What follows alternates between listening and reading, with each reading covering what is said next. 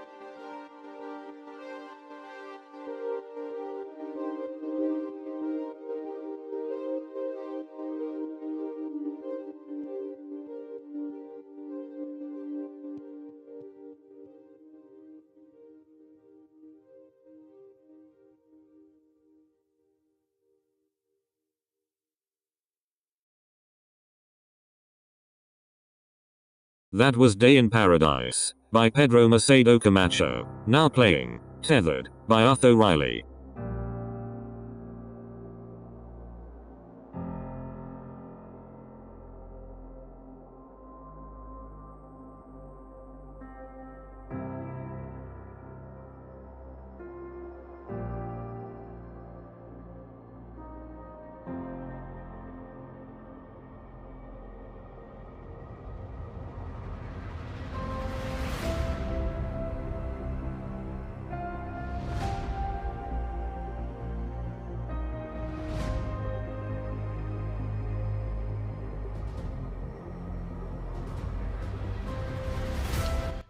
Alright, I was working on, let's get the goals up here.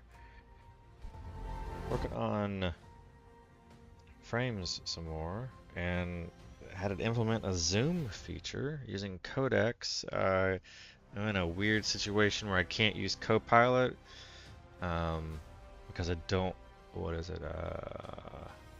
Oh, I'd have to because the way I created the look at what AI can do as a business account, I now have to, there's no choice but to subscribe to Copilot for $20 a month, I can't use my personal Copilot on it.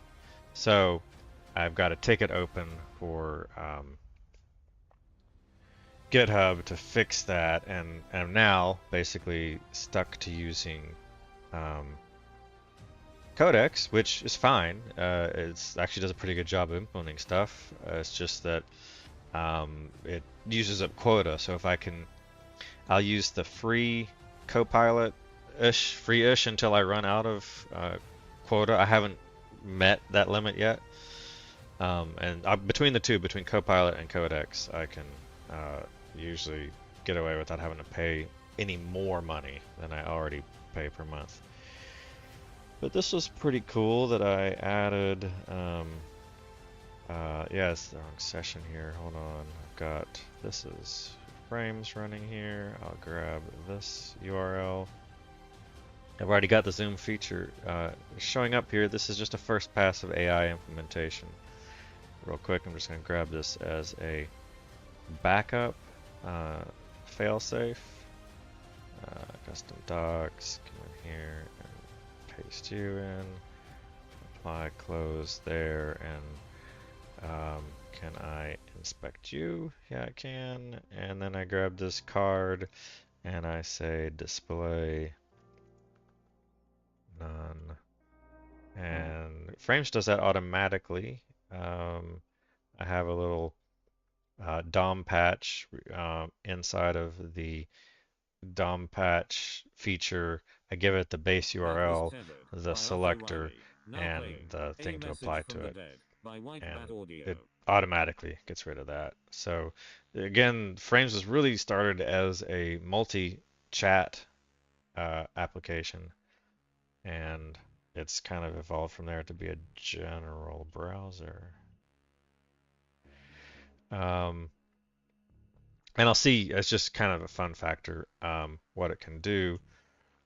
Back to Visual Studio Code here. Yeah, that should dock there. This one I can resize it a little bit, but it's because of these new controls that are here in the middle that we'll get into it. But it is the A plus, A minus, A plus, 1x, and then this 100%. Completely invented by AI.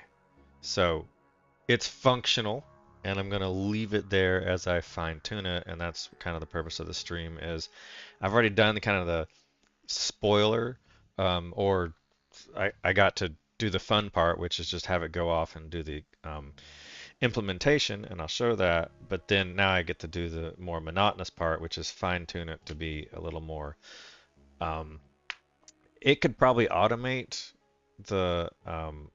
It could probably do a really good UX type of generic pass edit, which this arguably is. But then there's maybe my personal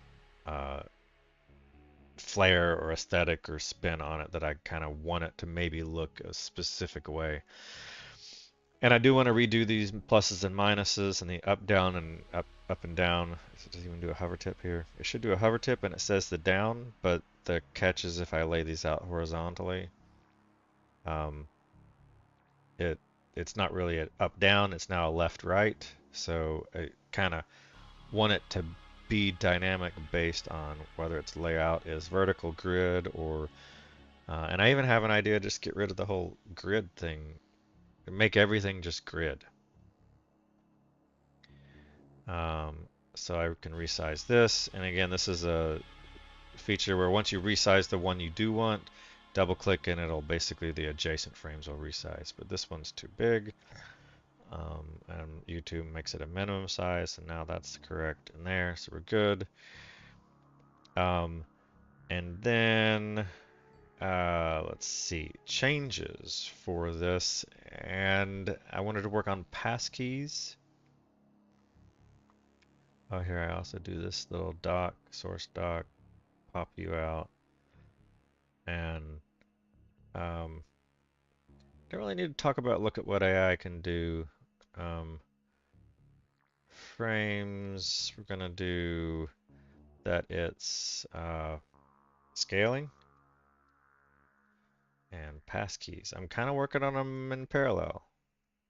Kinda working on them in parallel. Gonna investigate That was a message Passkeys from the while I'm dead by implementing White Band scaling, Audio.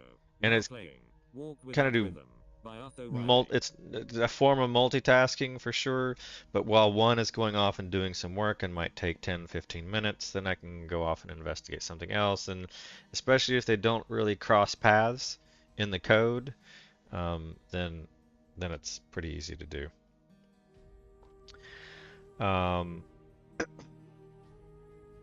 So I don't need that up here.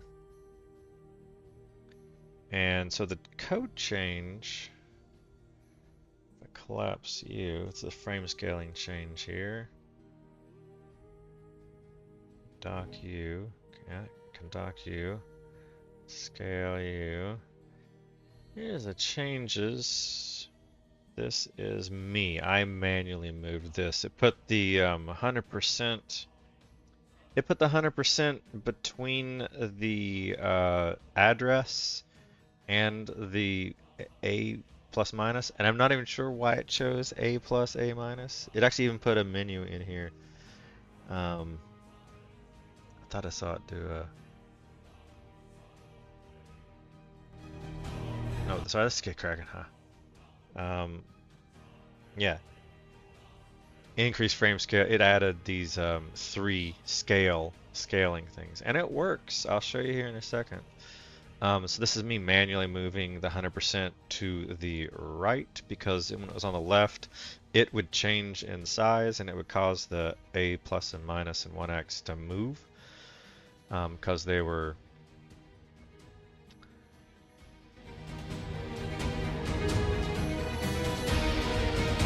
probably could put some padding in there to fix that. Yes. Hello, visitor.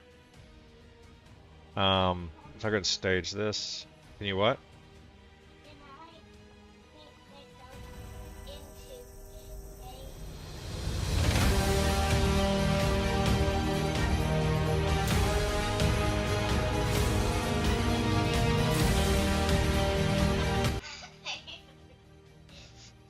I will run right now. This is my phone. I'm using my phone right now. Not right now. No, thank you. I think it's lunchtime.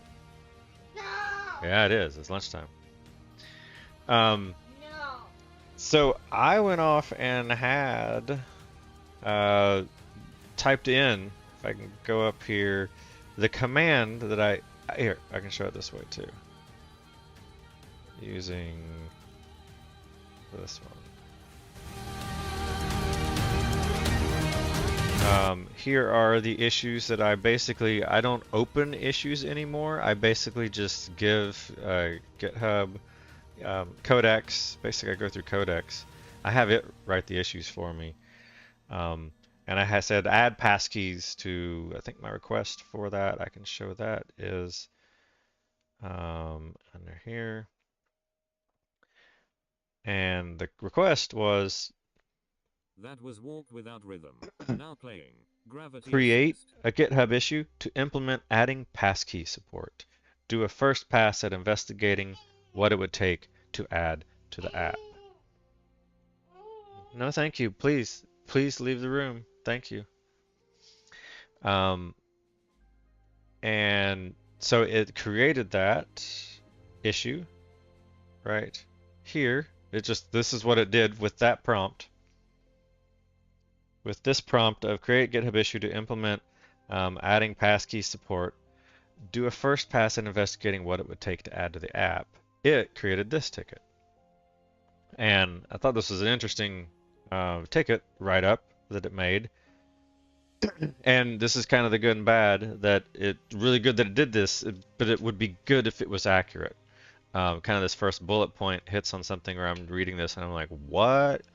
So I wanted to have a conversation with AI about like why did you come up to this conclusion? Because you're now establishing you're way off base. So what can I do to fix this so that it doesn't have this confusion? And I wanted to discuss that on a stream here because I thought it was interesting. And so this is what it created. And this is just creating the ticket. This is no implementation yet. The other ticket that I had it create was very similar. I did this a couple weeks ago where I basically said write up create a GitHub issue about zooming the individual frames, and it created GitHub issue number 13, and that would be this one here. And something that I could assign to Copilot, but because of the way that I have set up this, look at what this is a temporary mistake of mine, that is a business organization, and I did not want it yet to be a business organization. I want it to be a personal organization, and now I got to change my billing around. So really, I can't use Copilot at the moment. So I'm not going to assign it to Copilot. I'm now using Codex. I'm going to have Codex implement it and not limp along. It runs just fine. I've already said this. Frame scaling, and so basically, this is a ticket that was written up 5 days ago, and it wrote this up. Again, I don't write tickets, and so this seemed like a reasonable ticket to go off and say to Codex, using the GitHub MCP. Sometimes it doesn't know that there is an MCP connected. Sometimes if I just say create a GitHub issue, it's gonna shell out the GitHub GH, the GH command line, the GitHub CLI, and I don't want to use the GitHub CLI. I want to use the GitHub MCP. I probably could use a CLI, the GitHub CLI GH, but I think the MCP probably has a little more feedback and error codes and response payloads that are more. What's up? Yeah, you need that. But it's lunchtime. Help mom with lunch. So I'm sure that I believe that the communication of an MCP is more transactional than the GitHub command line. So that's why I'm using I use basically I prefix the command with using the GitHub MCP. On the first prompt, once it kind of knows there's an MCP, then I don't have to keep reminding it. And then I just say implement issue number 13. And this is where I have on my phone, I want to start revisiting. I mentioned this in the last stream. And I could do this as, let me set up wireless debugging.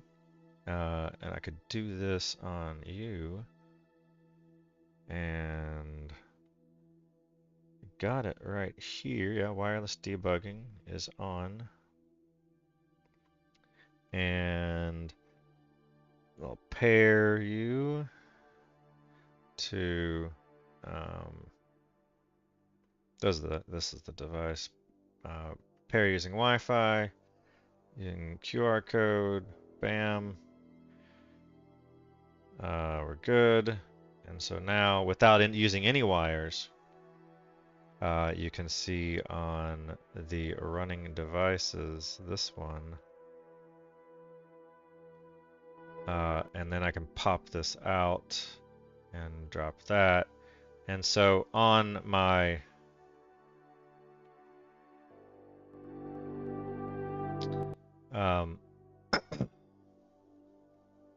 on my phone, I have this push-to-talk client that I will then hook into the MCP. So basically, I could just then talk to it. I haven't done this yet. This is future plan, future ideas of things to do that I would do with look at what AI can do. Is I'd actually just speak. I'd push to talk on this application. I can't see it on the screen. So I'd push to talk on the screen, and I would say, I want to get my prompt out here. I would say this, and it would just go off and do it, because the MCP would be running on the MCP connector. The application will be connected with the same MCP that this is using. That phone app would be using the same thing, and I can basically say, just create a GitHub issue to implement adding passkey support. Do a first pass at investigating what it would take to add to the app. and it has no idea what to do. So I basically can just kind of, but this is where it would make, in the past, it would do a function call, but it's hard to, like, there's no GitHub CLI on the Android, but now with the MCP, you can basically just go out and communicate directly to GitHub. Again, not implemented on the phone right here, but in the future, if I'm walking around and I get a response back from the cloud about a task that is completed, I can basically just keep talking and it's my own voice, Jarvis, basically. So I think that's pretty exciting to be able to proceed forward implementing that, and that's kind of where I'm going to look at what AI can do, as a proving ground of basically look at what it can do. I'm showing the wrong one here. If I pull up this one, and here is an example that I really wanted to show. I'll reconnect here, and on the phone, I would say, again, because it's not hooked in, this is me kind of doing, imagining, pretending that it's implementing and working through kind of the usability factor of, I know that there's an issue, and I could even query, like, if the query is,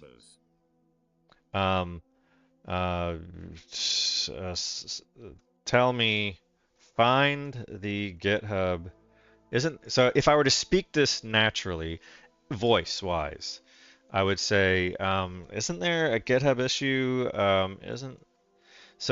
And I also wanted to hook in the microphone of Mac OS.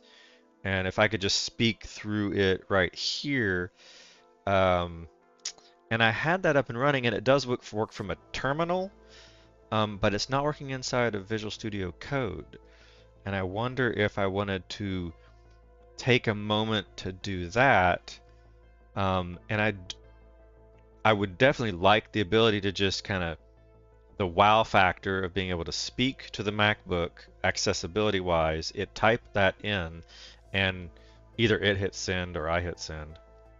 Maybe it got it wrong, and then off it goes. And so that's kind of the back and forth, but it's really one way. It doesn't really speak back to me. I could have a screen reader speaking back the text, but then that would be proving the MCP works, and then on the actual application, at least I hide that key. Yeah, it was very embarrassing yesterday when I showed my GitHub access tokens. That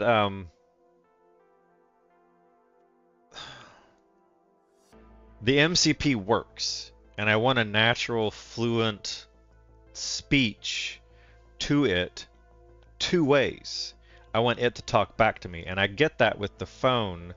I will get that with my own app on the phone, and I can prove it out and prototype it on the MacBook. Basically, if I were to speak naturally into a microphone, I might say something like, isn't there a GitHub issue about scaling frames? And the MCP would go off and work and do think looking, compute. It's a little slow. Yes, issue 13, add frame scaling. So it could read that back to me on the prompt here. So I basically would have said that on the walkie-talkie app here. And then I would say, using the GitHub MCP, that's just me on a first Codex session. I'd say implement issue number 13. And then when I did that, it went off, and it took 15 minutes to basically generate some code, and I wanted to kind of review that on stream, and that's what this code is here. So I can't change this splitter size. That's pretty odd. It went ahead and edited the agents file, which I have an instruction in the agents file to keep the agents file up to date. Let's find this, pop you out. Let's come over to my agents. We can minimize, just shrink you. I don't need this app showing at the moment. I'm gonna minimize you. And I have towards, it's in a couple places here. It wrote this. AI even wrote this, and so I'm not gonna. This is its own creation. I can come in and definitely put things in here for sure. I'm a human. But there's stuff about keeping stuff up to date and keeping the readmes and everything else up to date. Contiguous integration, code style naming conventions, guidelines, document new shortcuts, tree to scale, webp content, document. All code should be thoroughly documented.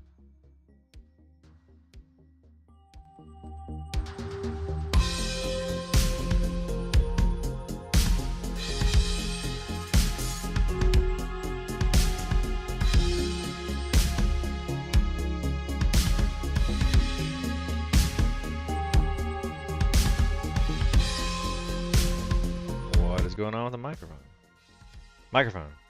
My microphone just cut out. Not too impressed with the microphone. I wonder how long I just heard it beep. So fresh battery is put into it. I'm not sure what its problem with the battery is. I can't get a status on the battery when I'm over the 2.4 gigahertz, which is weird. All right.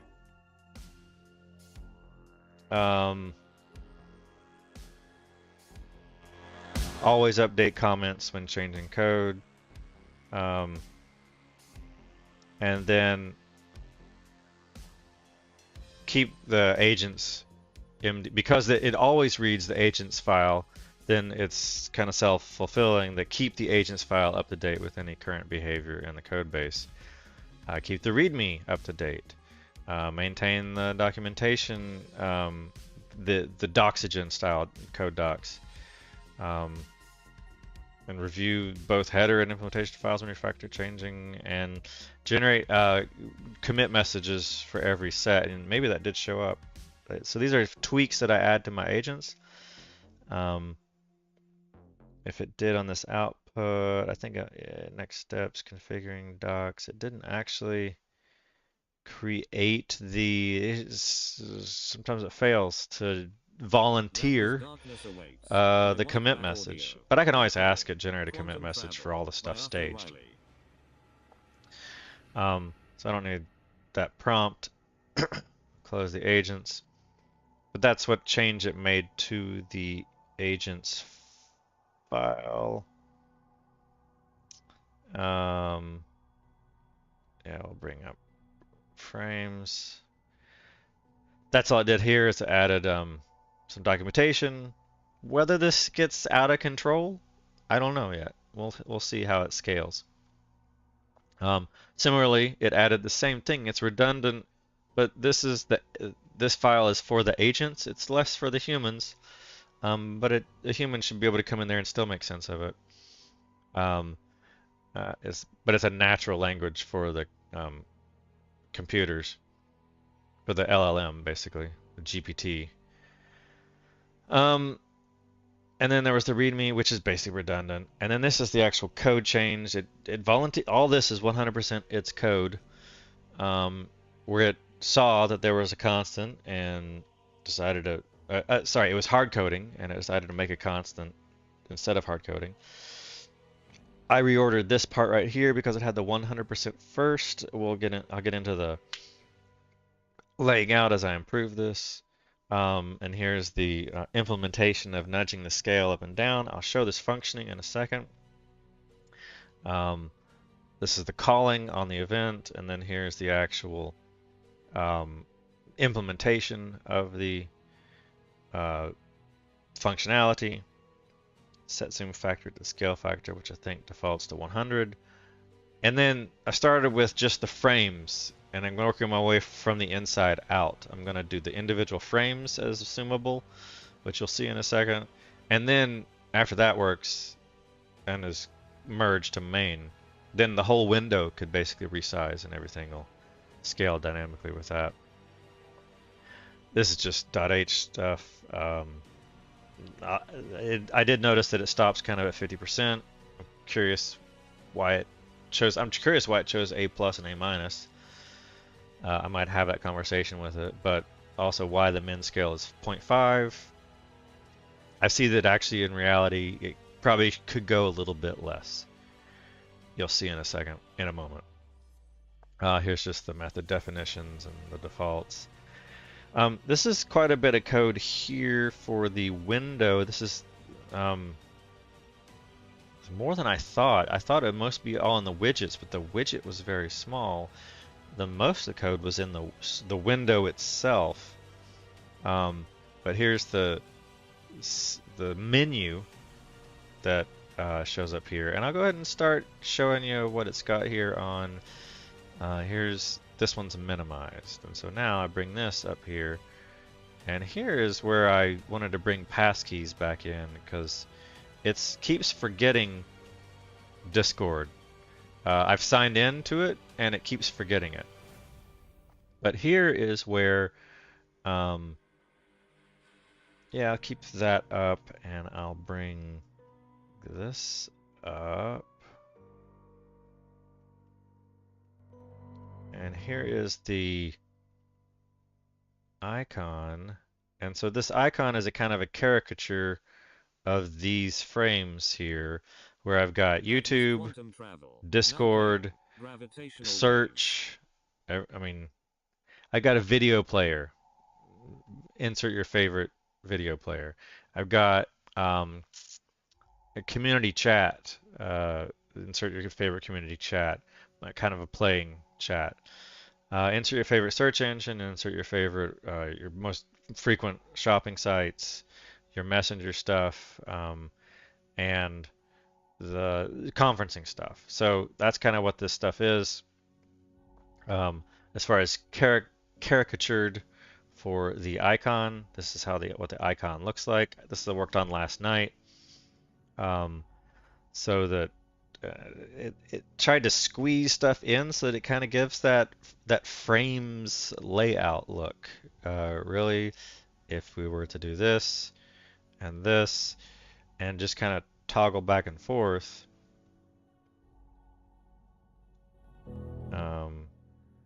in preview, this is, you get the point. It's pretty obvious, I think. So that was my intention, that it's just meant to be multiple frames. It's not rocket science. And the music stopped. It's just quiet. So here's the scaling. It starts at 100%. I've already pre-zoomed this in to make it a little more obvious on first punch. And the first demonstration on first impression. And I was just looking down here, make sure I'm not showing anything too much on my personal communication there, texting. That again, this plus and minus is to I need to make this an X, because now I've got to zoom in and out, or scale in and out, different than zoom. Scale and zoom are slightly different. Scale is you actually tell the web page to rescale itself. Zoom is where you just leave the scaling, but you're just zooming into the existing scaling. And zoom was already there. You can already zoom in. If I foreground it here, zoom already works. So you can already zoom in and out. Oh, it's got that stupid default playback. Turn this off. This is so annoying. It's where they do this just so they can get views. So anyway, it's zoomed out, in, out. I would think that's zoomed out, but yeah. We can zoom in Oh, and that's where it's changing the scale of the. Oh, interesting. That's the problem. It's changing the scale of the UI. I don't want the UI to scale. I want the UI. This is changing. So that's the first question to it, and that's why I moved the 100 over here, because I thought it was the scaling just because of the text, but it's actually rescaling the whole control. All right, well then let me ask. Let's come back into you, and I can say, well, throw in sometimes human slang or informality, and I don't think that helps an AI to get what it needs to be done. So I try to cut out on fluff, informal talk, and just kind of jump straight to business. Be dry on this. That appears to scale. Can I talk to it here? Can I even use the same microphone? And now I'm nervous that my microphone is not working. How to get the microphone. This was me working with icon stuff, so yeah. How to get. How on Mac OS. How to get accessibility microphone speech to text to work inside, for example, Visual Studio Code prompt, terminal window. I've thought I've done this before, and yeah. I don't know why. I know why it does this, because my kids were playing. I don't know why it keeps doing it. Anyway. Systems keyboard dictation. I already have this. I've already done this part. That's number 1. System settings, keyboard dictation. I already have it turned on, enabled. Choose your preferred shortcut. Pressing the globe twice, which, yeah, I remember setting that up. And then I've tried it in the terminal. Ensure the microphone is enabled and working settings, and then that your Mac has permission to use the microphone. Place your text cursor inside where you want it to appear, and then trigger the shortcut. Okay, but I'm not seeing that part works. So here, part of speech is that you need to not ramble in ums and uhs so much. So I want to make sure.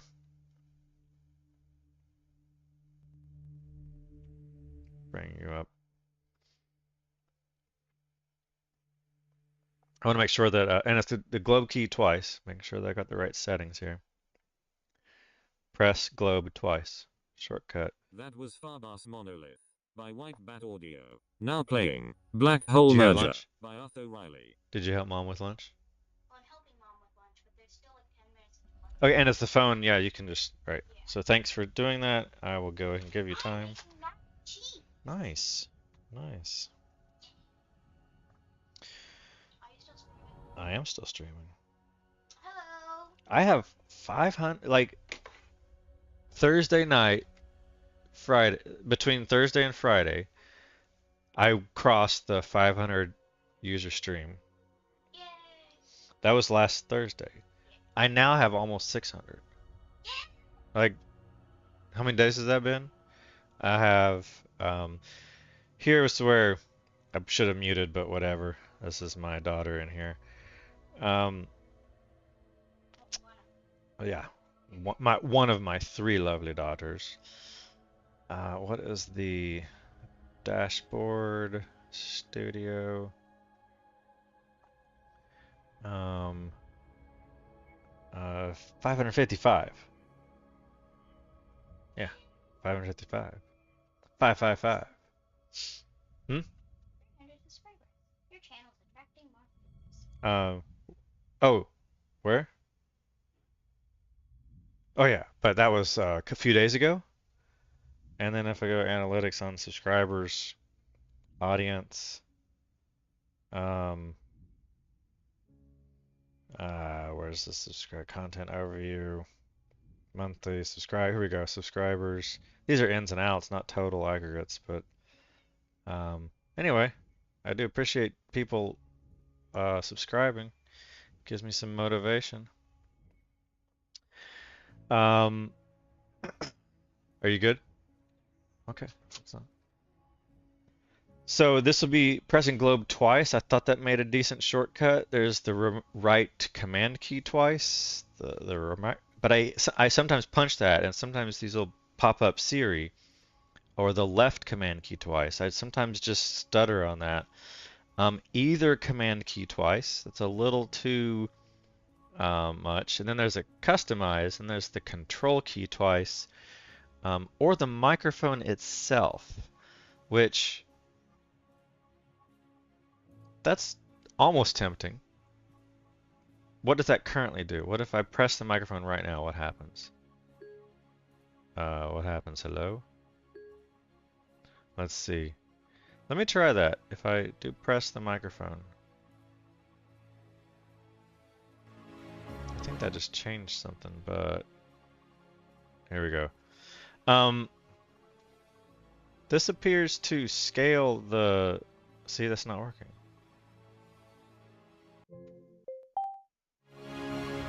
And Siri kicks in. So that's where I do not like that setting. If I press the globe twice. So I'm going to press globe twice and it'll be like, I hit it twice. This appears to nothing. I got nothing. I have nothing. There's no feedback in my ear. And now I'm nervous that OBS isn't recording. It is recording. How to get... It's not... Hello, 1, 2. 1, 2, hello, testing 1, 2. But if I go to a terminal prompt...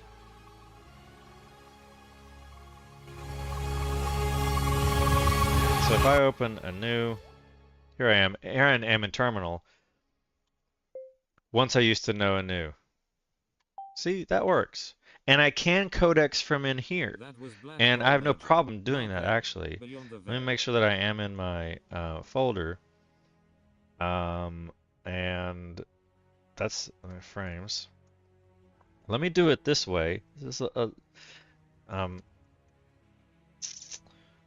break this and grab you and I'm going to redact for a second. I'm going to redact while I go grab an environment variable and hope that I don't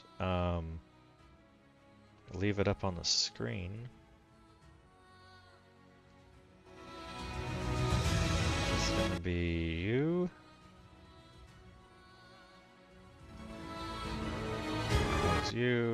Close you, come over here to terminal and paste you, and then I clear you, and there's nothing to scroll up, and clear you. Alright, redacting off. Now if I say Codex, resume the session for you, copy, paste you, and so now the task is the implementation of the scaling. During the stream I showed an example of me going off and asking it about the issue, so we're still at least within the context. Excuse me. I already in fact asked it to code this, so it was redundant for me to ask if there was a GitHub issue. I'm looking at for frames here. I'll bring you to the foreground. Maybe if I work out of you strictly, then I will get my microphone here. I suspect that will be. So I can say, imagine this is a prototype proving ground for me talking to the Mac, which would be fairly fluent and natural, except I've realized that if it's like 1 a.m. and I'm coding, I can't exactly talk because people in my house will probably hear me with my loud booming voice. So, but during the day or when I'm walking around or doing chores and stuff, I could possibly get interruptions of when tasks are completed on my phone, and I would be able to speak to it, and I can control that. I believe I know how to implement that code, and again, this is part of look at what AI can do. I think AI can help me make that become a reality. But in the meantime, before I revisit this nearly year-old application, about 8-9 months old application, and brush it off, I'm going to kind of prove out that I can talk naturally to That was beyond the veil. Now playing forever. Codex and get it to be my my executive assistant in a way and be my Jarvis. So I'm going to practice here. It's going to be a little awkward.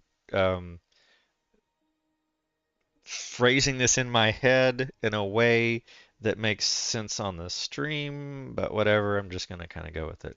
So I am noticing, and trying to kind of recalibrate, I'm noticing that when I hit this plus, it's scaling the whole frame UI. And I don't want that at all. So here we go. It looks like when I hit the A plus or A minus to scale the frame, it's scaling the whole controls, the whole frame controls.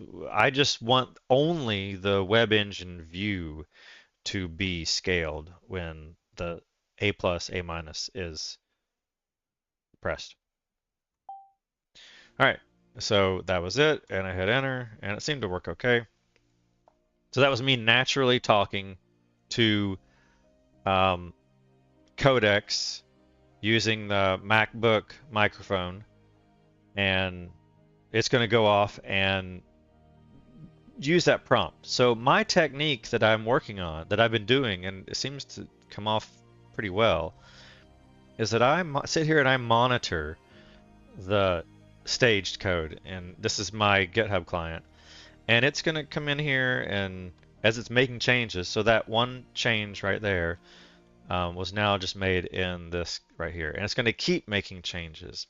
And so this allows me to stage things as I understand the code. I will start to stage it. And if I look at this code and see things that aren't that don't make sense, I'll hold them up here in the unstaged area, and then I'll talk through them more with the Codex. And as I get more and more comfortable with it, and then I finally approve it, then I'll move it down to staged. And that seems to have been working for me fine. So here's made a bunch more changes to that. It's basically applying font changes and inner layouts and margin changes, and it doesn't need that margin. That's probably why it came up with that hard-coded. Why it saw the hard-coded spacing and margin. It's updating the README file, which sure makes sense. Scaling is distinct from web zoom. Traditional zoom only affects page content, where scaling changes the Chrome font sizes, button spacing, and web zoom in lockstep. But yeah, but don't do the button spacing.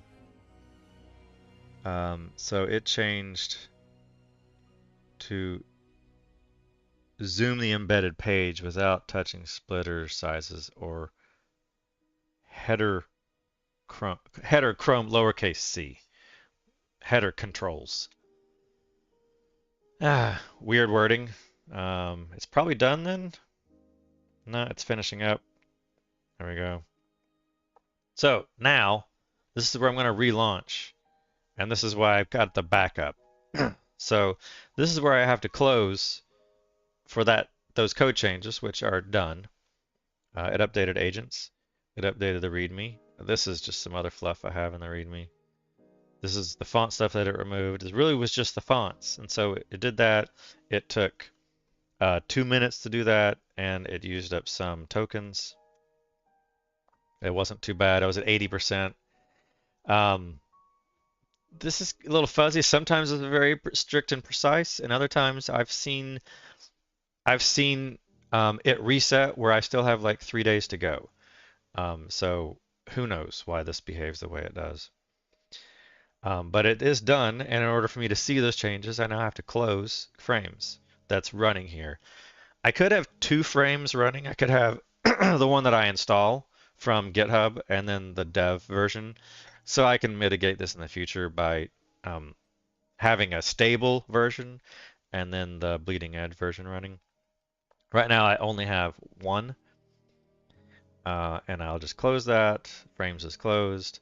Here's the code. I should be able to recompile. Often it fails in the compiling, but it's pretty easy to pick up on it. Here where Discord's going to be not working right. And so here is where it's 50%, and if I go plus, plus, plus, this seems to be making sense. So, do I want 1x? How do I want this? This makes sense. This works. So this is the scaling feature. This is getting real close to GitHub issue number 13. Here is a bug on, I'm not quite sure where this is happening in the code, why Messenger messes up like this. And what's wrong with the cache? It's clearly confused. Even this, I've seen this YouTube chat get stuck in a weird state. So I'm very cautious about being too confident about look at what AI can do. And it is not meant to say that look, AI can produce perfect code and your code will be flawless. There's still a lot of ghosts in the machine of what it's producing here. Dismiss, thank you. Such as it's not remembering Discord. And this is going to be, I've seen this, where it's just a blank page. So there's something going on with, when I say open Discord in your browser, here it's confused.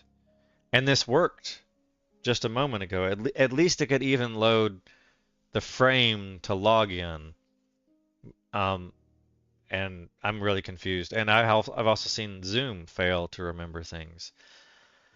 So I need to understand what's going on with the persistence with the browser cache and why it's not always loading stuff correctly.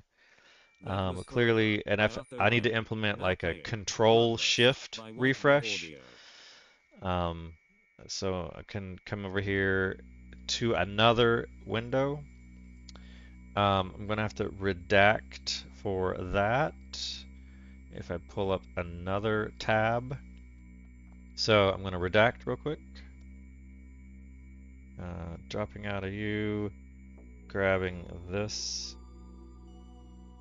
environment variable.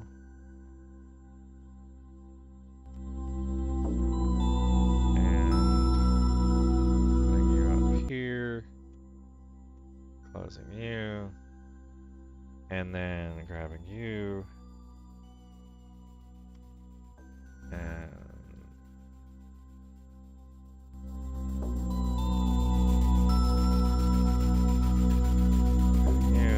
resuming you, unredacting.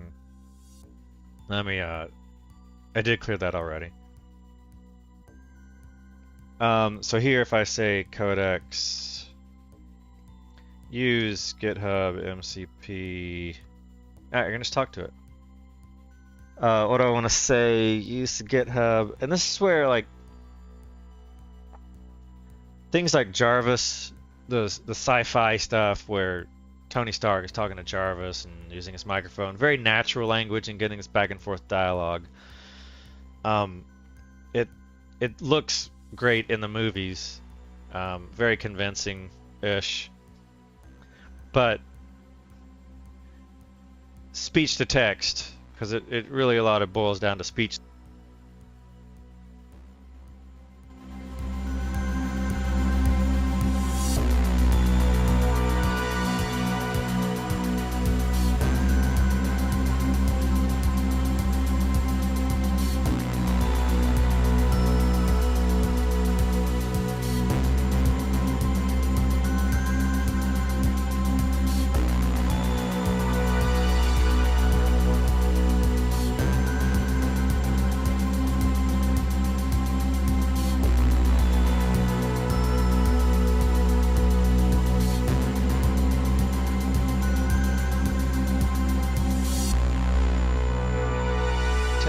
There we go.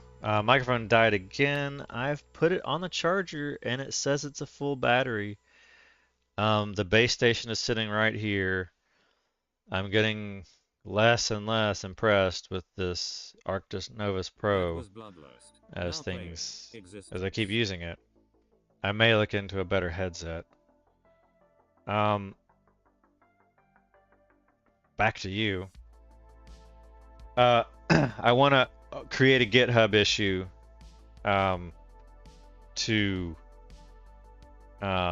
investigate why the browser cache seems to be failing, and I want to articulate it real quick. And this is where typing out, you can type it out and re-edit it, and use what I want to say. This is the first launch prompt, so I need to basically tell it to use GitHub MCP to create an issue to implement Control-Shift refresh. Use the GitHub MCP to create an issue to implement Control-Shift refresh or command refresh as a shortcut so that you can refresh the page and optionally bypass, reset the browser cache. Reset the browser cache.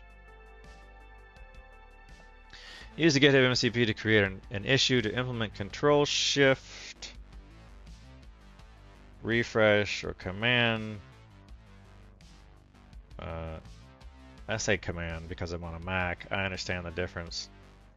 Command Shift refresh or command refresh as a shortcut so that you can refresh the page and optionally bypass or reset. Bypass / reset the filter. So natural language talking. It is a natural language processor. It could probably have taken my ramble and transmitted as coherent text to the MCP and paraphrased it. So as I get used to this, that'll be a little more natural as I trust it more. So this will go off and create the issue. Hello. Yeah.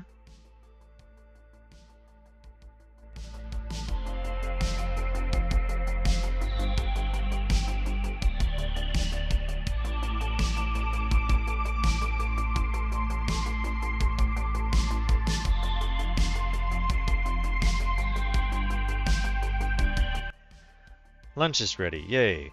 So here is where it created. So all I did was say, create this GitHub issue. Now, I have in the past put in the agents file an instruction that whenever a ticket is requested to be opened, go search for them first. I suspect that's good intentioned, and I may re-implement that, especially as a project grows in complication. But there's not enough issues right now for me to need help keeping track of duplicates.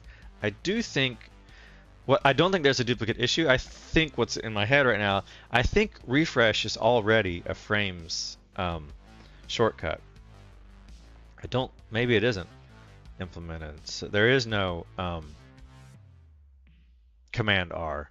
So if I do this and come here and I Command R, so I've not implemented. Okay. So now that's good that we have that in here. I can come up to you, and I'm wondering if the other browser, this will work. I've got this here. So there should now be 28 issues. Add refresh to bypass cache. Add refresh shortcuts to cache bypass. I could theoretically let the scaling implementation slide with the way it is right now. I don't like those controls, the A-, the A+, the 1x, and the 100. I'd have to play with them and use them in order for me to articulate what I really want. Similarly with the quality is as bad. It is on equal badness as this priority boost, this up, down, left, right, and the plus minus as far as adding and removing a frame. So what it implemented is as bad as what I've already implemented for the others. So I'm almost willing to let this thing get checked in the way it is because it appears to be scaling fine, and implement that. Do I want... This is really wide here. I almost think now that I've fixed that font, I want to go back and see what it looks like the other way, which was right here. All I did was move this to here. And let's close Phraims and relaunch Phraims.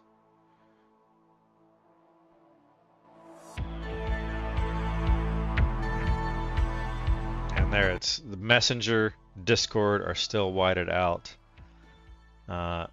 This is not remembering that. It doesn't remember it. If I refresh it, it will remember it. But if I close and come back,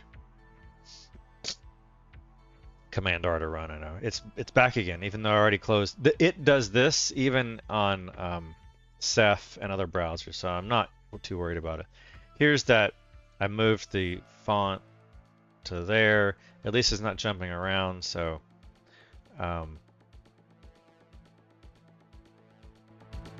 I'm reasonably happy with that. And it's a good first pass, and again, it's no worse than what I already have existing. So I'm tempted to come in and say approve on you. These are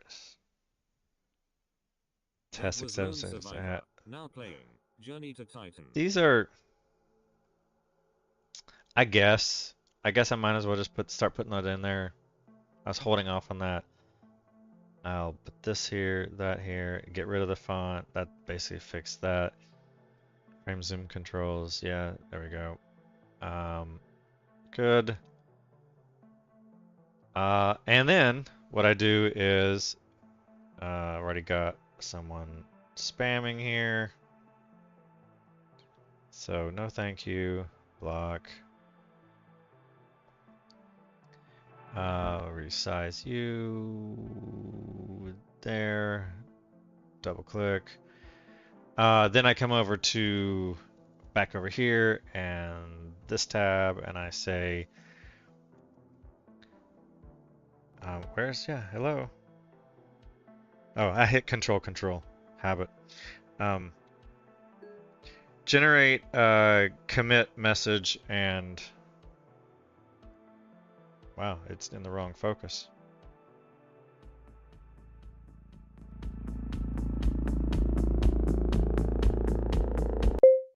Generate a commit message and description based on the staged content.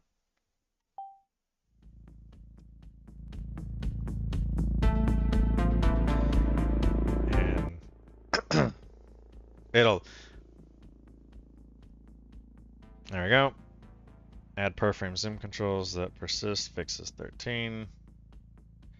So, and I could do it. I can even do things like MCP, GitHub. This will do create a pull request. So, create pull request. I believe I've set this up. So now I can say things like I have done this before, but I haven't done it live on stream before. So how am I going to phrase this? Create pull requests. I need to commit the code first. There's a get commit. So commit the staged code with the given message and description.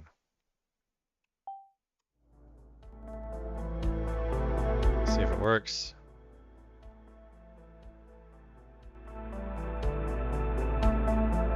Preparing a get commit. So here's where it wants.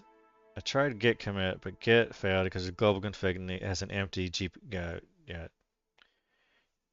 I can't safely change a global change from here. So either commit. So I'm going to work on that. Hashtag note to self. Get my gpg.format in my git config file. Get command line git commits to work inside of Codex. And then I talked last week about transcripts and how I process them, and I did a lot of talk, and I haven't generated anymore because I want to automate it. I have on the side had conversations with ChatGPT about what I want is a system, and I might make that a whole stream. So hashtag note to self stream idea, dedicate a whole stream to automating processing transcripts.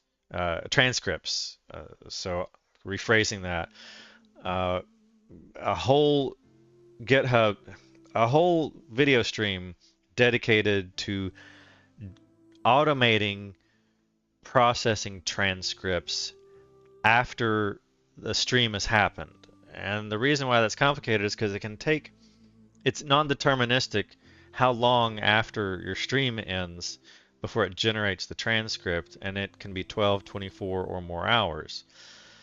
And so I need a script to sit there and wait and listen for it. And so where is that script running? I've thought about setting up my server downstairs to be always running. Or I can have a script here on the laptop, but then the laptop kind of has to, it is running often, that's for sure, and I could just make sure that when it's open, it looks. So there's lots of ways to solve that. So it can't do the commit, so I'm going to do the commit manually. I'm going to just say this, and then we will do the pull request. I hit the wrong key here. So bam, bam. There's the commit message, and here's the. I don't care about the.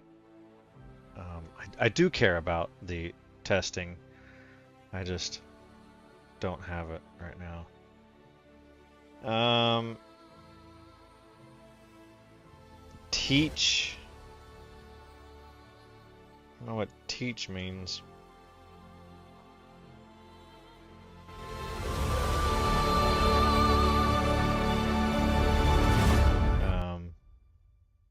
I have.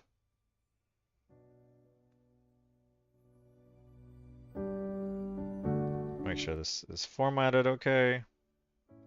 Yeah, it's formatted okay. So we'll commit that, and then we will push, because I don't think it's going to do a get push. I think that GPG may just be for the commit message, so maybe I can do a commit push.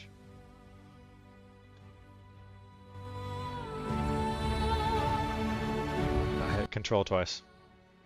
What I want to say in my message is the music is playing.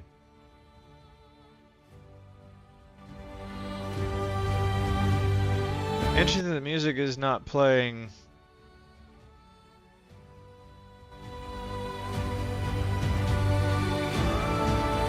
I'm going to the MacBook Pro speakers, but my microphone is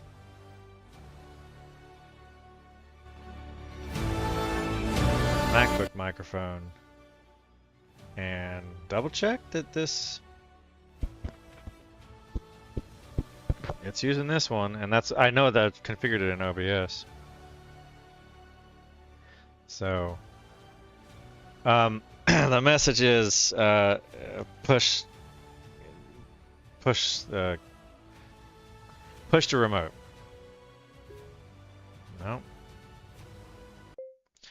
Get push to remote.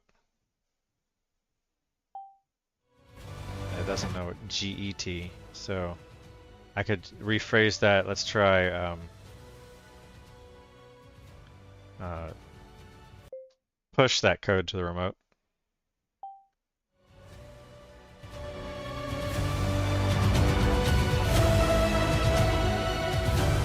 I wasn't able to push because the commit itself didn't happen.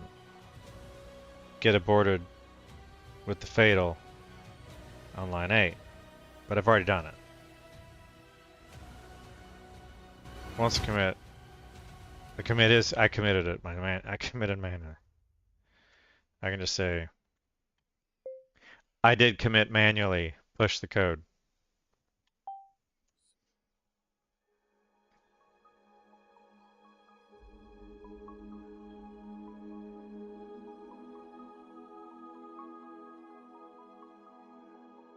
No. No. I did the commit manually. You do the push, please.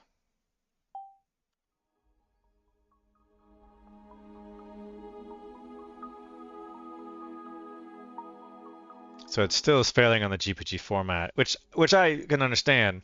It thinks that it can do that. Tried pushing, but still you can't. And like, why didn't why didn't you know that the invalid missing GPG format would also fail the push? Why didn't you know that automatically?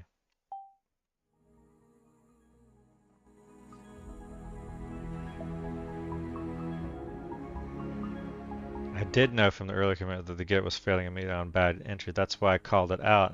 I was asked when you asked to push afterwards, I still tried in case it had been updated or push behaved differently. But get reads the same config before. Okay, so I had it kind of get a little I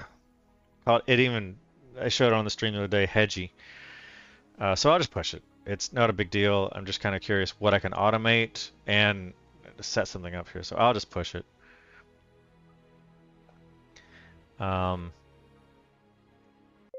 Create a GitHub pull request for that pushed code.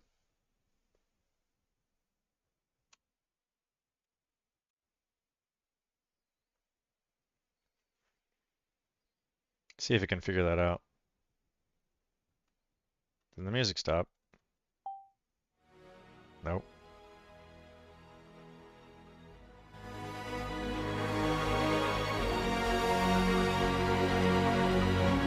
See, it's trying to run things.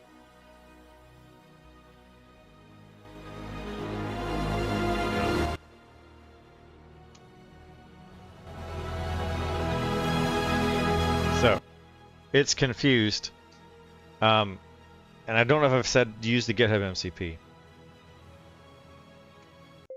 Use the GitHub MCP to create a pull request for the pushed code.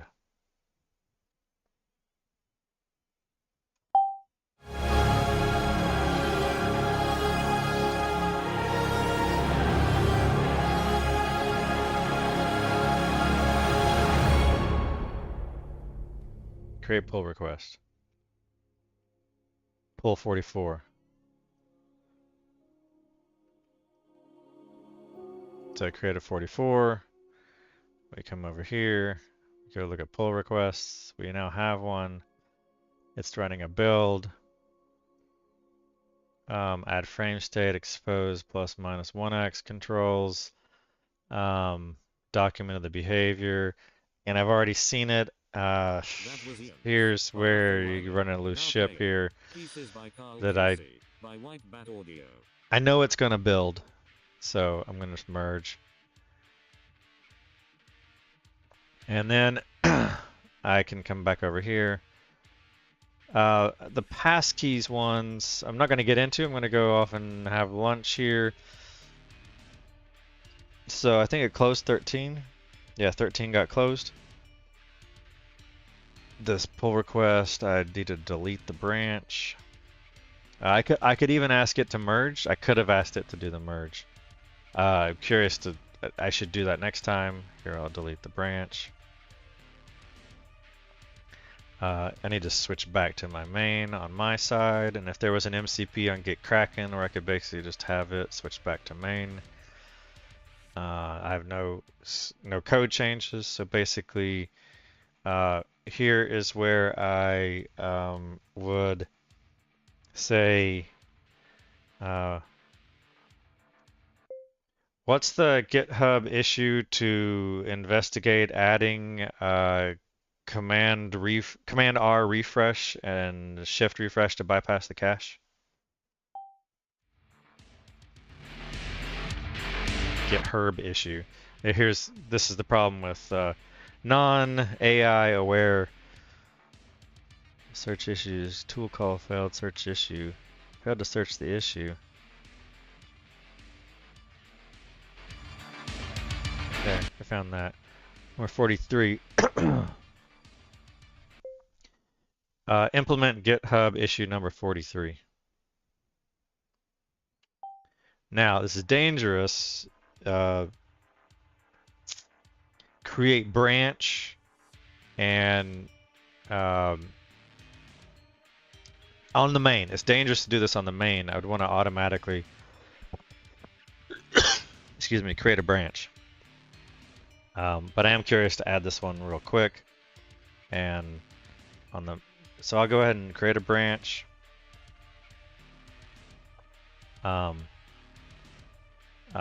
Refresh.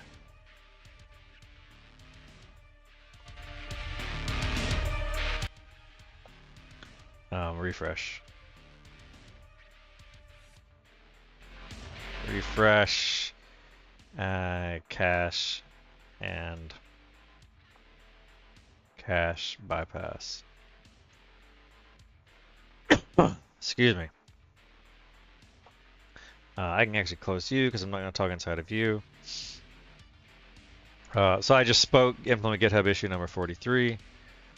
I've already switched the branch. I can get to the Git command line to work and have it create the branch for me automatically with an appropriate name. I say create a branch and implement the issue. So that'll go off and run. So I'm going to kind of pause here. This was, how long was this session? This was an hour and 20 minutes. Why are you GPGing? I ran a git log. One line. I shouldn't really need GPG for git log.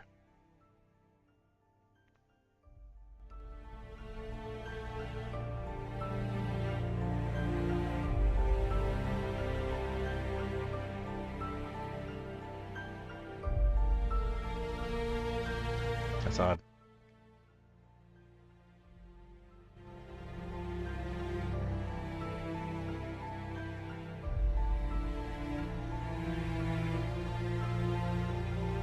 I just realized that the music, I apologize if the music was getting picked up by the microphone. File descriptor.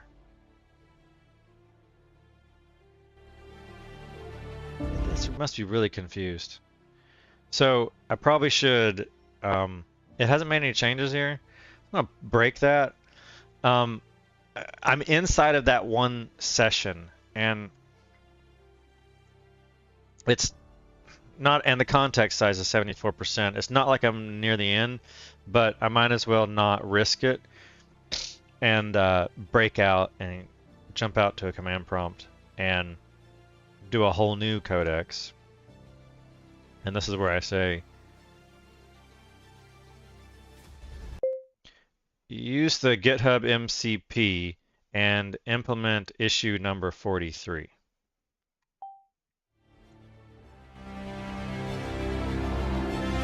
So maybe this will be a little more successful. There were no changes yet in the code, so it's better to do it early than late. So now it's kind of got a fresh context, and it's not going to go off into some weird little git command line GPG. I think I know that there's a problem with your git config. Like, I haven't had any problems with this before until I asked, so now let's just create a whole new session and kind of forget that that was a problem. So it goes off and reads the issue, and it gets an idea of what to do, and it's going to generate an approach and go off and implement. So I can even kind of let this stream while I go off and eat. So let's see how long this takes. I think it's going to take about 15 minutes, and while it does, instead of ending the stream, let me just go on mute. So yeah, sit here and watch while I actually go over here and bring you up and bring you back up. We'll bring you and bam. All right, do that, and I will mute.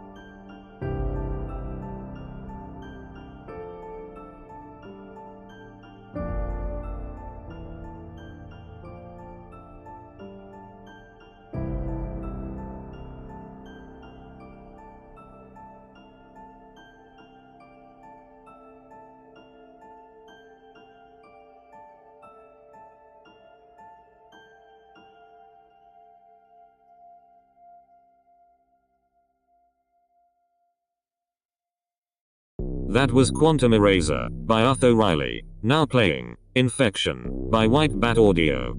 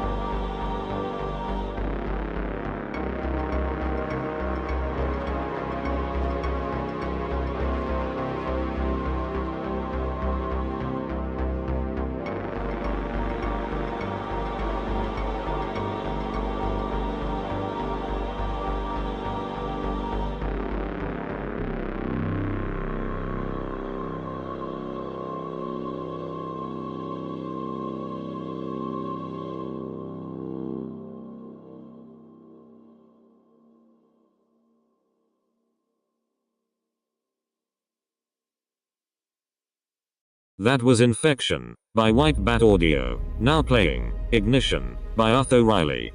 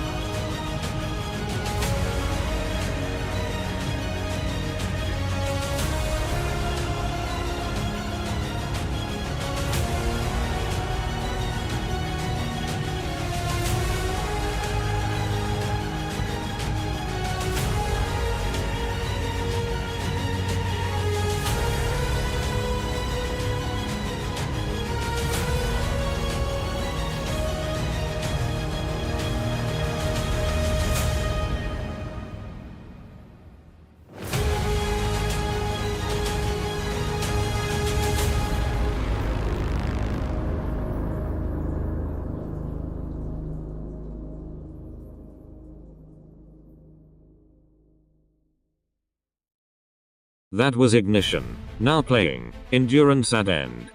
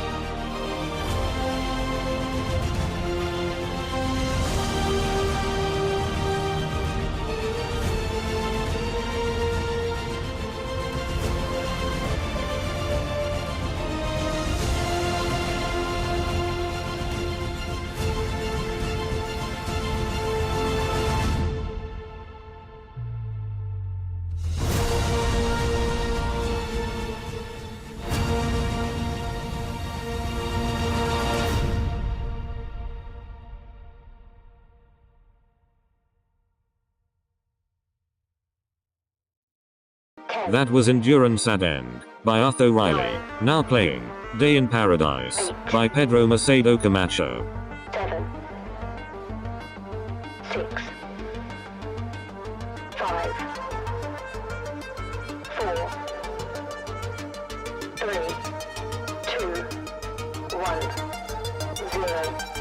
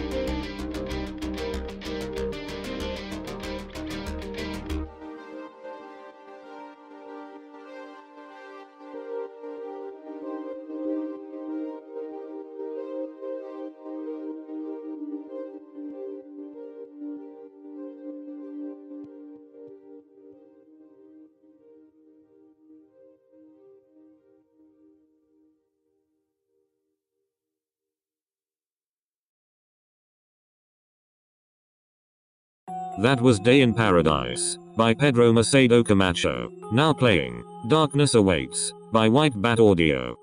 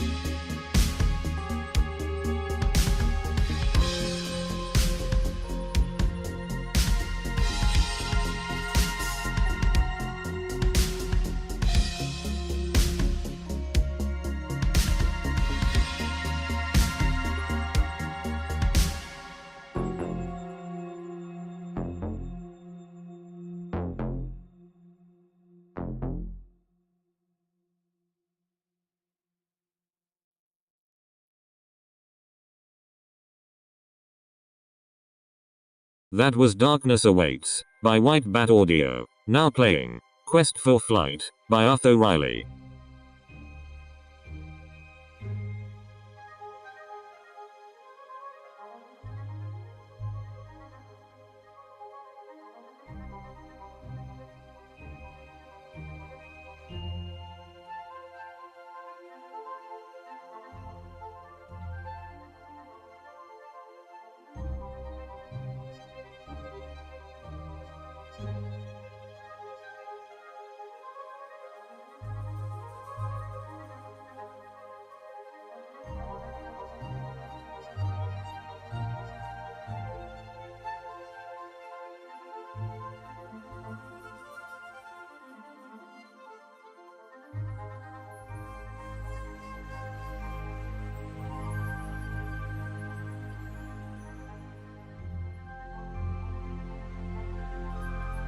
Test. Microphone's working again.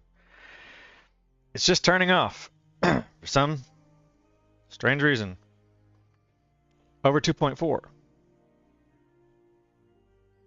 Battery's fine. I swapped out the battery. All right. Anyway, back to this. It took 5 minutes. I was watching remotely, and even chatted. This was me chatting. So it's done.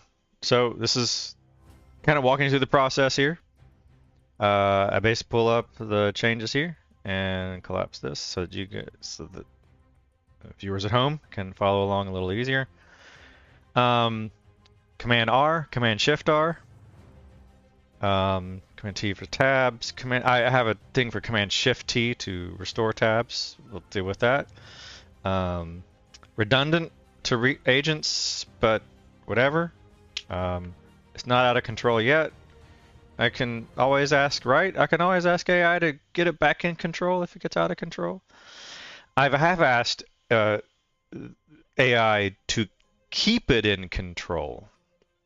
So very simply, implemented one method, which is reload. And if it doesn't have a web view, then it is a no op. And then true to trigger page reaction, reload and bypass cache, or just reload. Now, I wonder if this is going to compile or if this is a hallucination. We'll see. Here is some split window. It added a menu option to reload, bypass cache. If Mac, then meta shift. I think that's command shift. This is where I'm not sure what the control. So here I can go off and terminal, create a GitHub issue to invest. Here we go. And let me. I've already said I apologize if there's an echo. Let me mitigate that by switching audio output to my headset here. So it's possible that the low volume audio that was coming out of my laptop loudspeakers was getting picked up on a microphone. Apologize. So now I can say create a GitHub issue to, I'm thinking it through first, to resolve out any key sequence, Qt meta, or control. Create a GitHub issue to resolve out any differences in Qt meta versus Qt control keyboard shortcuts.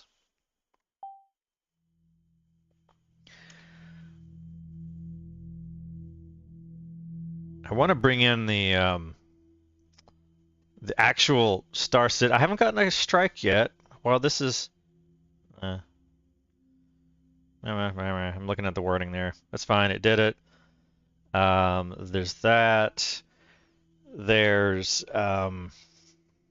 copyright strikes, disputes, whatever. I just want to make sure that the content that we're doing pretty good on live. We haven't really gotten any. None. We've gotten none since the other day.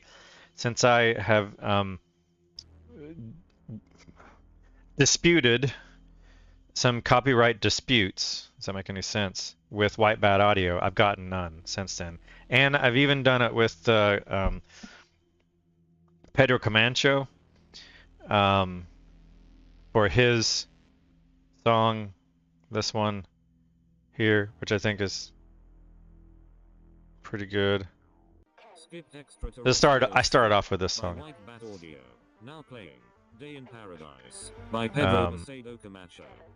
So this song I kind of expected a copyright strike on. I could go out at random. Will it jump to the next one? Let me turn off shuffle and see what happens. So we're good there. Resolving that on the meta versus control. Shortcut that. Focused frame or first. It's going to apply the shortcut to the focused frame or the first frame.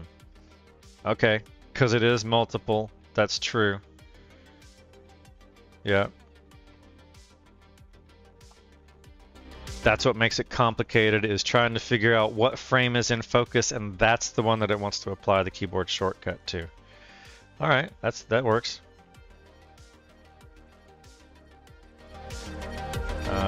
And then there's a symbol header, and that's it. So all those make sense to me. I will stage them, and now let's see if it actually runs. In order to do that, I actually have to close Phraims. So I will quit Phraims, and we'll see if it runs. It goes green. It's running. We'll minimize you, and dismiss. Let's go to the window of the other one that's minimized, this one. So that didn't these pages as before as I've seen. Where is the plus minus? What happened to plus minus? Did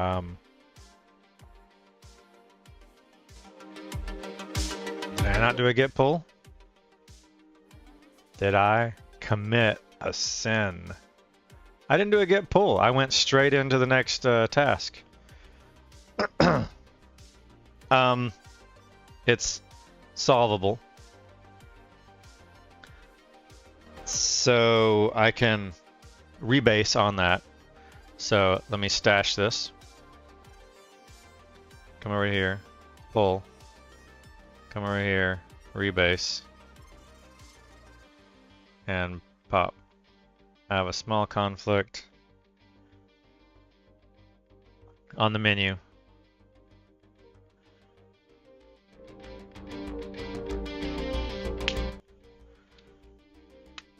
Focused framer first. We want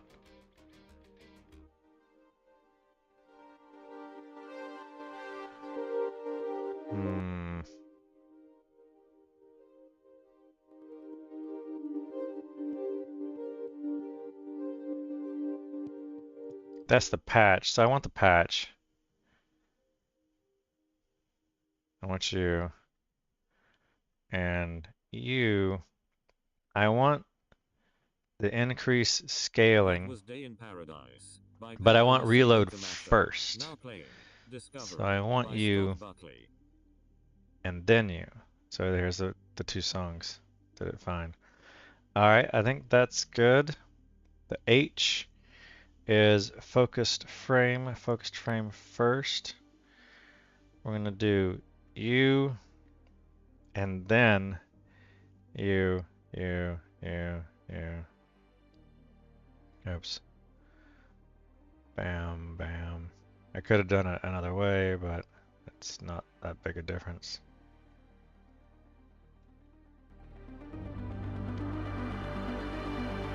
Okay. Seems to be okay. There's that focused frame versus focused frame or first. And unstage all you. I want to make sure you run. We got to close frames again. We're missing the layout there, the scaling. Run.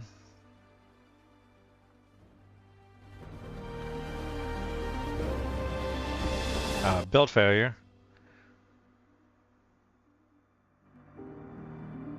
Out of focused frame or first. All right, let's go. We might have to go revisit the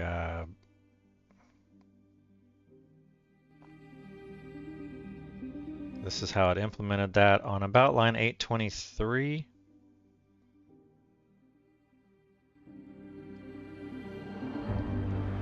So this is before the merge, so that's going to be focused frame or first. We want this.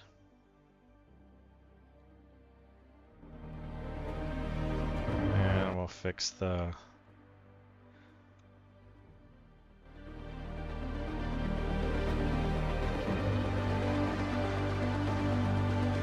that code.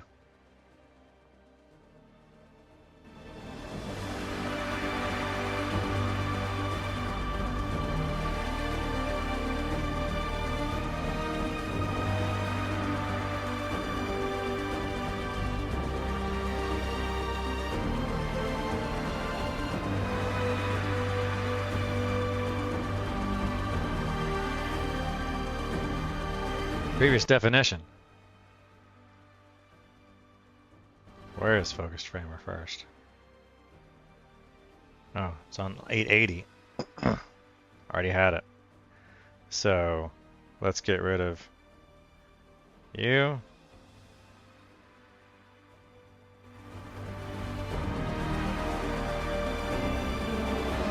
This is undeclared focused frame. Increase focus scale. Focused frame or first. Do I actually want a method called focused frame? If no frame has focus, then is it a no-op? I think I do want that. And so this is where that's got removed. Focused frame. We want to do both. So on split window H, A Classical Approach by Utho Riley. line 350.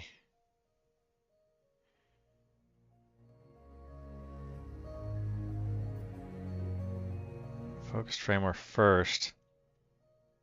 If we do a key sequence to zoom scale and no frame, is it going to do all of them? I haven't gotten there. It's on right now. It's currently on a per frame basis, so we'll get there on a per frame. So if I just go focused frame.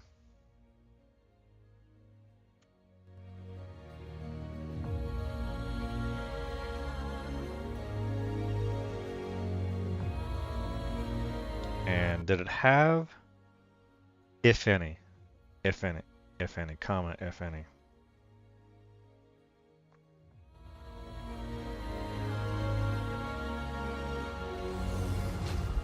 It didn't have a returns.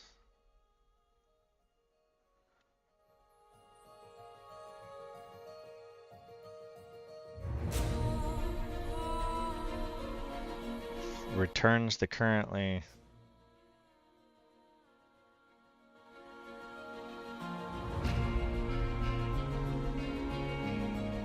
I could just revert the line, discard the line, right?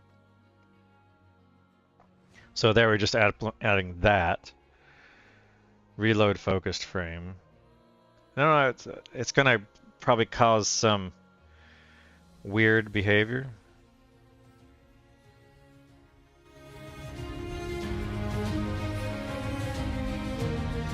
On new frame.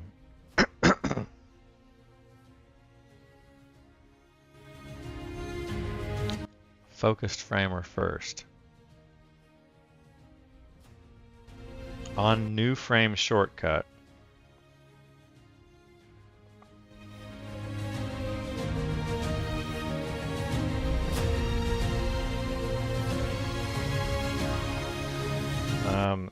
There's definitely a lot of similarities, so at a minimum we're going to move that. So line 767.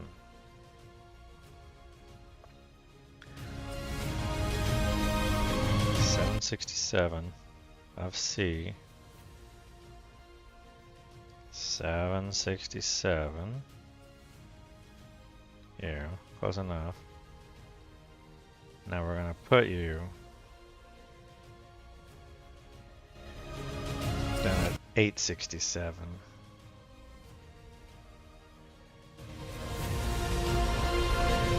Now these are very similar.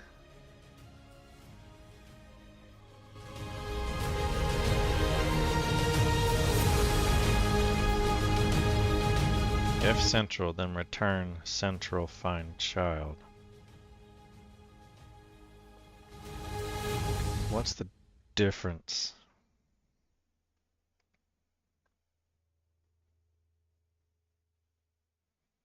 That was a classical approach. Now playing Achieving Dreams. So these are slight different implementation,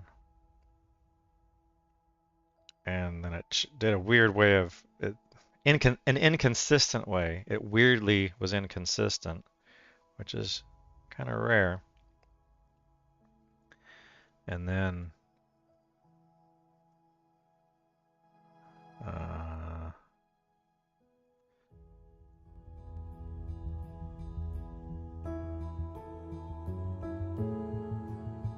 we can change back to shuffle. I was gonna do these two songs. They're pretty good. Skipped Achieving Dreams by Utho Riley. Now playing Soundtrack by Alex Productions. I'll do that. It'll shuffle next after that.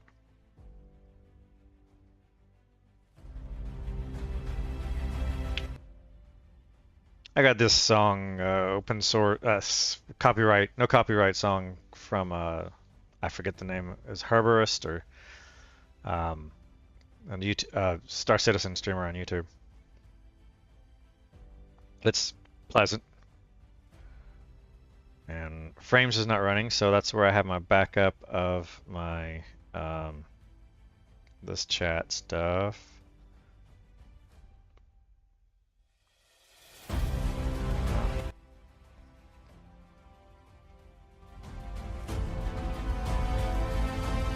Framer first, const queue application. Yep, while if auto frame for the parent widget, if central, if not central, then that, else, like it's the same code.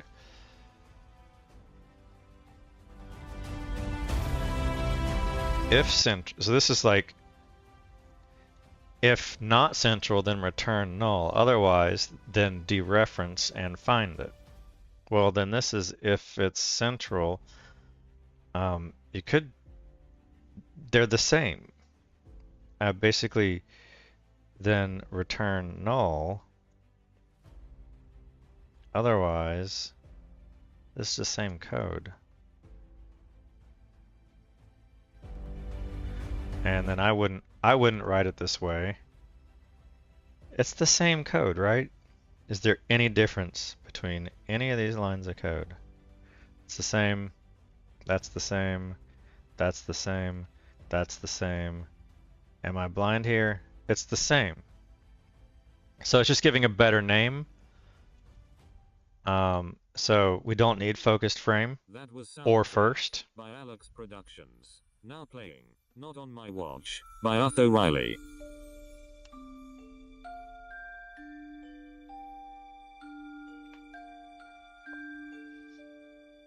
If not central. Central. Central must be some global. So then I could just say return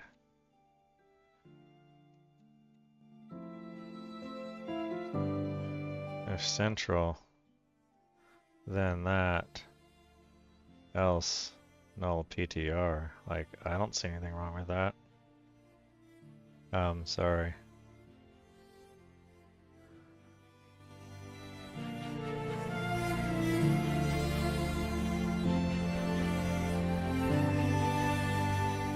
And then we did get rid of the .h1, so we can say we got rid of you.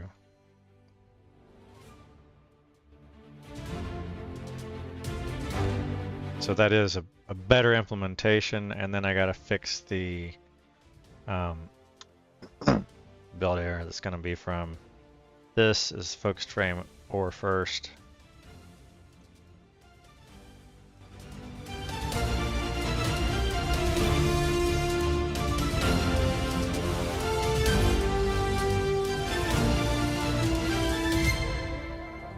Alright, success. Now we run. Skip. Skip not on my watch. Now playing. Walk without Not on my watch. I can get rid of not. I don't really care for that song too much. So, yep, almost did that.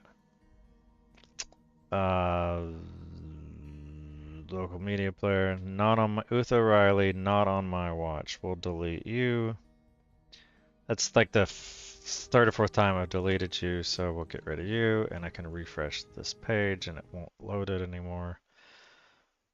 And then we'll hit play. Now playing. Walk without rhythm by Utho Riley. Skipped walk without rhythm. Now playing. Free All fall. right.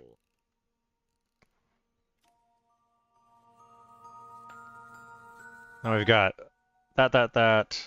Now, refresh. File, new frame.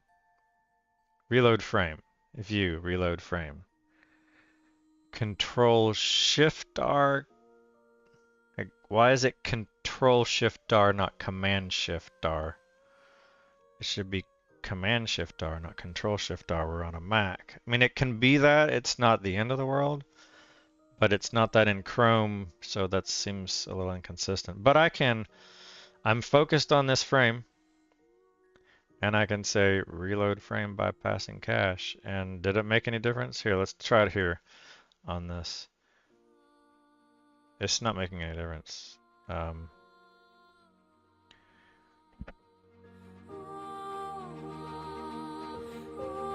Okay, that was a little slow.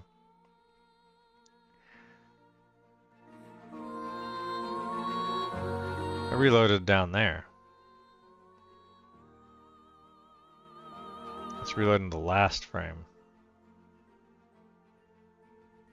This should be the focused frame. There is an icon. Notice that the icons are missing, and this is something else related to the cache. There's something going on with the cache.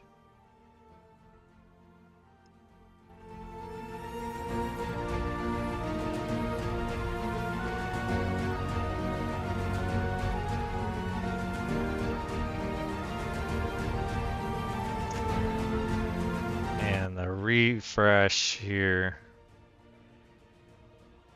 It's definitely doing that zoom. I can ask it.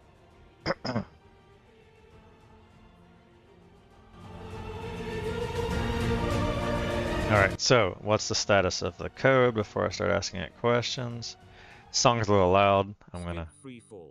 Now playing. Wading through high waters. Agents. Stage. I'll ask it about the control versus command. This is where meta versus control. Meta shift. On a Mac, use the meta, which actually ends up being control. So the meta is the... It's really weird. I'm thinking of doing this and just saying, forget the whole if is Mac OS, just do this. Nope, not that one. Run CPP. Get rid of you. Go back to you. Let's just do the control. and apply it and call it good, because it's going to come out as a command, which this was the inconsistency of the bug that I opened. So I'm going to discard you. Stage you. This is framer first.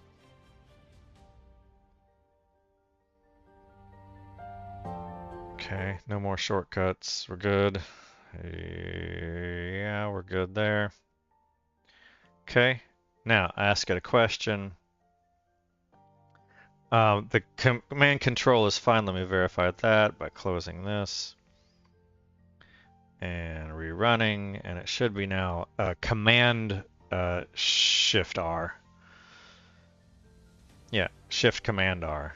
So that's at least now consistent. I guess, yeah, F12 just looks weird, but sure.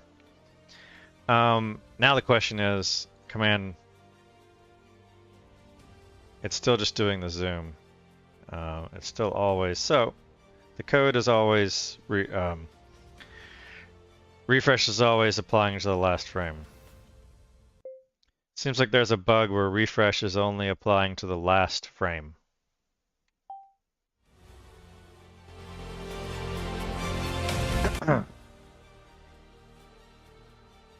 So we'll let it run. Well, why is this here? Oh, because I just launched. It takes a minute.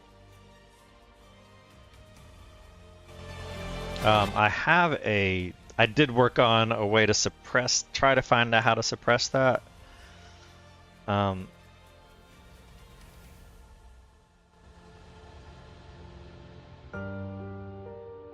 Time is 2:15. Skipped wading through high waters. Now playing The Hero's Journey.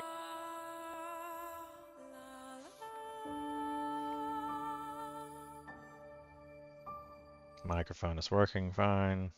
A little nervous about that. At least it gives me a status feedback that it's disconnecting. I'm analyzing why the last frame always reloads, suspecting focus detection fails because Qt's focus widget traversal or fallback logic misidentifies the target to fix this. A plan to track the actual last focused frame by connecting to the application's global focus change. Sure. Storing a pointer to the focused split frame widget and updating the existing hope. So can I get that while that's running? That didn't work on the whole,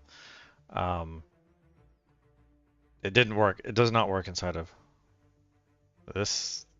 This does not work inside of Visual. I can do this. This does not work inside of Visual Studio Code, but it does work inside of the terminal, just the standard terminal.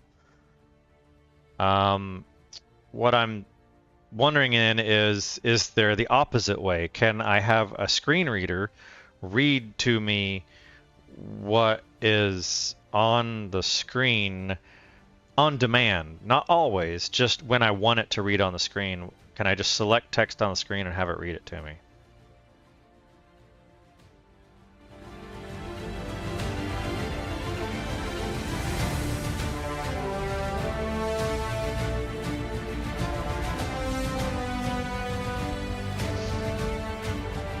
Spoken content, system settings, turn on spoken content. Accessibility, spoken content. Speak announcements, speak selection when key is pressed.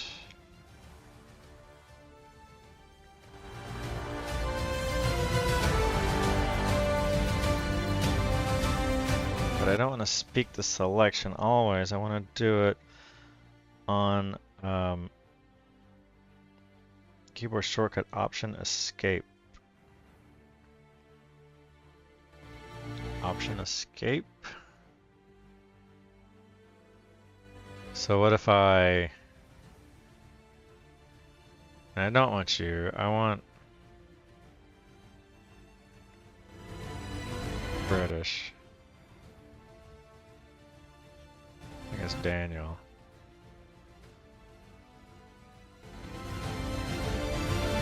Pronunciations. Add pronunciations. Text substitute. This is what I want in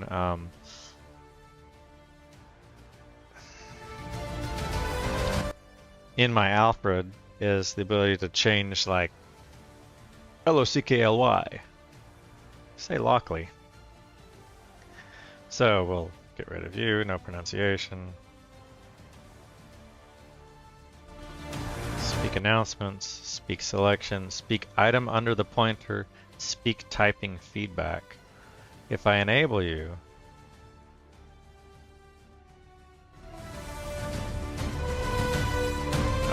and what they say the shortcut is Option Escape. That was The Hero's Journey by Utho Riley. Now playing Darkness Awaits by White Bat Audio. So here's where it says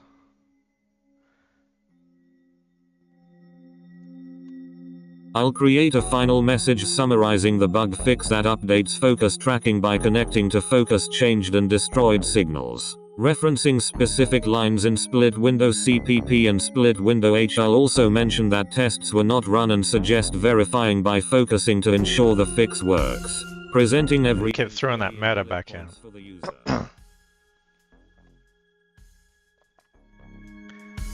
That's Option Escape, which maybe I'll remember that. Comma split window CPP 5113 now listens to queue application. Focus changed and records the last split frame widget belonging to the window. So CMDCTRLR shortcuts can resolve which frame the user interacted with even when the menu system temporarily steals focus. Platform-specific shortcuts for the cache bypass action were preserved while touching this block. Split window CPP 355-425 hooks each frame's lifetime, clearing last focused frame when a widget is destroyed to avoid dangling pointers. During layout rebuild, split window CPP 885-892 and split window H 347-377 each focused frame or first. To prefer the actively focused widget, fall back to the remembered frame, and only then use the first child. Alright, I kind of get what it's saying. So, let's, Phraims is still running. Let's quit Phraims and rerun Phraims.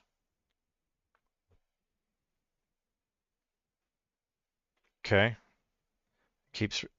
want to do a NAGME here. Don't show again, but it's going to keep showing. And 50%, 100%, minus, minus, minus. I'm not sure why you weren't remembering. Maybe a setting change. I'm not totally worried about it at the moment. And then refresh. It's still doing zoom in. I'm hitting Command R. Like, this is what's got the frame, and it's, oh, okay, it did that. If I come in here,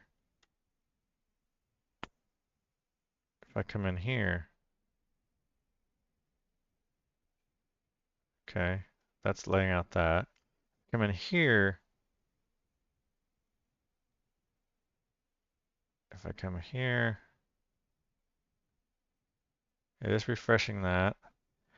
Command Shift reload. If I come in here,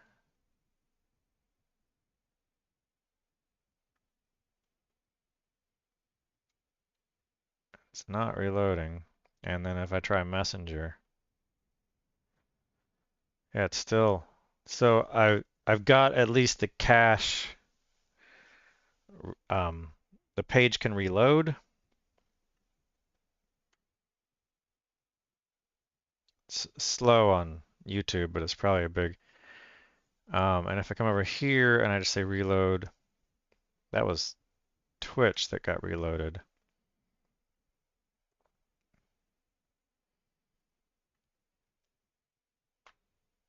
Focused frame or last?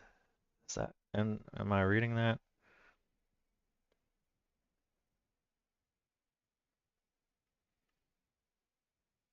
Focused frame or first, but it's definitely, so call me crazy. If I close that and relaunch it,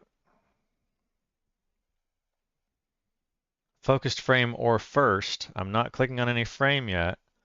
No frame has focus, and when I hit refresh, I'm expecting YouTube to refresh. And Zoom is refreshing. So almost. I can just say on first load, when there is no focus and I hit refresh, the last frame is what gets reloaded.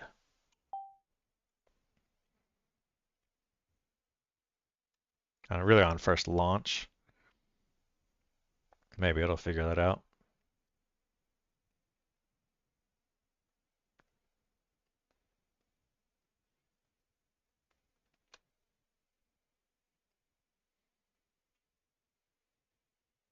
First frame widget.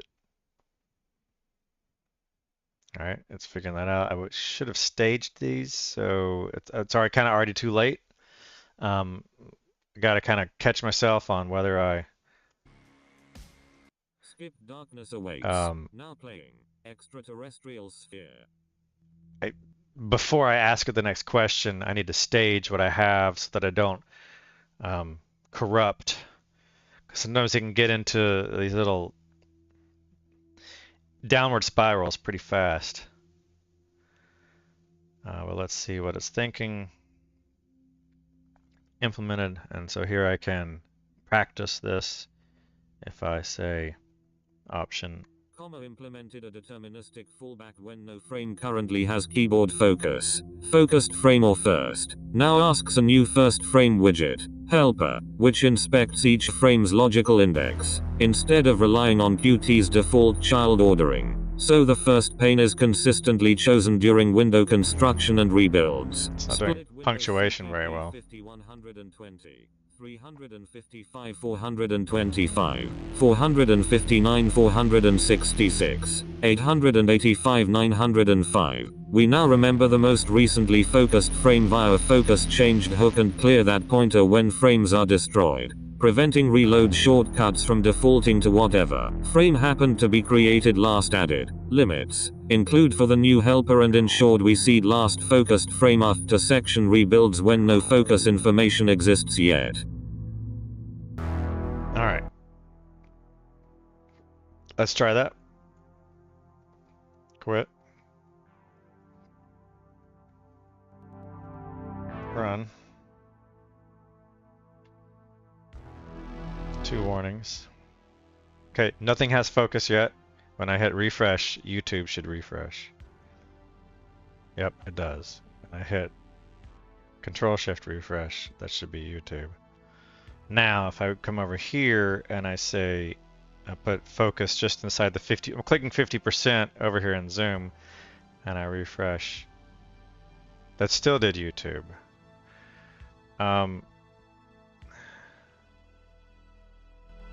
Put it in there and refresh. That did it. If I click on any control inside of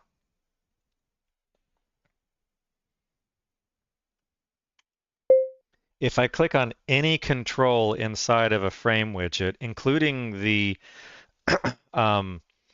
the scale percentage, I would expect that to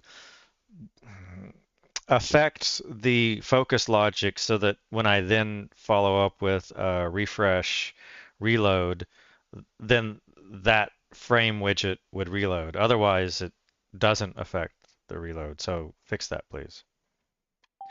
So you gotta avoid that rambling. And do you say please and thank you to an AI? I don't know.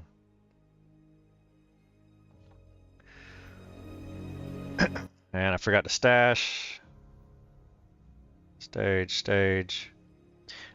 If you stage with any sort of question mark or not high confidence in the code, then now you basically put that code inside of only the staged files should be high confidence. And the moment you stage low confidence code into the high confidence, then you got to remember it so you can hopefully back it out. So we'll see if it figures out what it's working on.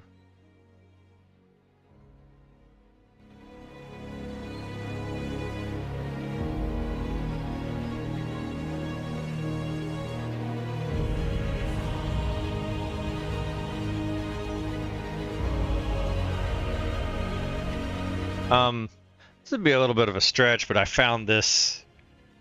I can do a reaction to this because I'm going to try to provide some meaningful content to it. But I did find this while this is running, and I'm not got much else to do. I was just intrigued by, yeah, this girl, this woman. This was just kind of amazing. The pause this. And this is, and I think even Prime has this. No, not this woman. It's another woman, but I think it's the same app. Strudel. I think she's using Strudel. But this is vibe coding. Basically, is what Prime's video was about. Some other woman using Strudel, and this was pretty amazing to watch this. There were 5 notes, 0, 4, 0, 9, 7. 16 notes in the scale of G minor. And it's this is so densely packed, it's hard to talk over. Was a sawtooth wave. Of course. Tamed with acid, controlled with a slider. Visualize the lead with piano roll. Next, kick drum, trance kick drum. This is just pretty impressive. And there's a reaction. By ducking our lead with the kick. Targets 3, 4, 5, 6. Depth of the duck. Depth of the duck, 0.8. So this is watching this, I wish I could write code like this woman is writing music. And I kind of wish I could learn Strudel and do this in a game while game streaming. More ideas, more tangents, more exploration, more awesome things to look into. But as this thing's coding, I kind of get that music in my head. Just like, well, while this is coding, I can be doing some of my own music. Increase the duck attack to 160 milliseconds. Right.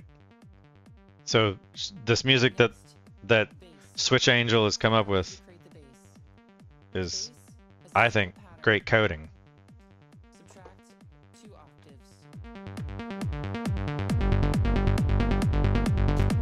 The sound should be So super soft. I would go and put her. We need more chaos with random detuning of the supersaw. I wonder if Twitch is gonna Increase the filter for more power. ban me for that. We need more energy. We need a top. We need a top.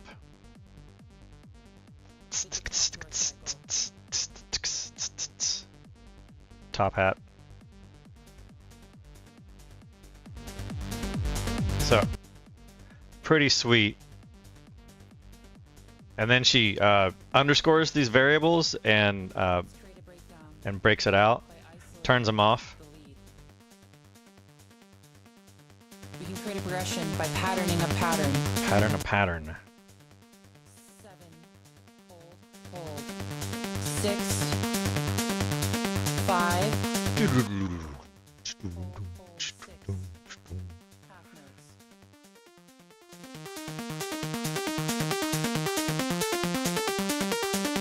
We We need more power. With A supersaw. Oh, there was supersaw already. we can copy the progression to our base and pattern inside the pattern.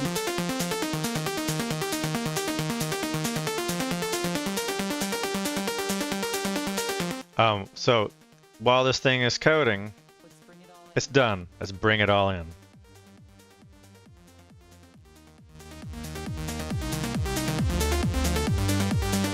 And she's timing herself there on that.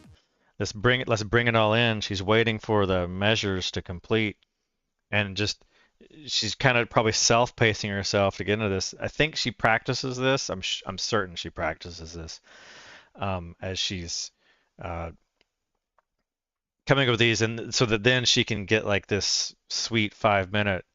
I mean, this got 46,000 views in one day. That's pretty fantastic. But this whole let's bring it back here.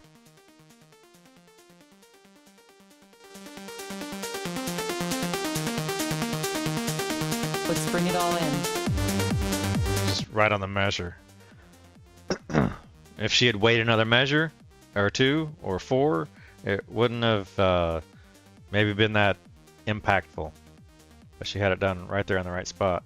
Next, we can create a white noise riser. Quarter notes. Large attack. So this is done, Increase the harmonic tilt. and Quarter notes.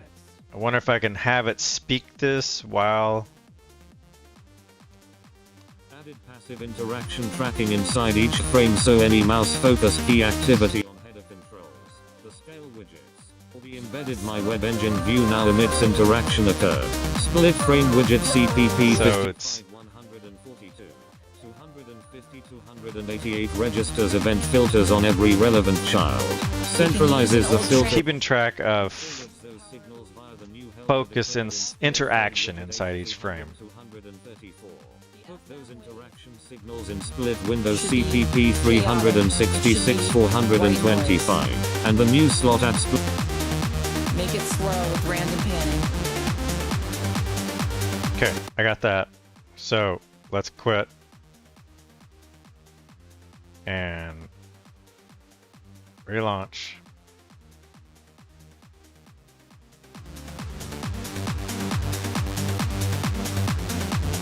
And see, so I have no focus. When I hit refresh, it should be YouTube. Now I'm just going to click the 50 over here. This is funny.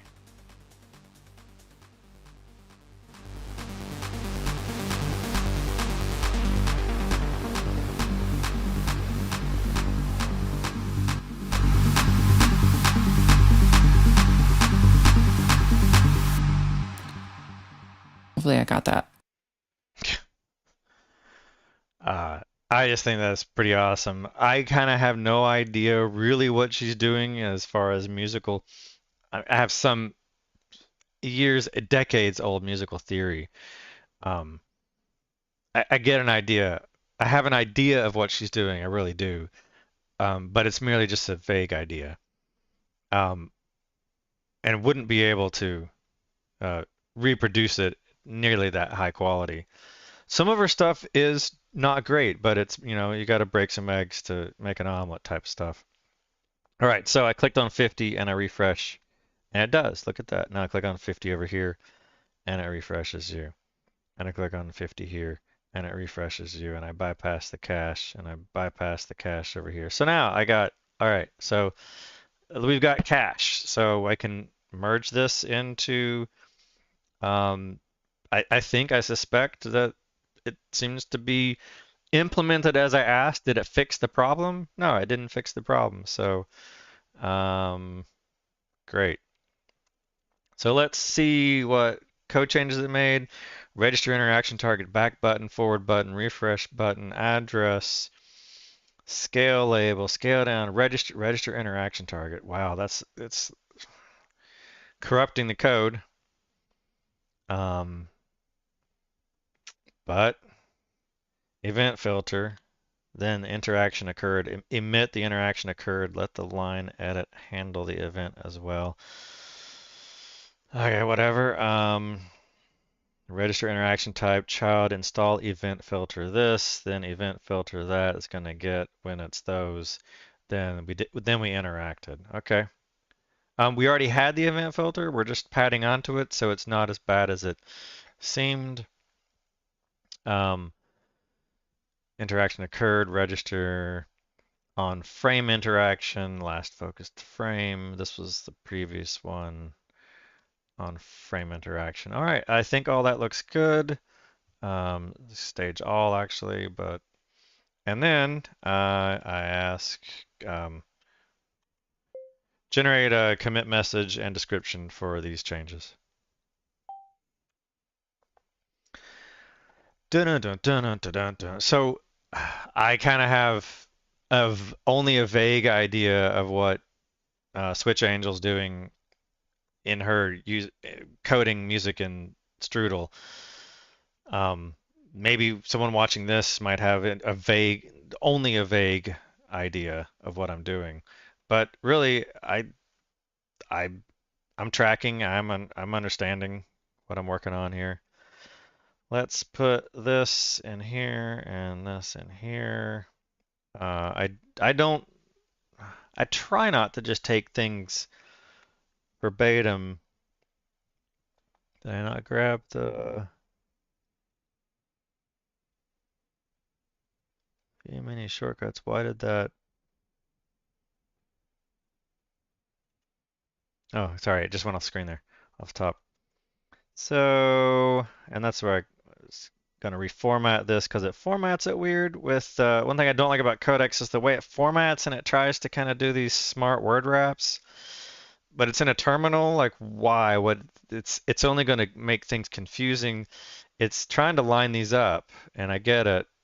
But if I were to resize this window, it's going to not quite work because it's already done the calculation of the width. So, but by doing that, it then makes it hard for me to then paste that into a harder, not impossible at all. Am I still? Is my microphone still working? It is still working. All right. Turn your walkie on, dude. My walkie on. I don't have a walkie. Oh, I might have one. I might have one. I do have one. It was blinking last night, fast, so I don't know if it was. We'll see. Talk to me. Talk to me. This is my work. All right, love you. Bye. So anyway, reformatted that. Now maybe I should actually read it. I could have it speak it to me. I can do this. I can say option escape. Commit message, add focused frame reload shortcuts with interaction tracking. Description. Added reusable split frame widget. Reload. Helper so frames can reload with or without bypassing cache. And wired new view menu actions shortcuts. CMD Control plus R and CMD Control plus Shift plus R. That target whichever frame is active. Tracked focus interaction state per frame, including scale controls. So reload shortcuts always act on the most recently used frame, even when Qt focus is elsewhere. Added logical index fallback for first load cases. Documented the new shortcuts in README MD and Agents MD so both users and agents know about the cache preserving and cache bypassing reload keyboard commands. All right, so that seems fine to me. I will commit, and we're on a branch, so I'll push. And I don't have to do it this way. If you're working on a team, you should do it this way. I'm not working on a team, so I could just merge straight to master, not even have to push the branch. But I like to have the pull request, and I'm also practicing to do this, so I can say create a pull request for the branch.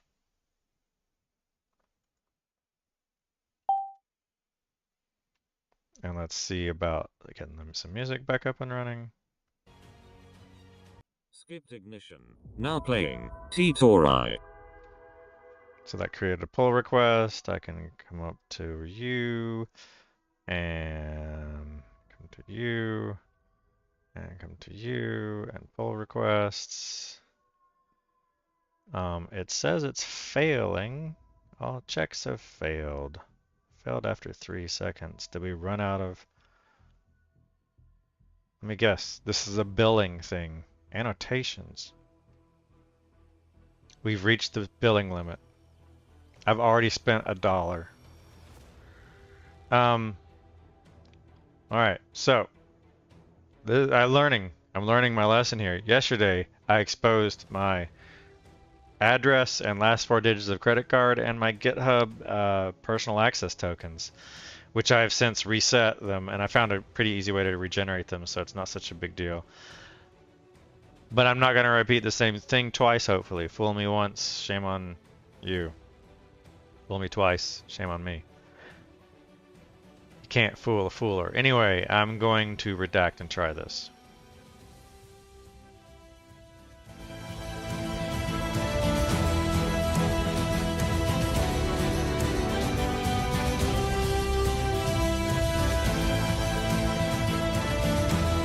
Yep. So, I've already spent $1 on this stream.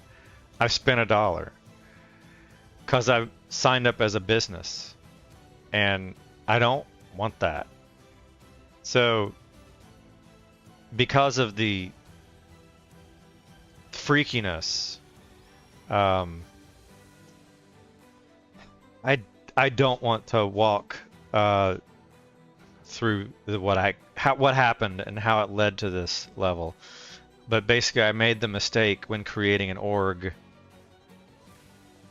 When I made a new org and I said create a free one, I chose a business, and by doing that, it mandates that you establish billing. You can't run any actions.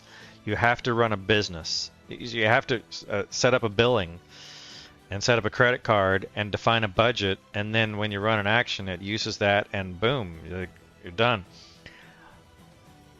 If I did a personal account, I would have none of these problems because it would just be using my... I can run actions with no problems. So I've never run out of quota at the moment. Now, GitHub could be locking down and trying to monetize this, and I get that, and it might start costing me money to be a developer in GitHub. The free launch is over, the free ride's over, probably. But while it's not, I need to go back to the personal account. So I did create a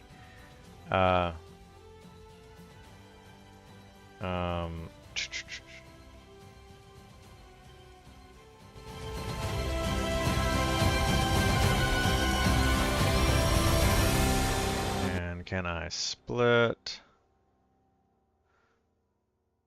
I don't really, I guess, yeah, you can do it that way. And then really I want to duplicate the split and then go back to you and say you, and you can only have 2. Is so weird.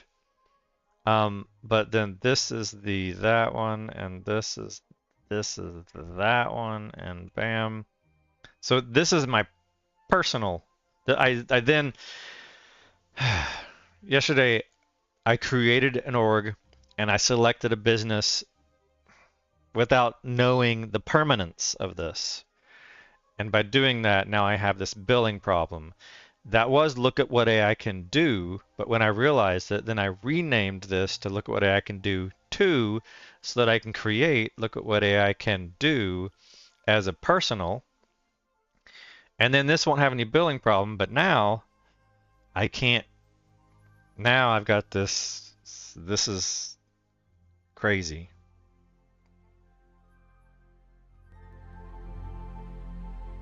Transfer to that, and watch this. I'm not going to do frames. Let me just do anything.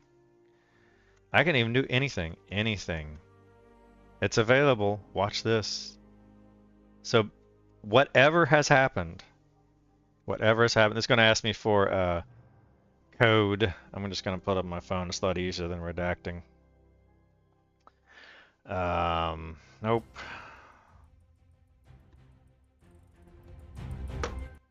And GitHub.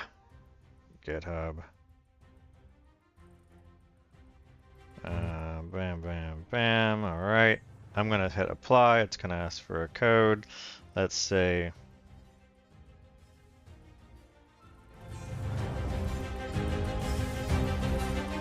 what does that have to do with anything? That has nothing to do with anything of what I just entered. So now I have to contact technical support, and I want to transfer it to my personal account so I can get away from the billing problem. So what a cluster. And I even did this last year with OBS NDI distro AV renaming.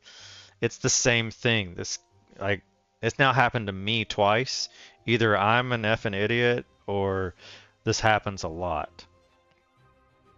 So I've already run out of build actions. So I'll close this window. What a joke that is. So we're kind of done here, essentially. What are other... I do have some tabs up. Announce rules. This is all the player stuff, which is all these separate projects.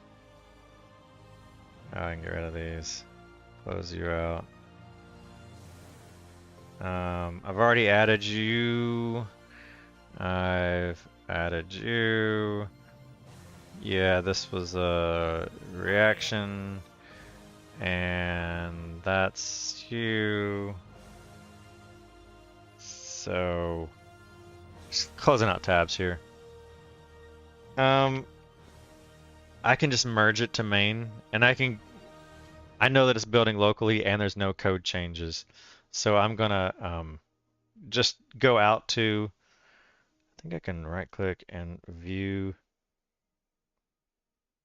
It already is start a pull request to origin from. There already is a pull request. It's in here, and I can just click on you, can't I? No, why not? Profiles, you, back to the hero's journey. You. I know you build. We're gonna merge and say that we.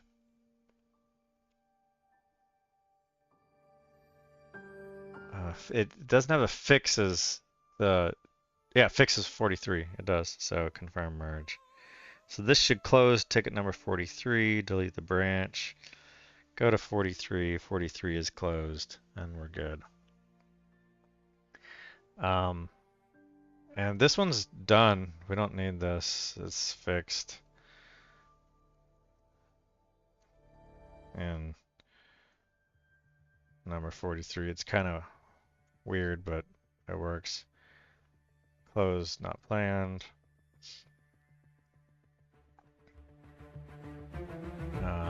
Down 26 issues. And that's merged to masters, so I flip back to, I'm on the branch, everything's committed, so I can just do a pull, and I can delete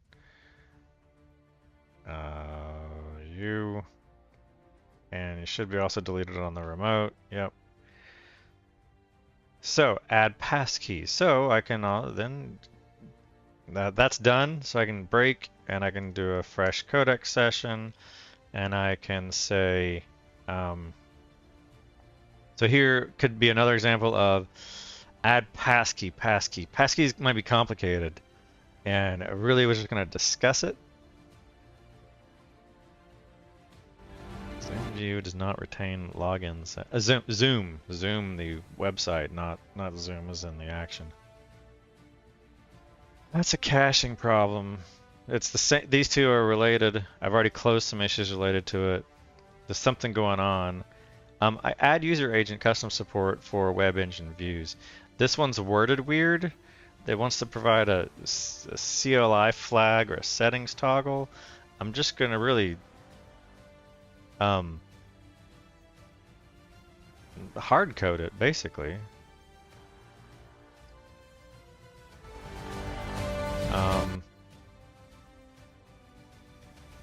So I could, so here's one. Let me try this. Let me see if this works. If I can do Twitch. Yeah, Twitch kick. Okay. So, one frame, another frame, open. Expect kick in Twitch, actual kick in Twitch. So, related to, that's number 27. So, related to, yeah, let's break that.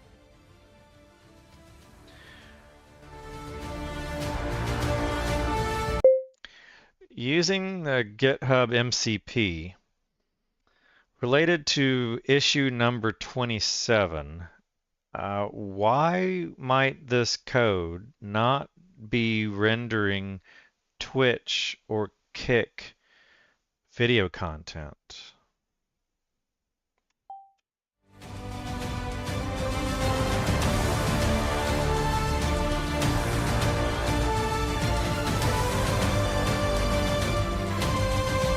Blue. I never noticed how kind of bluish the GitHub background is. I always thought it was kind of black, but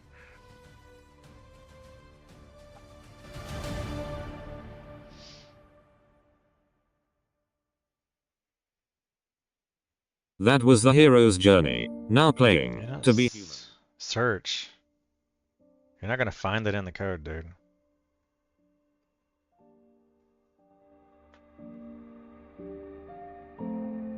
And this is where I'm trying to ask it stuff that's kind of outside of the context of the code, and I'm asking it a more worldly question than stuff that's just narrowly focused to what's inside the code. But I am asking, why does the code not render correctly on Twitch and Kick websites? Search Kick in Twitch. Skip to be human. Now playing. Bleeding Edge.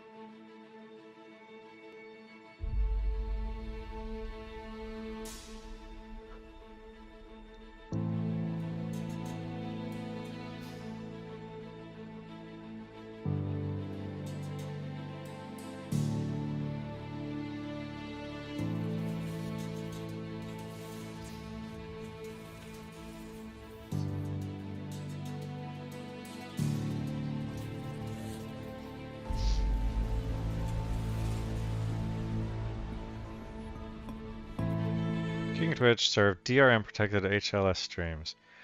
Our Qt engine integration never enables Widevine proprietary Codex support, just spins up the stock.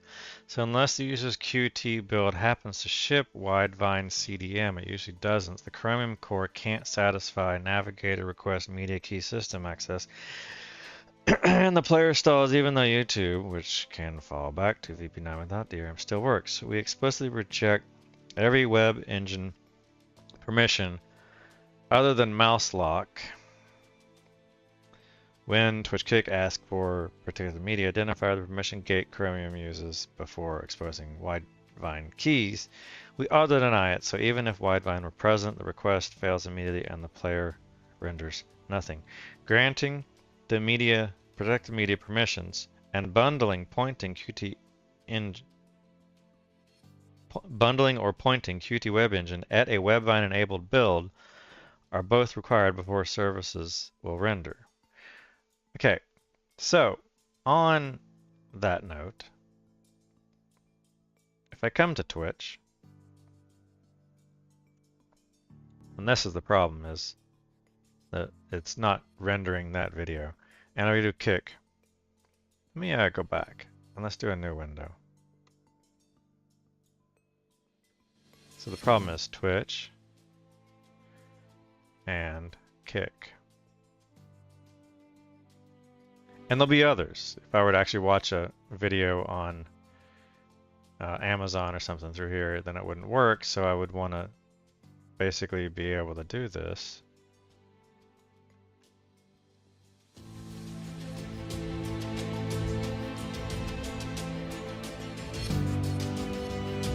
This says Asmongold is offline, but he's not because it just can't play it. So it can't play it now. We'll let that one kind of do its thing. The problem can be seen if I go inspect and look at the console and basically clear you and refresh this page.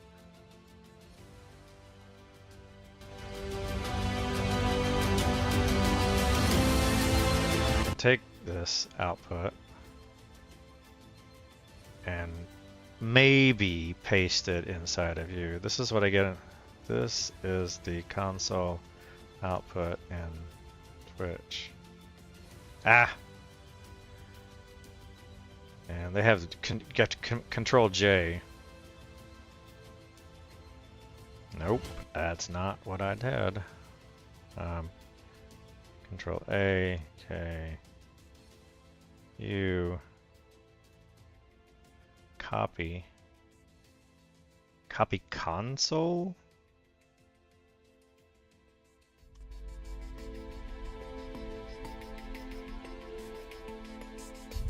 Copy console. Does that get the whole content?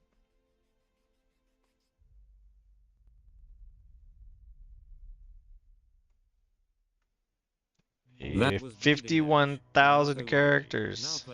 Let's see what it can do to that.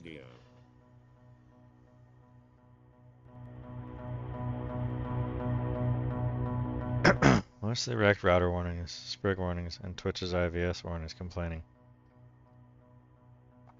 Those aren't fatal by themselves. The relevant failure is buried in the ISV worker lines. Player stop. Amazon IVS tries the encrypted HLS first when Qt Web Engine can't supply. The worker gives up. You're gonna take my walkie-talkie, give it to mom.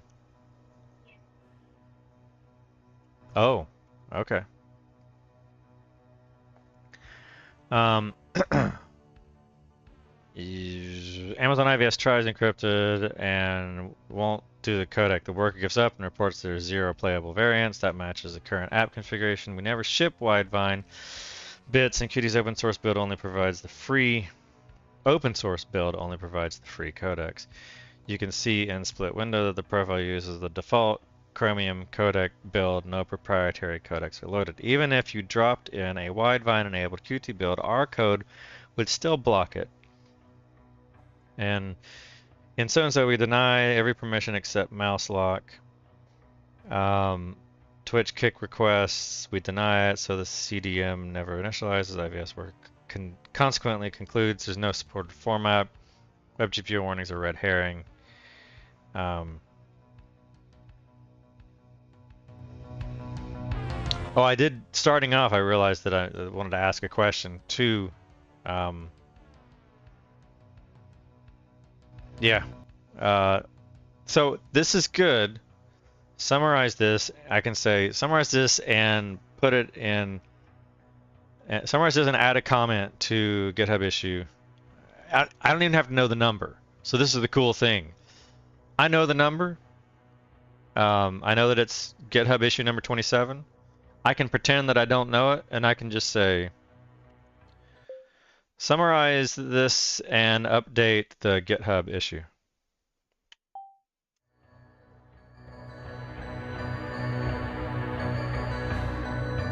Now, is it going to update the original comment, or is it going to add a comment, is the question. Add issue comment. Okay. So, let me go look at this, refresh this. It added this comment just now. Quick findings after reproducing the problem and checking the logs.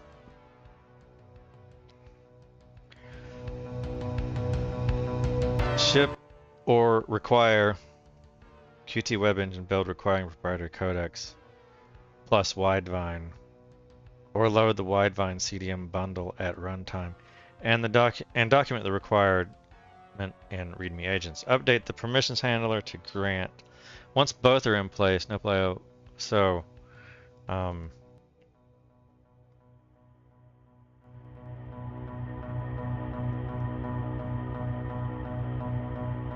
Yeah, we wouldn't want to grant. We wouldn't want to grant the permission if we haven't actually implemented it. So,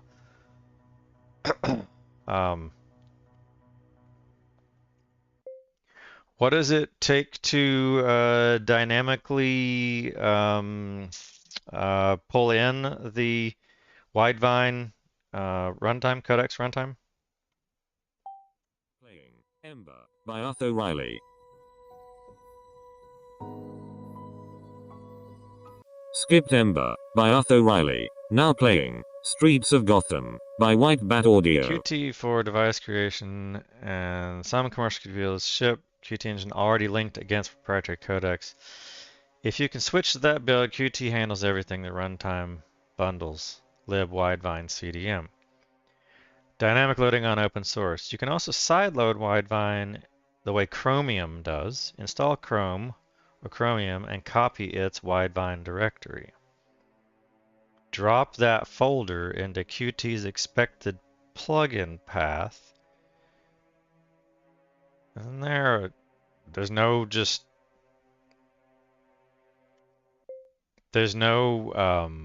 open source distribution of the Widevine CDM other than copying from Chrome? And that's a question.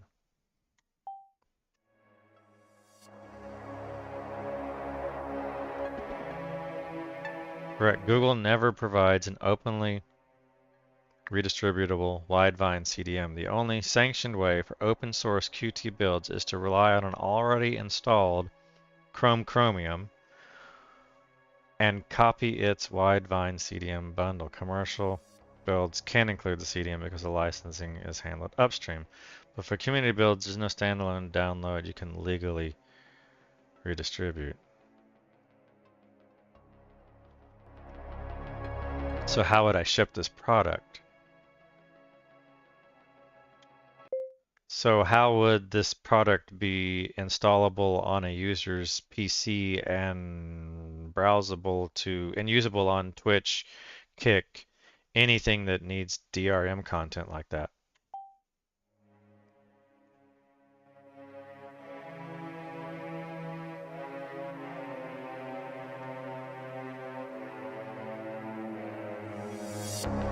Out of the box, an open source Qt web engine app can't legally ship Widevine because Google doesn't publish a redistributable CDN, and Qt only enables those bits on a commercial build. So if you install Phraims on a clean machine and use the OSS runtime, TwitchKick will remain unusable. Web engine lacks both the Widevine and the needed codecs. Two workable patterns. Tell users to supply the Widevine themselves. Document that they must have Chromium installed. Copy the Widevine folder to a specific folder and relaunch. Your app can even detect Chrome, copy the files, and log a warning if it can't find them. You still need to build Qt Web Engine with Web Engine proprietary codecs. You just need to build the Qt Web Engine so that the codec is enabled, and you must grant that for DRM sites.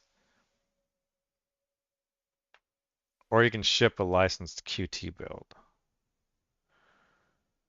If you buy Qt's commercial license, which is freaking expensive.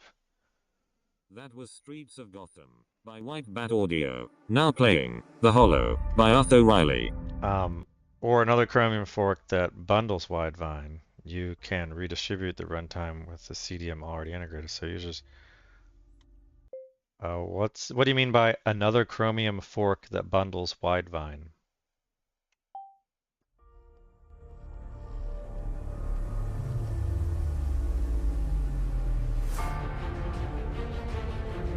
Browsers and frameworks built on Chromium but maintained by vendors who have a license with Google ship.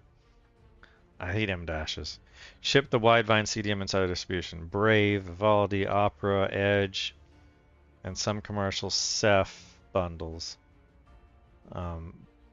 Commercial Ceph builds, exactly. Ceph is what I'm mimicking here. It's a Qt Ceph. They're Chromium forks because they take the open source Chromium codebase. add their branding feature, and thanks to their agreement with Google, bundle Widevine so DRM playback works without copying files from Chrome. You can't legally extract and redistribute those CDM binaries unless you also have such a license. Exactly. The only fully legal path for an unlicensed OSS app is to ask the user to point the runtime to an existing Chromium installation or move to a commercial license.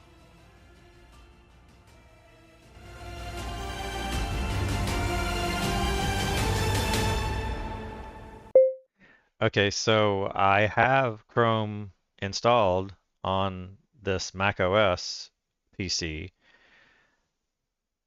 Implement the code to detect the existence and path to the Widevine CDM library, the needful.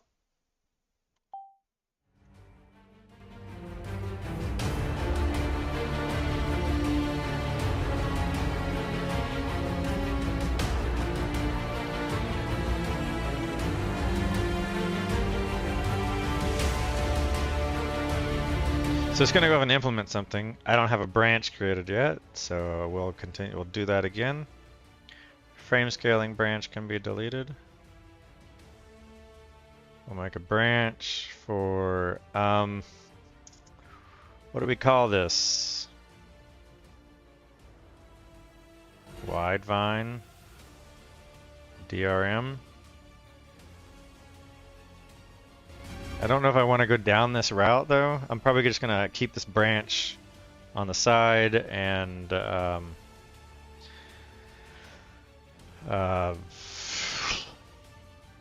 keep pushing it forward and rebase it over time.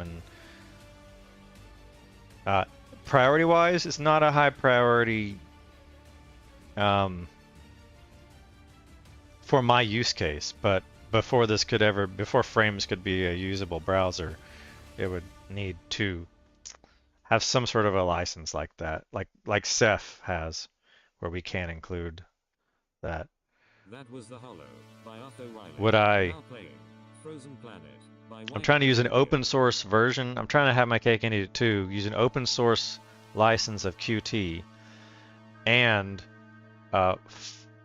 fork of and a licensed fork of Chromium compiled in, and so now that basically it's adding it to main.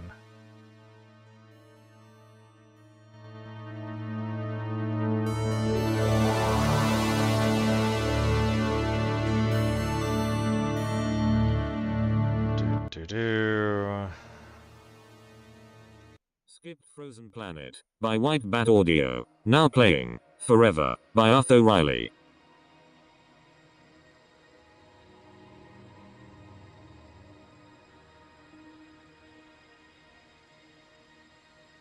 So this is a Mac specific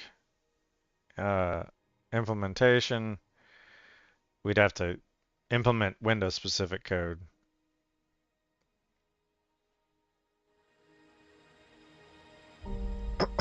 This is already very ugly. Hopefully it did it inside of utils.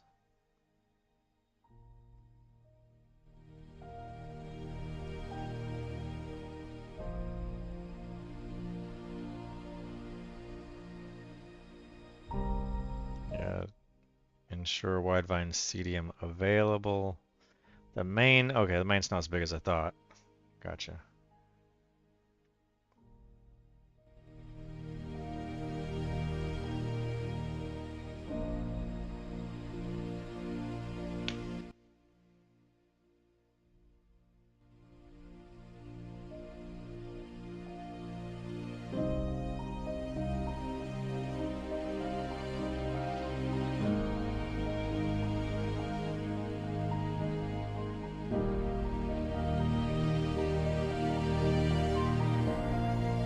Skipped Forever by Utho Riley. Now playing Haddonfield Horror by White Bat Audio.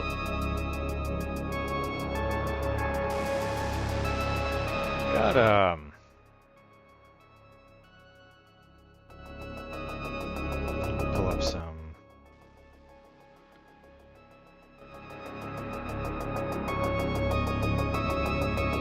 swwwooby public music. This is here.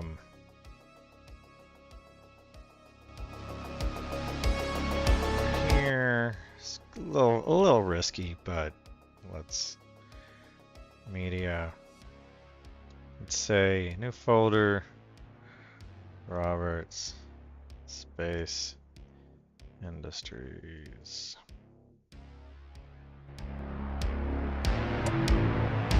Let's see what we got here.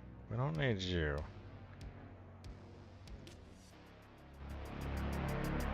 Will it play OGS? We'll see if it plays OGS. I don't expect it to, but let's refresh our Canary player. It got you and you, but not the OGS. So let's turn shuffle off and try these. Now playing Atomos by Robert Space Industries.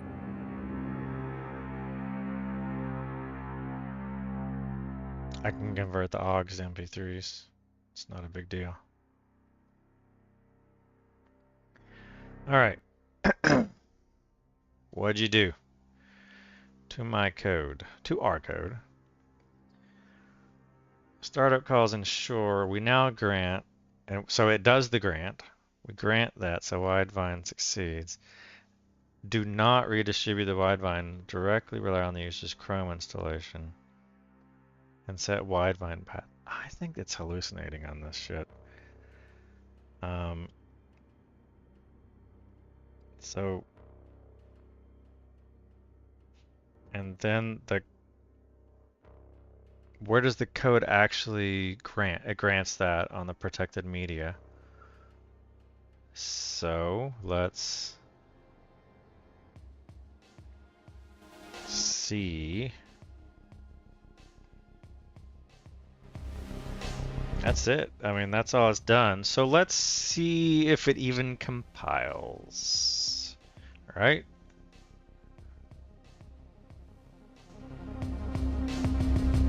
So we're gonna quit you, pull up you as a fallback, and bring you up. And let's see if you even compile. It says success, 4 warnings. Where are these warnings? Type is deprecated. You use type ID or meta type.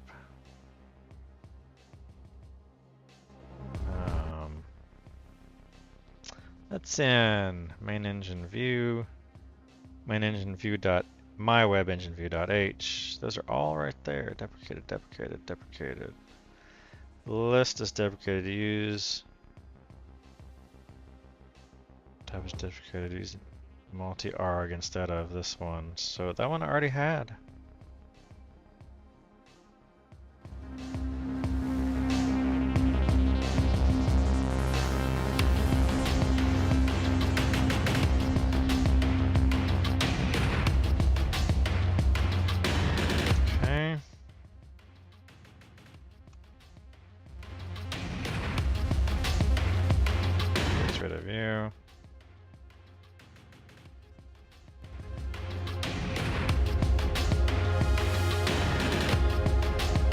Let's just run this. These are warnings. No member.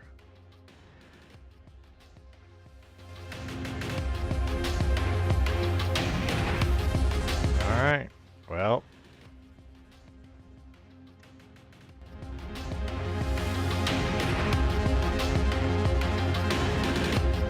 Protected media identifier does not exist.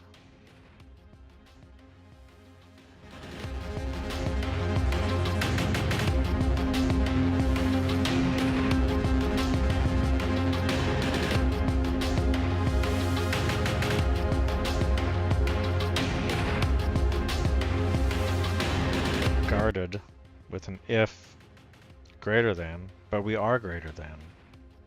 So that was the question, but it's still not there. We're already running.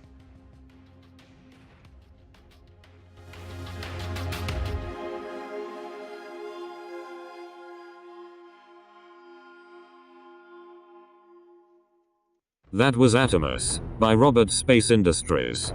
Fix. I'm typing. Citizen. Pedro Macedo Camacho by Hero March.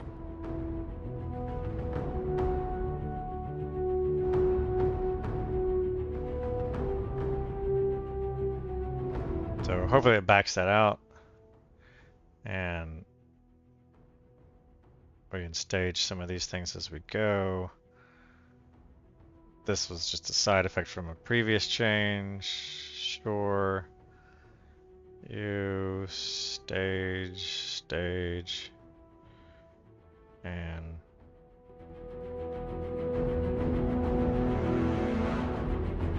are you still working?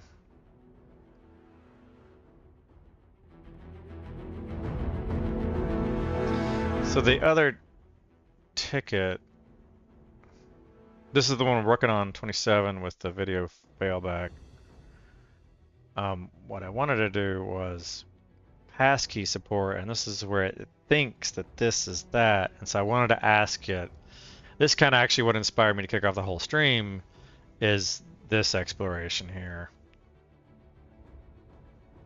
So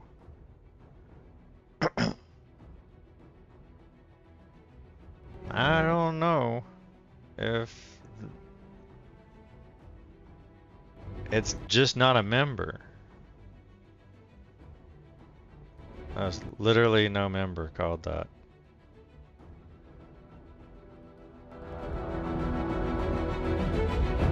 There is literally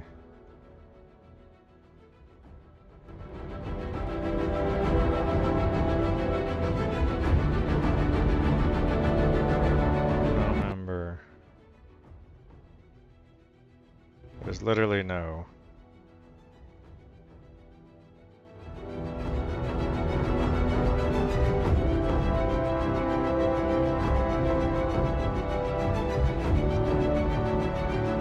And QT's a little nuanced, and I've seen it kind of hallucinate some answers, making stuff up.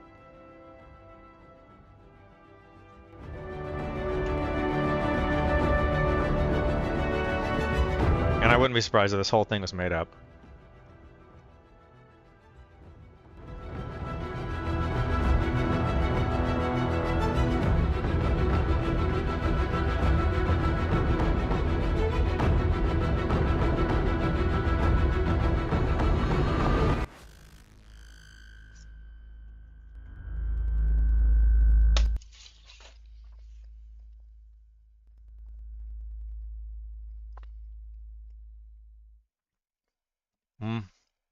That was Star Citizen, Pedro Macedo Camacho, by Hero March. Now playing, Star Citizen. Legacy. Pedro Macedo Camacho. Okay. To the void. Maybe. Let's see. Feature permission requested is deprecated.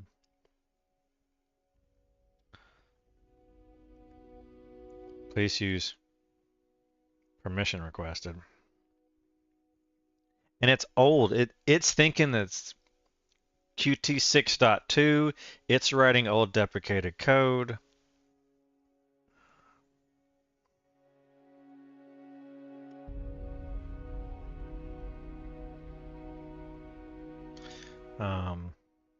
Set.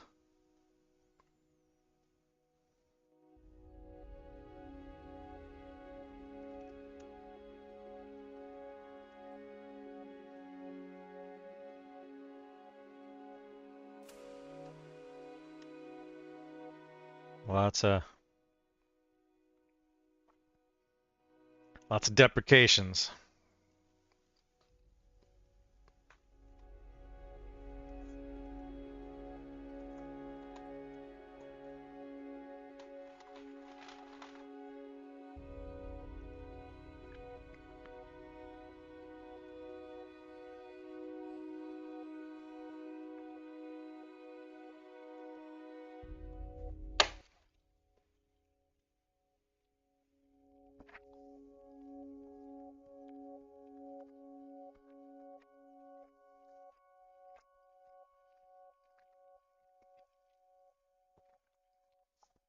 That was Star Citizen, Pedro Macedo Camacho, by Into the Void. Now playing, Star While I was Citizen, doing this, Pedro Macedo Camacho, by Majesty of Space.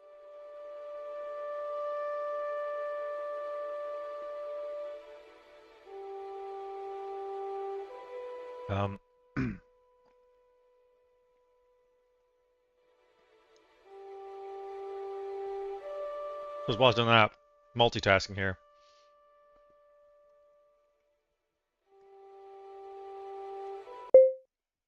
Using the GitHub MCP, related to GitHub issue number 42, it mentions that this project is using Qt version 6.2.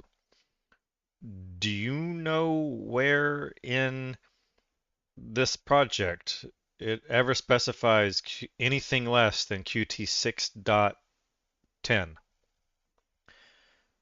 6.10, yeah.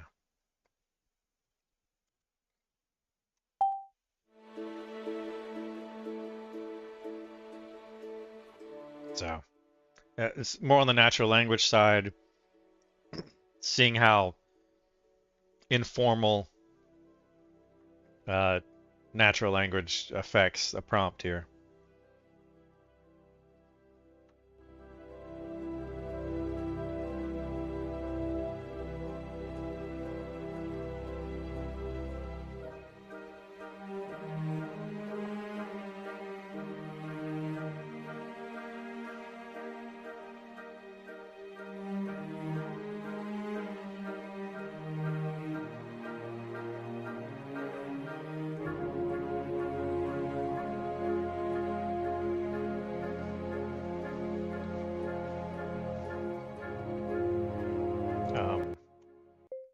Change the minimum Qt to 6.10 in the make file.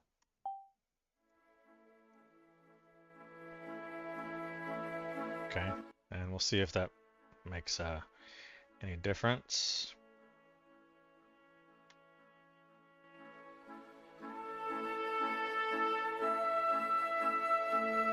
It's actually, oh, sorry, it's the.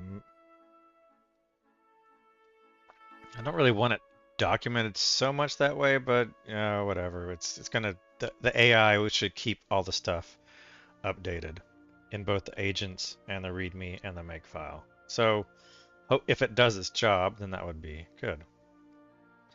Okay, Qt still lacks a new style permission for protecting me, so the compiler was warning about the legacy signal. I wrapped inside of a Qt warning push, Qt warning deprecated.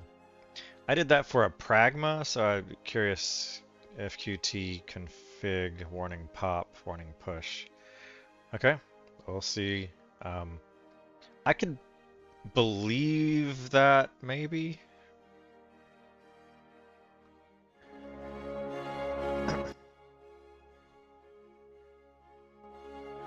Division by 0 in preprocessor expression. Lovely.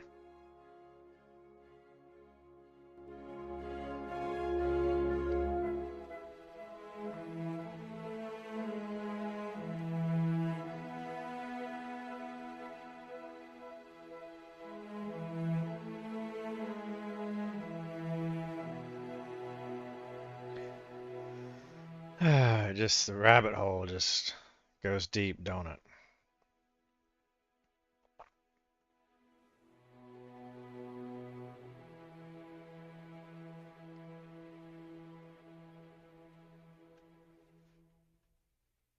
That was Star Citizen, Pedro Macedo Camacho, by Majesty of Space. Now playing, Storm is Coming, by Robert Space Industries. I'll just do the pragma myself, thank you.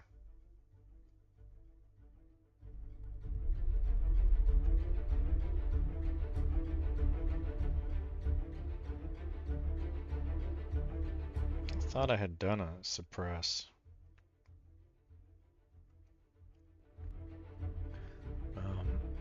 Warning, suppress, push, pop.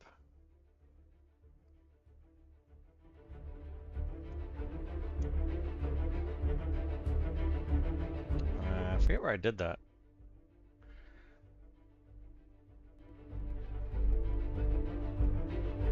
Yeah.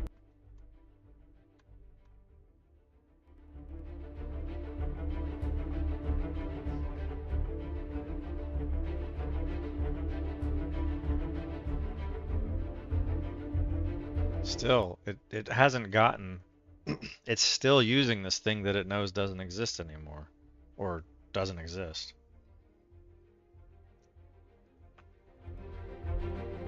It's kind of gone down this rabbit hole, and we've only used 29 context.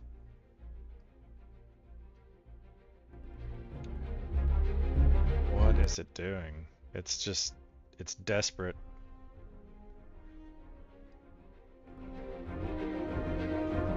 To find a solution.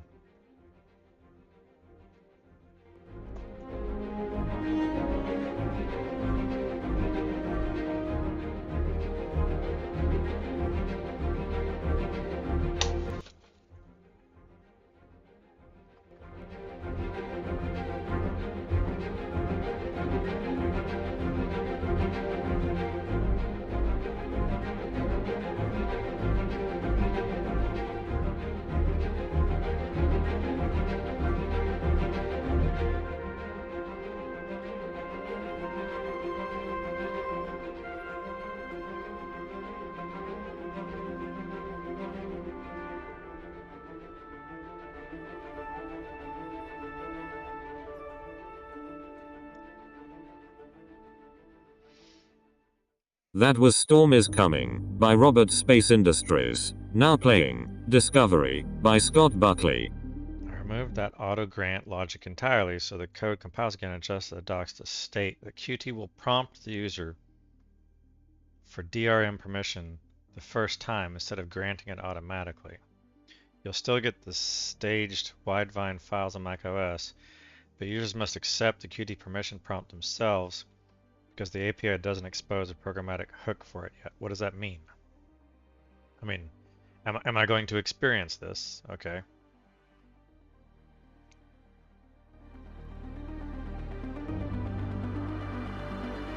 I should have compiler warnings.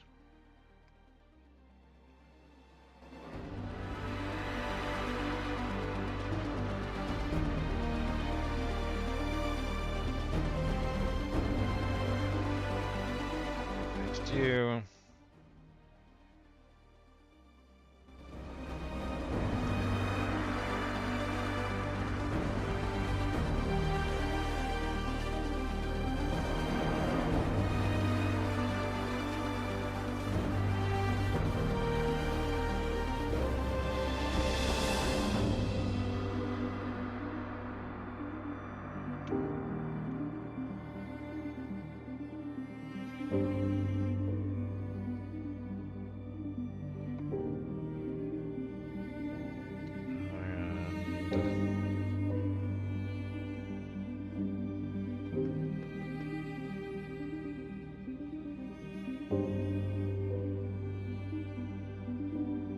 Could ask it then to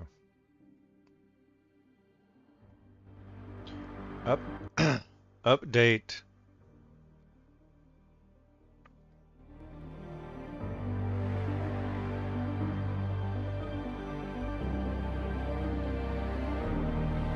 edit the original issue 42 comment.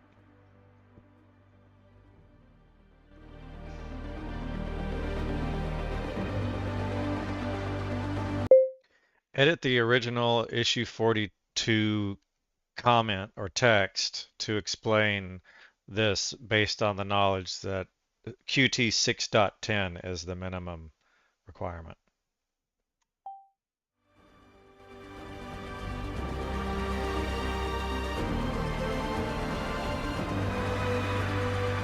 So just have it go in and reword this. I was going to go in and have to hand edit this, and I don't want to have to hand edit this, so have it come in here and just fix it.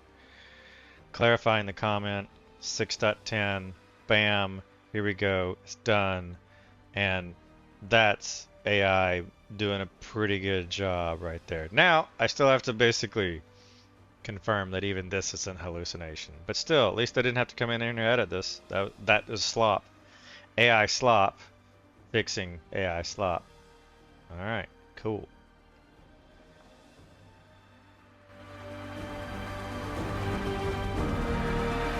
42 description now reflects the 610 minimum requirement. The first past investigation explains a new baseline and why it's needed for WebAuthn to work and the proposed steps required for reference testing. Now, project now targets. Enable passkey authentication flow inside of Phraims so services such as so and so can work. The project targets 610. Qt only exposes starting 6.5, so the higher 610 guarantees we have it. Split window shares are persistent across all frames. That was Discovery. Qt Web Engine defaults to disabling web authn. By Utho Riley.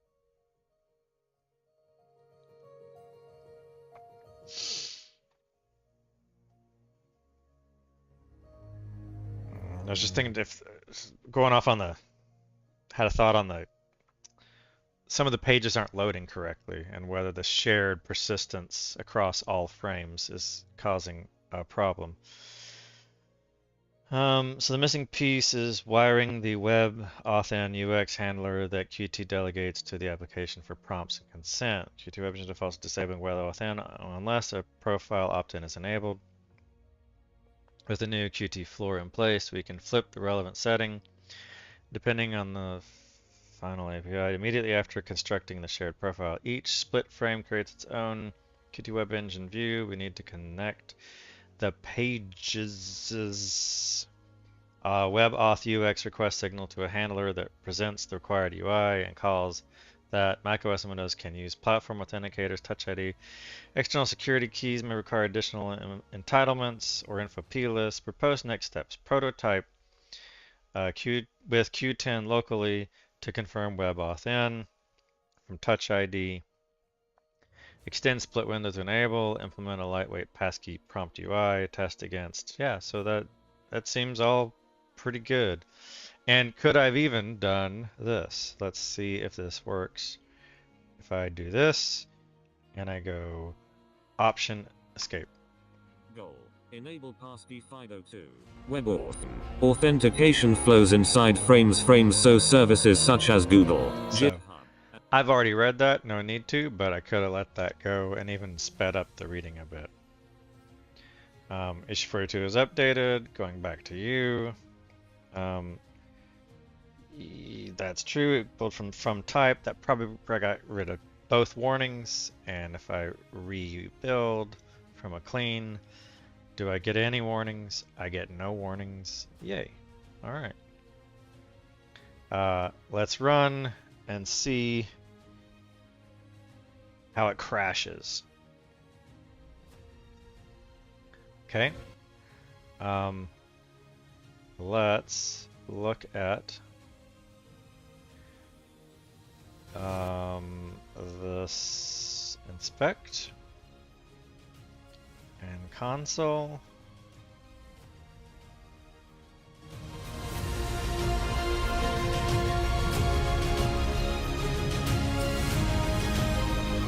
Servers per status 4029. Alright, so we can copy console and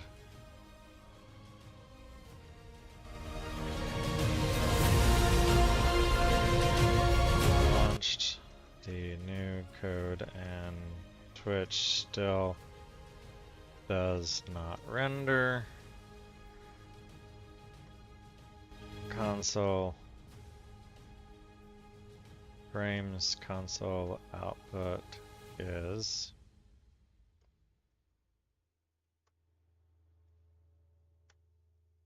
it's gonna be like 50,000. Oh, it's 9,000. That's not too bad. Achieving dreams. Debug console, Qt debug console.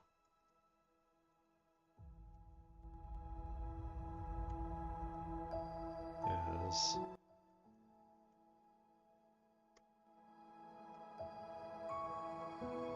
and Qt is saying that's a lot since the launch. Let me clear this and just refresh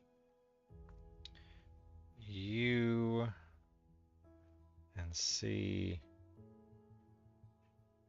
what you say.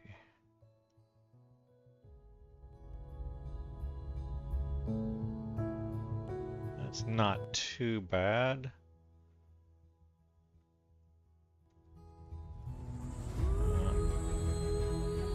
And we'll paste that in here.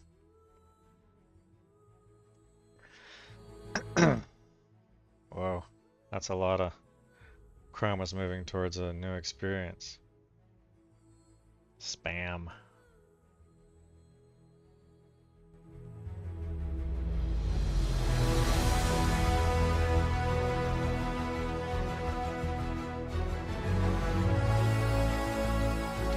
I'm not on shuffle.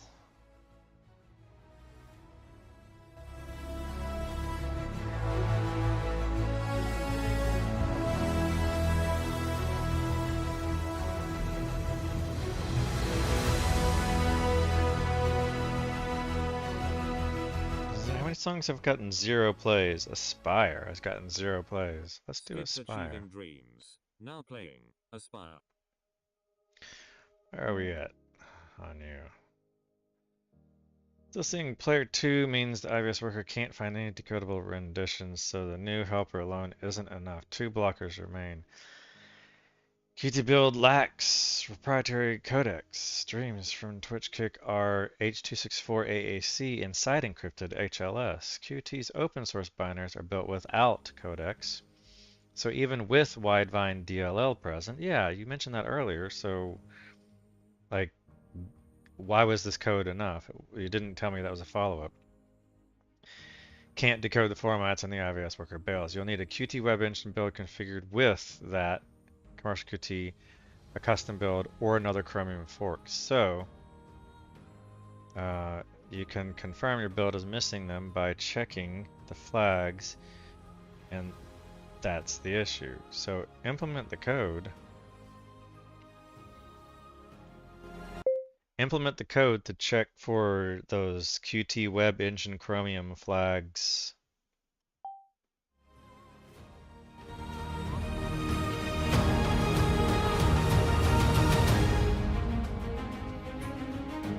Item availability is still unverified after staging. Check. Why are you in swwwooby? What does swwwooby have to do with anything? Why are you stuck in swwwooby mode?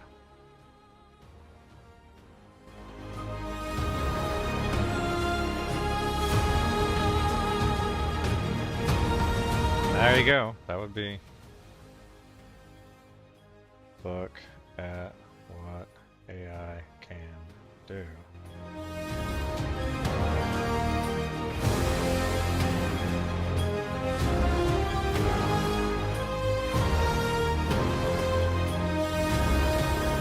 That would be, so this is gonna, by changing that org name, I missed that it was swwwooby, okay, good catch. And this should be look at what AI can do.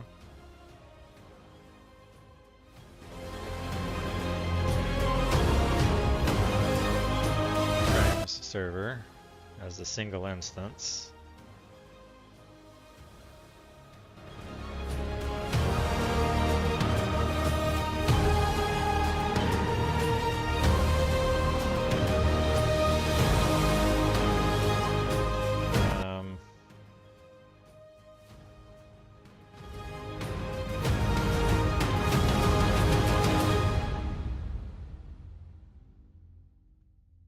I want to programmatically generate that.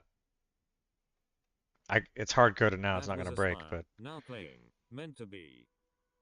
So it was everything installing to swwwooby. So they'll check library application support.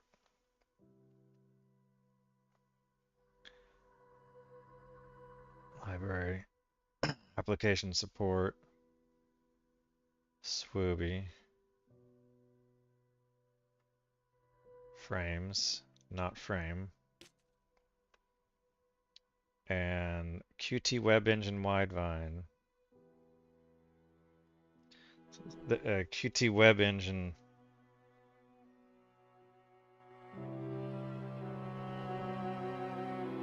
There is swwwooby Phraims. Yeah, there it is.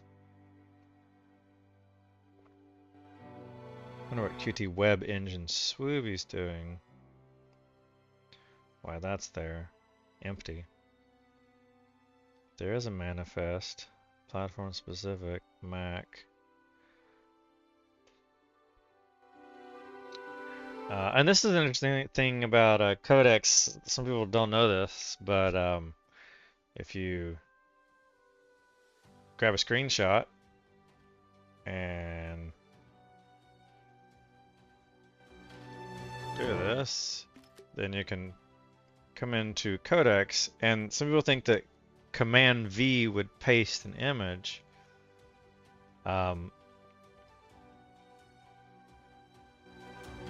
But it's actually Control V. The one implement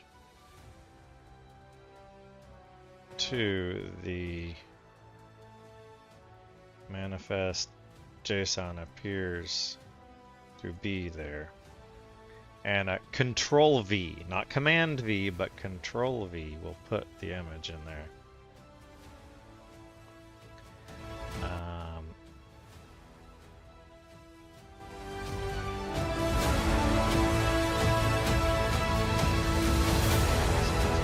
Providing Qt Web Engine runtime compiled with the proprietary codex. Once that's in place,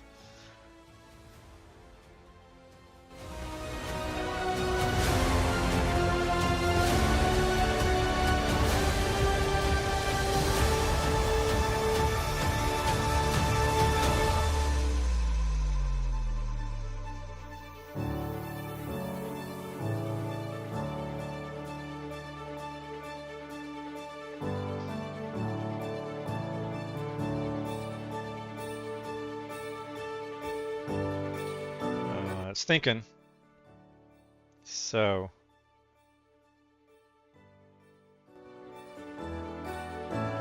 log chromium wide vine flag status in the utils, implement in the utils.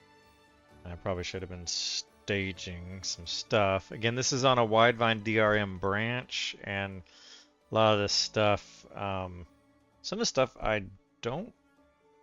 want to not stage and then bring it back to main. So this is not going to get staged. That's not going to get staged. This one I do want to bring it back to main.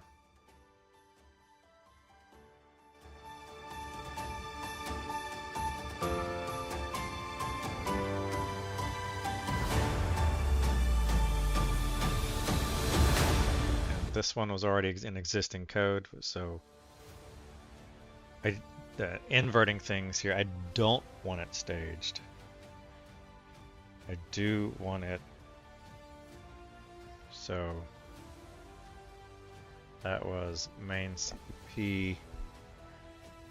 I want to not do you, not do you,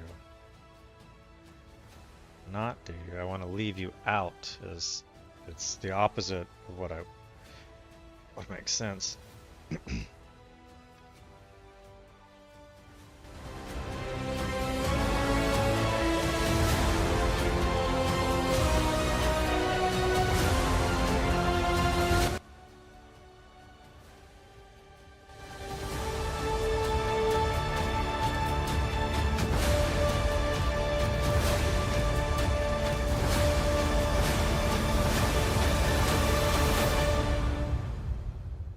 I'm making sure I haven't. This one I unstage you. That was meant to be by Utho Riley. Now playing Radiation Sickness by White Bat Audio. This is Widevine DRM. So stage you. Stage that file. Sure, stage you.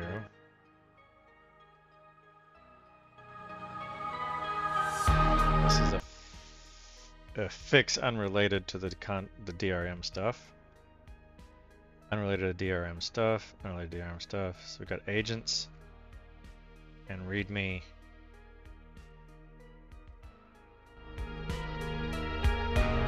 We don't need this comment at the moment. Actually, I can stage it.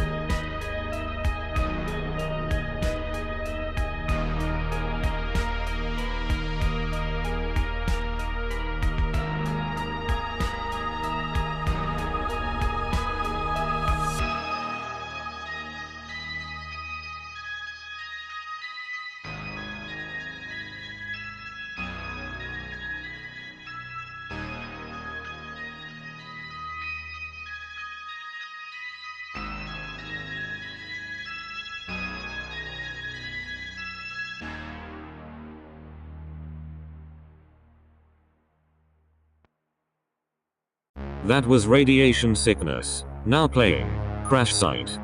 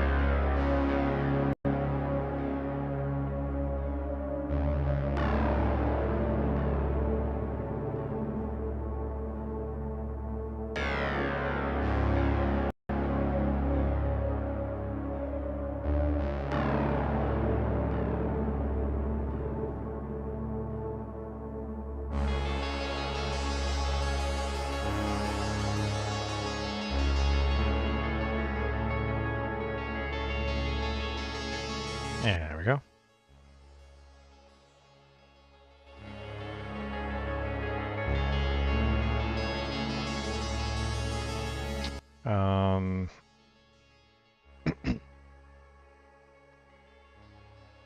Last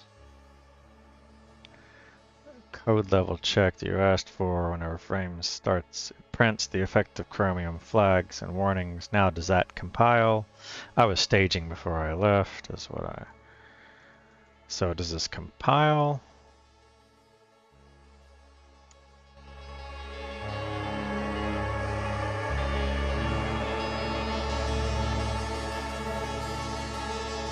It does compile and run.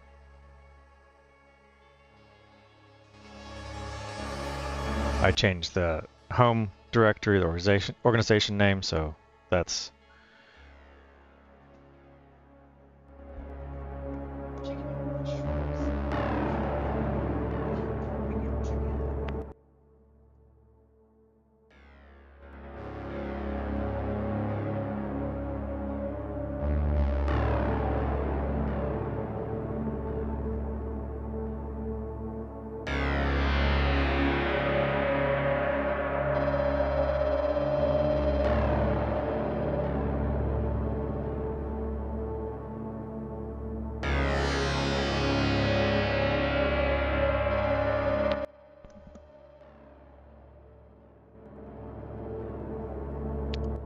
yeah, here we go. I was looking at running that, and I did that, and staging only the Widevine DRM code, not staging any of the miscellaneous cleanup code. So we will.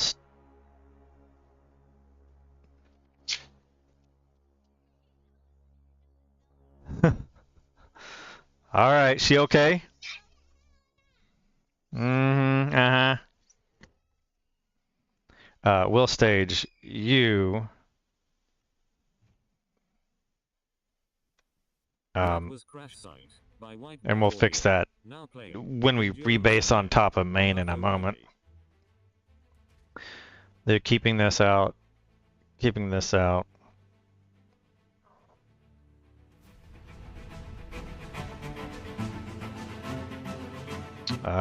That's the arg. Keeping that out, keeping that out, keeping that out. Everything else is Widevine DRM related.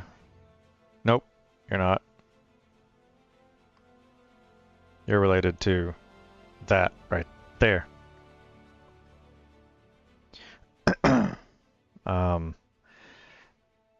That looks like it isn't needed.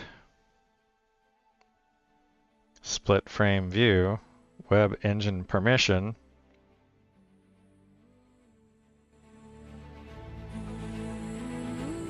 It's a lot of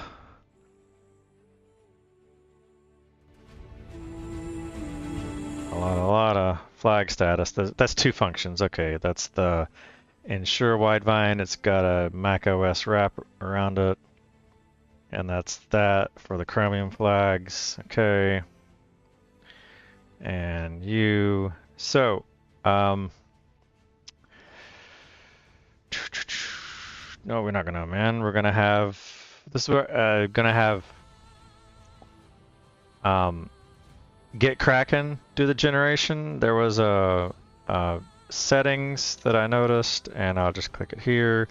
On the AI, you can change your, it was using Gemini, and I just didn't like it. So I'm gonna try the mini. The Get GPT-5 Mini and see how well I like its generation. It'll just generate. You don't have to prompt it to generate.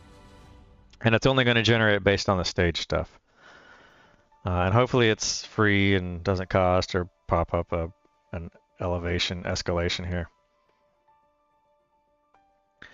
For QT as that's pretty involved.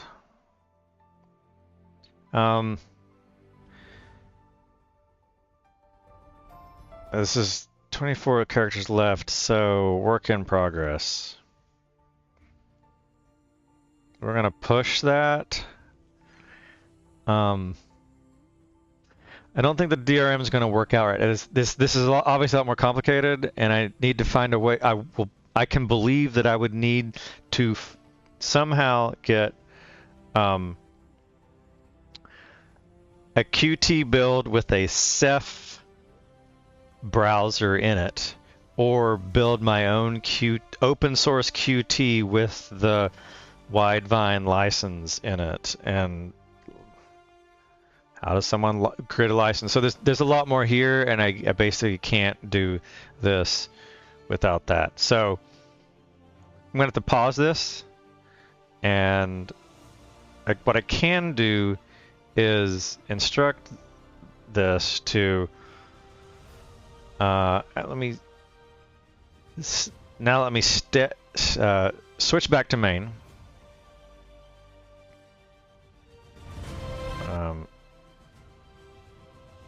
Okay, I'll stash and pop and right, so we've got the stash. This one, agents, I can delete you because we've already got all of you.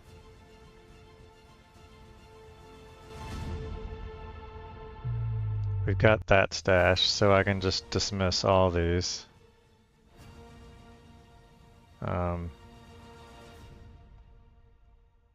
Did I do that right? I don't think I did. I just want to abort the That was merge. Endurance at End by Utho Riley. Now playing Blissful Mark Darkness resolved, whatever. by NightVsKnight Audio. Delete all changes, because I've got the stash. And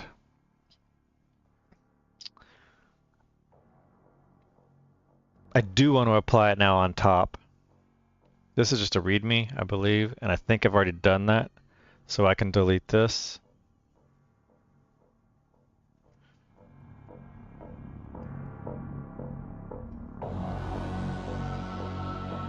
And this one I can pop, I'll get a conflict on main. It's probably not too bad.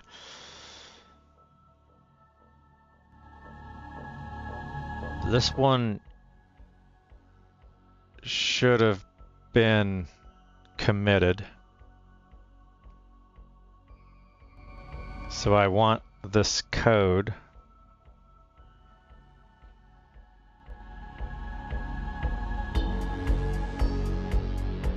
But I don't want it here. I'm not going to delete the stash. That's the only conflict. Okay, so we'll not take you. We'll take you.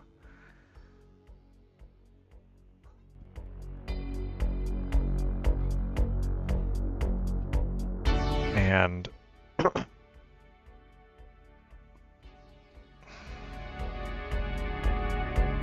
we'll stash that. That's the one we do want. Switch back to wide vine. I want to basically come back into main. What I didn't put... Why is that on?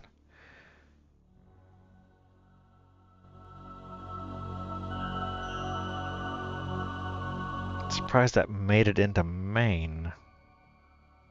But it should be in... It's right here, so this is already there. If I paste what I have on my buffer, that's already there.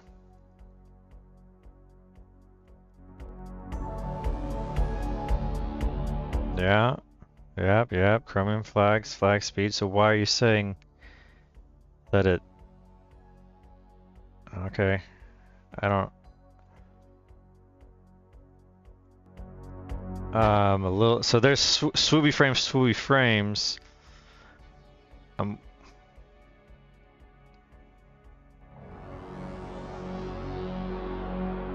Because that is the stash. That is the stash. I don't want the stash. I want the actual last commit of you. And you don't have it in, you do have it in you. So you already are there, so I don't want you on main. And this Qt global. I'm looking for Qt global. I'm not seeing it, but whatever. So I don't see there's a problem there. I think I can delete you and come back to main and pop you.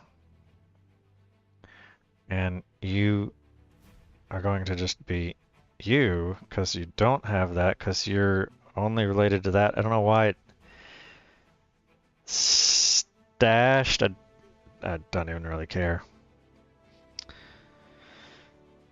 Unstage all those changes. Delete you, because we got you. Because the other stuff's on that. We're in the wrong branch.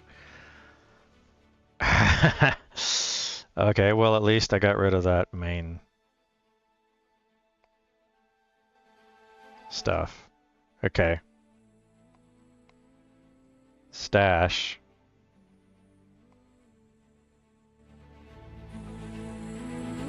Everything. Go to main, pop, we're gonna have a conflict because it thinks you are that, and we'll pick you, and we'll save. That's the only one. And now we can delete, unstage all. I don't know if orders really matters. Delete that stash. Alright, now we're clean. I'm not going to delete the Widevine DRM because that's that's going to be a project. Is a little bit of a heavy lift to get DRM media into my hobby open source browser.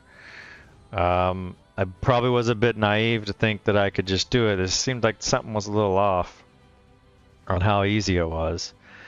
So there you go, it's not as easy as it looks. Now this, I can basically, I'm on main, I can let you pick you, and it's a little slow.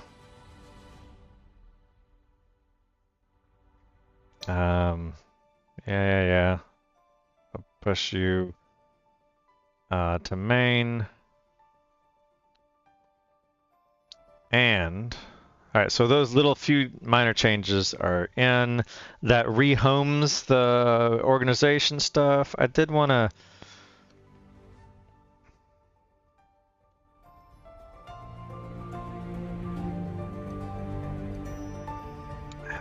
it's right there because it insert because these were like all contiguous lines. I was fine with the non-programmatically generated server name, but the DRM branch threw in some Chrome flag checks and inserted it right in between there. All right, time is 4 o'clock. I'm going to follow up with update the I can just ask it. Update the GitHub ticket with the latest information summary findings.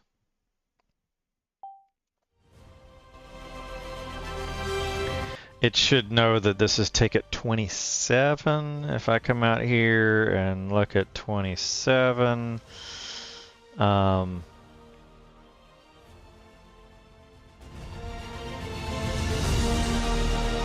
it just now added that. I'm going to mention that this is done on branch.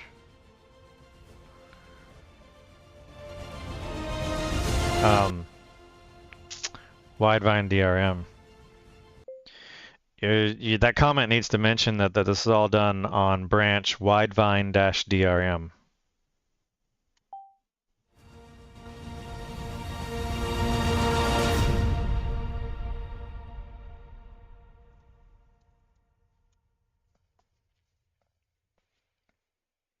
That was Endurance at End by Utho Riley. Now Add play issue comment. Okay, well, it's just adding.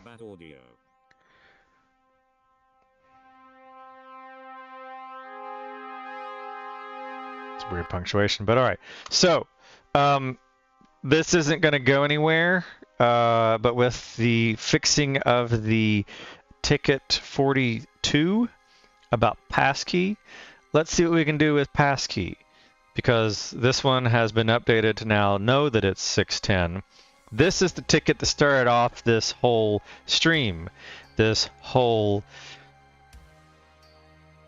4-hour-long stream, is this ticket, where I thought, well, this will be interesting. What if I could do the heavy lifting of getting passkey in? I'm wondering if I'm going to run into a similar problem on this. that I just found out about the DRM of Chromium is that you kind of have to be hardware authenticated, signed, and that sort of stuff. Not just any app can go pop up a passkey authentication. We'll see.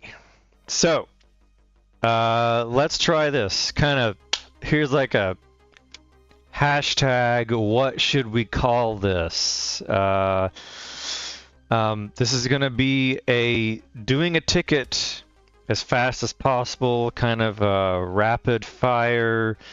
What do we call this? I don't know how to kind of headline or spotlight what we're going to be doing here.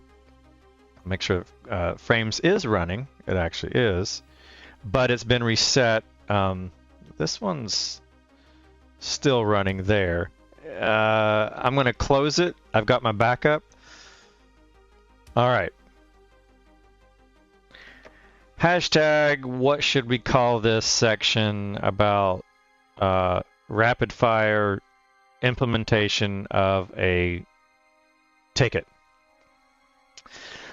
I don't know. Let's try it and see. So, let me cough first.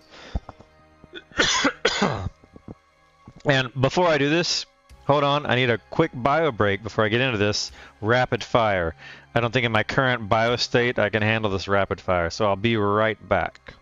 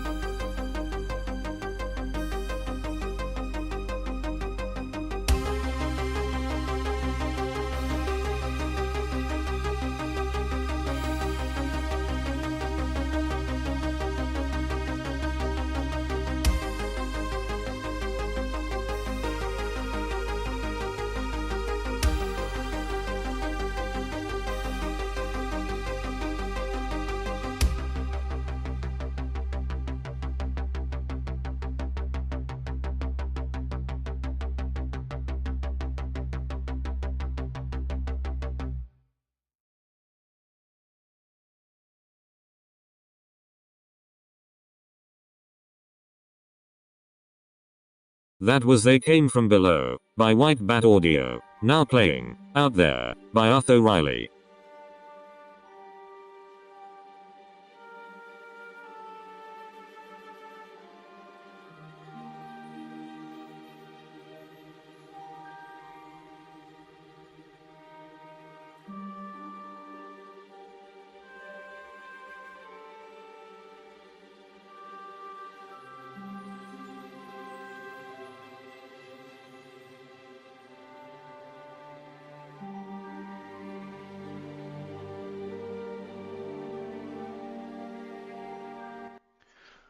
What do I call this section?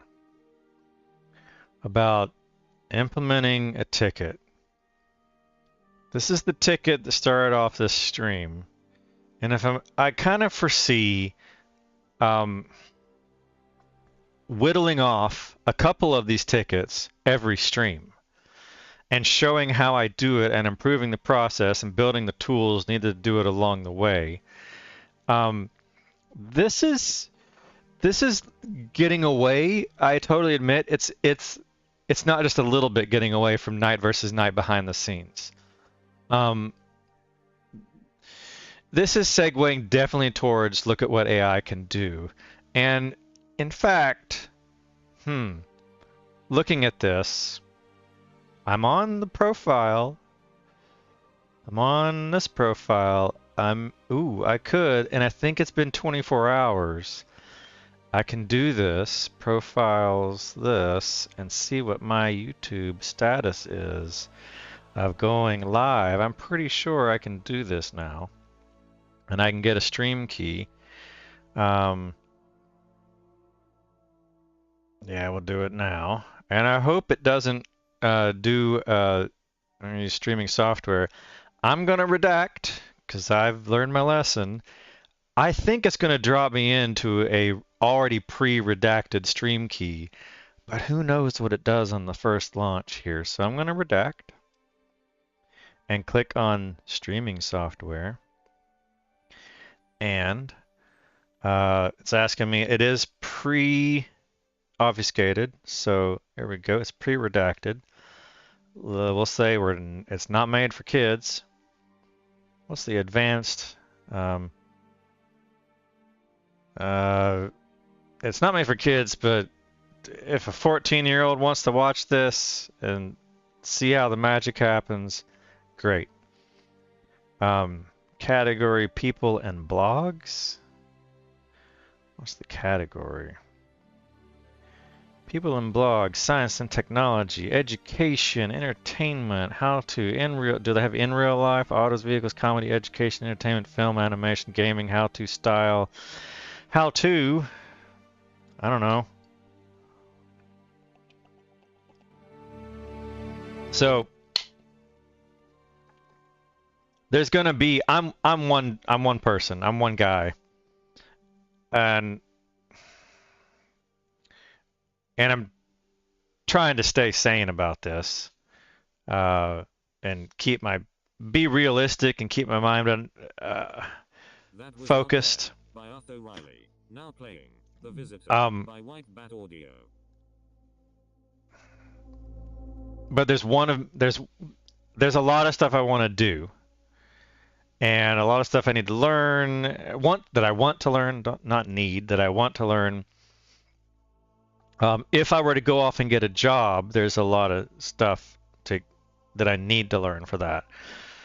And so, look at what AI can do is going to be my more of a industry palatable, understandable elevator speech name of look at what AI can do is how I, as an individual, Paul Peavyhouse is my name, am going to try to present my abilities and that I can work for you, either as a full-time or as a contractor.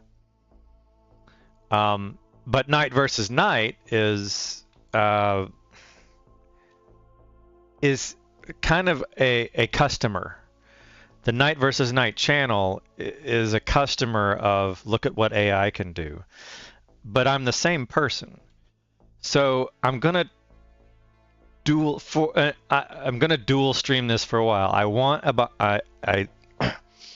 to reach a milestone, and that's probably, I think a reasonable milestone is 1,000 subscribers.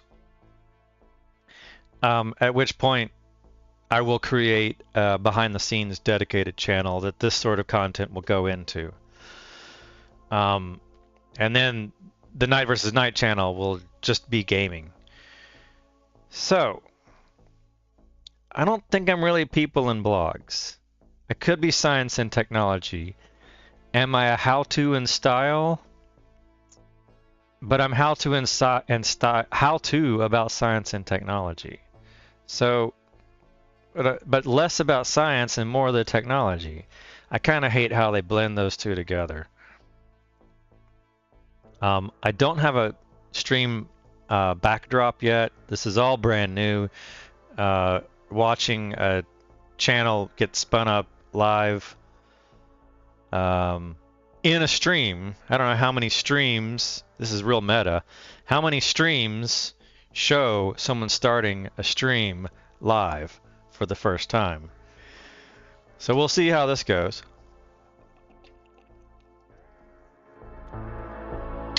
And I will try to segue away over time. Not on this stream, not this week, not next week, probably not even next month. But I will slowly segue away. Now, if I've gotten 55 subscribers in 4 days. So, wow, that was 10% growth in in less than a week. That's pretty good. Thursday, Friday, Saturday, Sunday, Monday, Tuesday. So 5 days, 50 plus subscribers. Not much, but it's 10%. And so if it tracks, then I can estimate in my head how long it might be till I reach. It's only it'd be like 5 days, 55. I need 500, so it'd be 50 days, something like that. Probably won't track that well, so we'll see if a month or two. And if I keep streaming, maybe the algorithm kind of keeps it growing and accelerating. I don't know.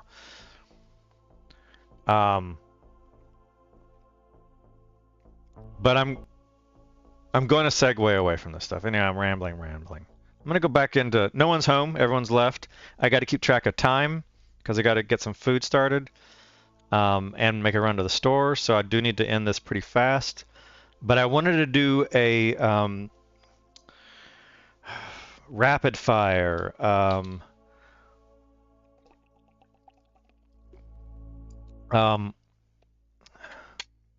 And I want to do it under the look at what AI can do stream as kind of the first stream. Pull a ticket, implement it from beginning to end, time box it within 15 minutes and call it good. Is this even possible? On a feature like Passkey, which I think would be really fucking cool. Yeah, I'm gonna just speak frankly, and I use some expletives. So let's call this science and technology. I don't really like any of that. I'd almost like my own. Is it education? Is it education? I saw some video about education. But it's science and technology education how to. All these categories are stupid. Science and technology. Education? Education AI. Yeah, let me try education. Let me just do it. Let's see.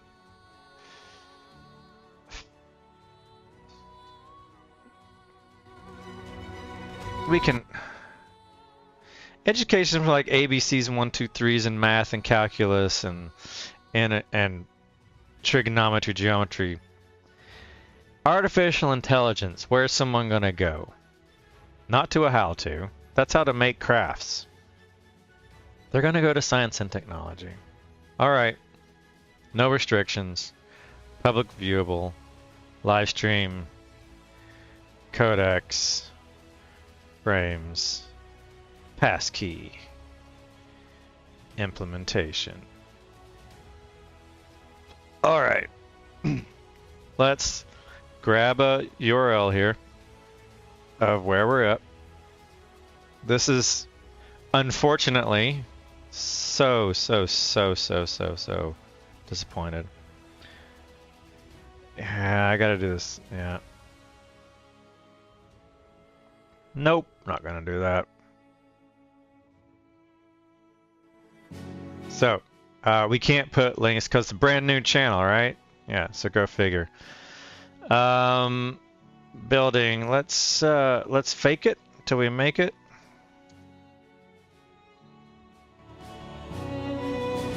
We're working out of GitHub accounts. Phraims today. Issue number 42.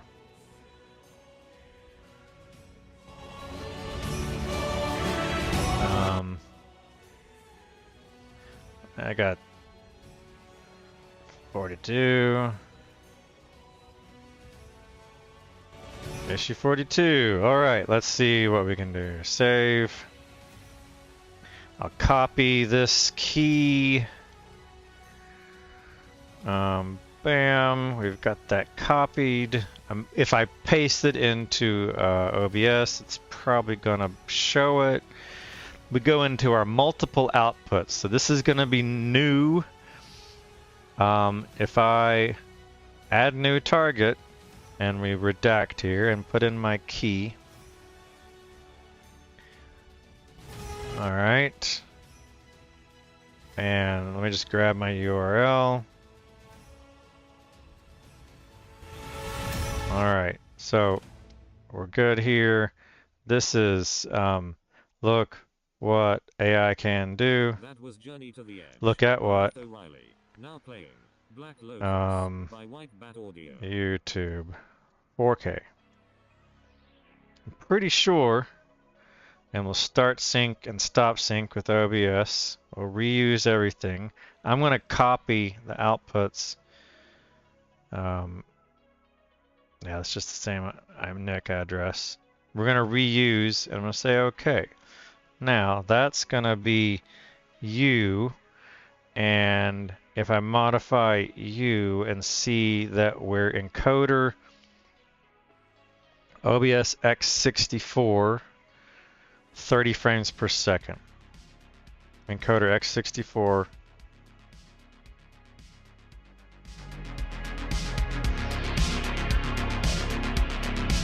And 30 frames per second, use default scene.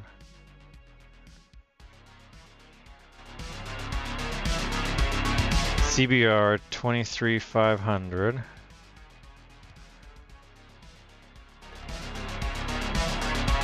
CBR 23500. The keyframe is 2 very fast, none.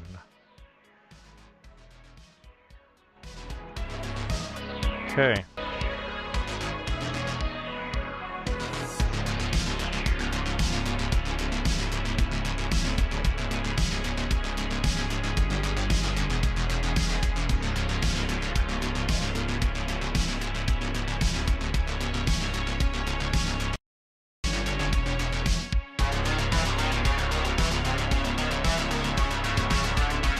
And of course, OBS crashed. And I don't even know if the multi-output's working. Let's get you done. I'm gonna have to verify that.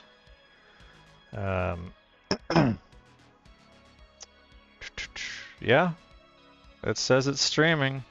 So that's YouTube. It's got a, I think that, yeah, that logo just bounces around when you resize it. So we're live on that. And welcome while I get Twitch and Kick up and running too. Let me verify that the other streams are alive. This one looks to be old, so I can do this and refresh. And that one is alive. And if I tilt my head this way, Twitch is usually pretty fast. And I tilt my head this way, it should be. Yep. And you are good, so everything's back. This one is a new stream where I'm trying to cover. I'm getting this set up and running. We're coming in from NightVsKnight, which is my streaming channel, but I wanted to get this.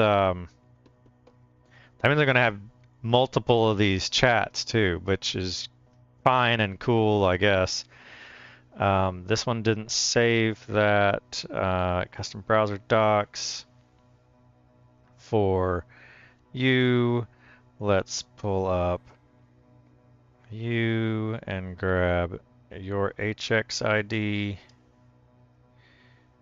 and put you in here. Apply, close. Yeah, you're fine. Now we hide you. Card. Display none. Okay. We're good there. We're good there. We're good there. We're getting this stream up and running. And we're getting Twitch and Kick up and running too. So I have social set up.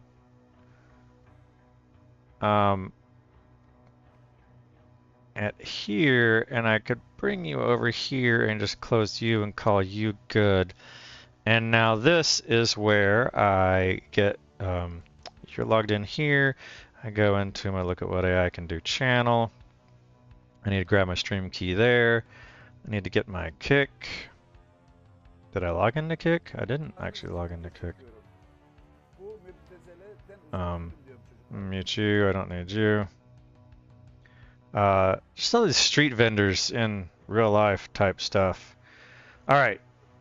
Logging in as look at what AI can do. I already have a look at what I'm pretty sure I already have a look at what AI can do at kick. I didn't create that, so look at what AI can do, and then we'll just call me. Nope. 9, 9. Yeah. Yeah, well, yeah, oh, I guess I don't have to scroll all the way down. Alright, so, I am you. I'll put you here. Twitch.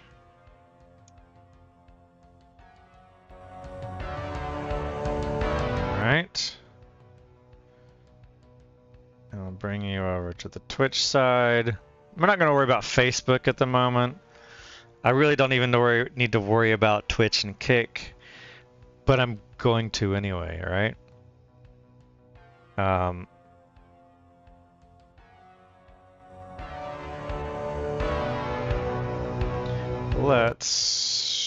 This one's not going to, we'll see. I'm going to redact.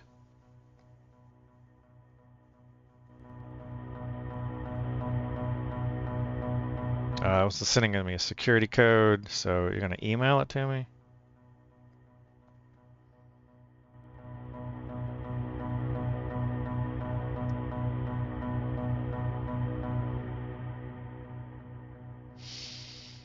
Yep.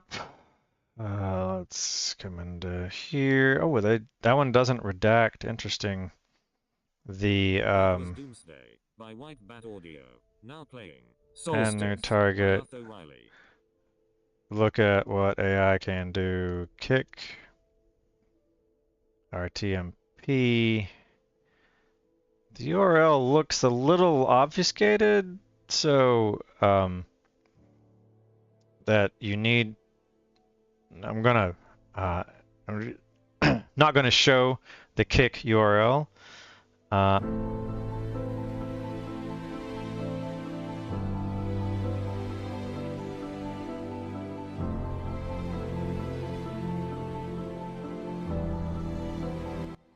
Go figure, it crashed again. So let's turn this off and redact real quick and make sure I don't need the checklist. We're actually doing the goals. It didn't actually save the frames. That's interesting. Noticing the goals.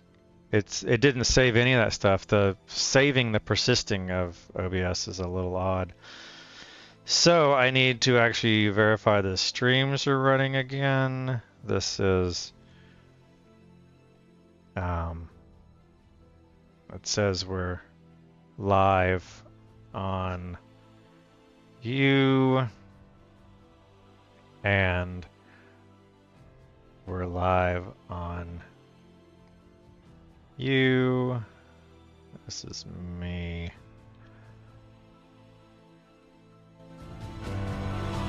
Redacting. Redacting. Redacting. Okay. I was back on. I am redacting. That is correct. I copied this extreme key to OBS, and I'm editing the kick settings to match these kicks.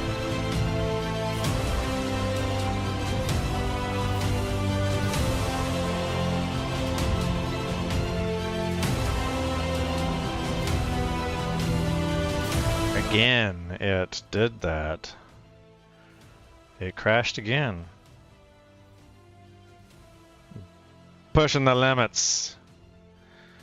Let's see if I pull up multi-stream output and I look at. Yep. Well, this is just a little bit. FA723B171. All sorts of crashes here.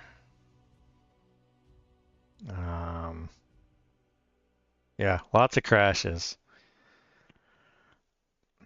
It may, I don't know if it is or isn't related to all these multi-streams that I'm setting up. Now playing forever. Tools, source doc, expands you, just to give me a little bit of workspace here. It seems to be when I kind of close or modify this kick, and the URL is the same across all the kicks, so I don't think there's anything in that URL that's. There's no tie in between. Look at what AI can do and NightVsKnight. The fact that they just use the same server address is a coincidence, I think. But yeah, it's going to crash here again. I want to basically look at its software. It's x264, 1080, 30 frames per second, 6000 ABR to profile high. I don't know why profile is high.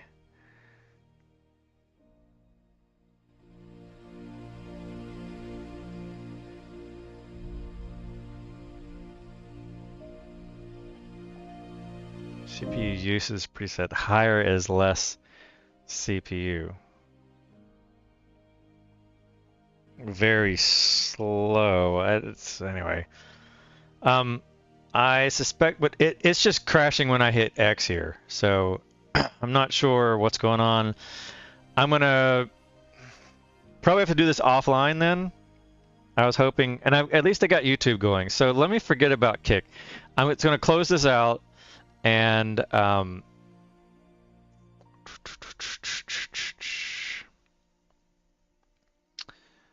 trying to think if I can disable or something, if I could protocol disable the thing, or if I just should delete the kick. So I'm going to close this. It's probably going to crash OBS, and the time is 4:38. I'm going to turn a light on.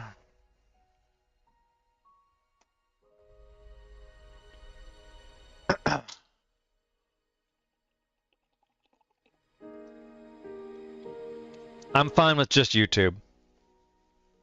I was hoping to do Kick and Twitch, but if I'm running into these crashes live while streaming, go figure. So here I am. I'm going to close this. It's going to crash, but I'll be right back. Oh, hey, it didn't crash. This one is not started because I haven't told it to sync yet.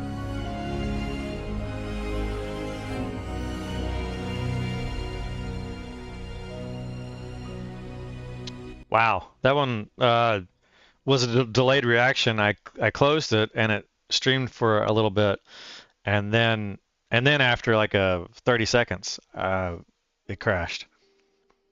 So I'm gonna do the kick and stuff afterwards. We'll just have to live with YouTube for the now. One last verification that YouTube is streaming.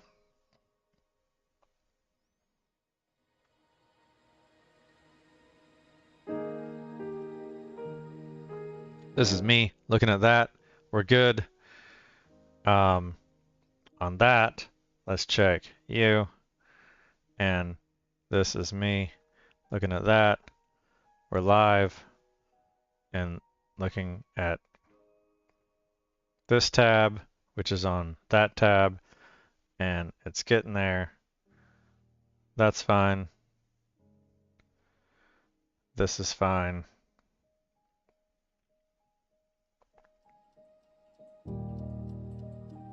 Okay. So we're good. I'm not sure why that's... There we go. That's got a long delay. I wonder why the other one doesn't have as much delay. 27 views. Wow. Interesting.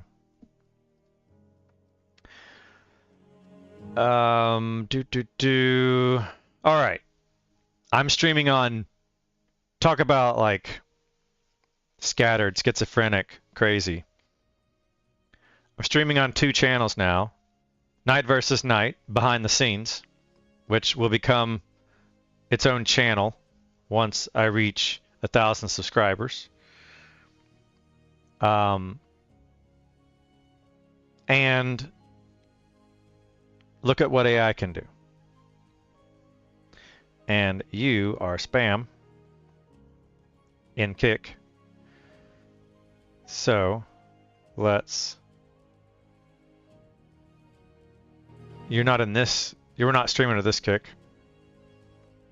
Yeah, there we go. Yeah.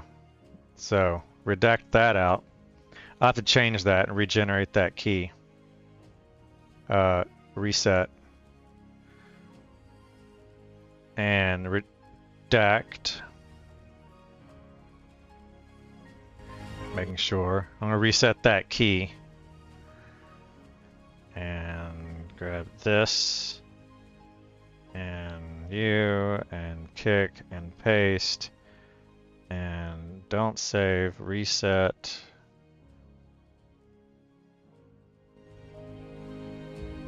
Has been used. I guess another code. Okay, a second code. A third code.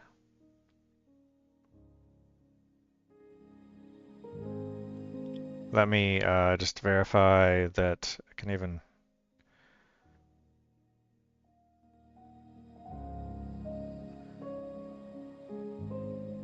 Reset. Send again in a minute. There's the code.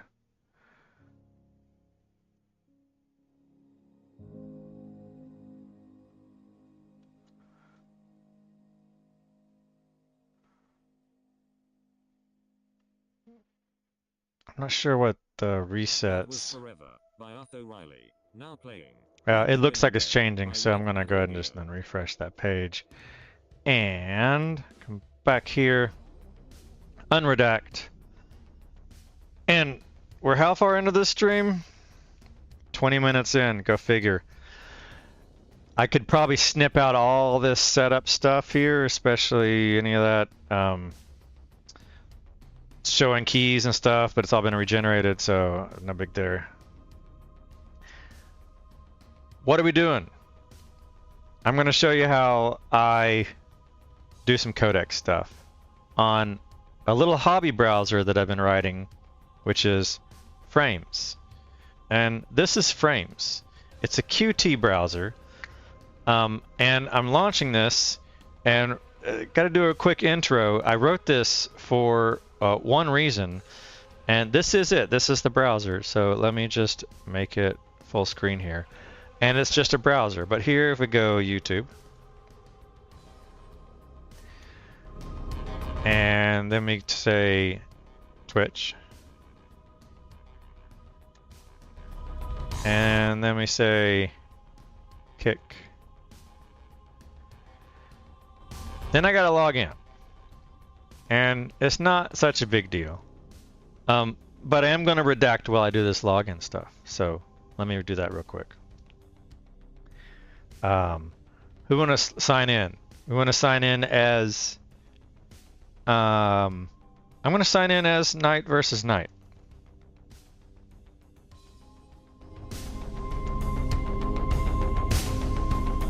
And let's see here again.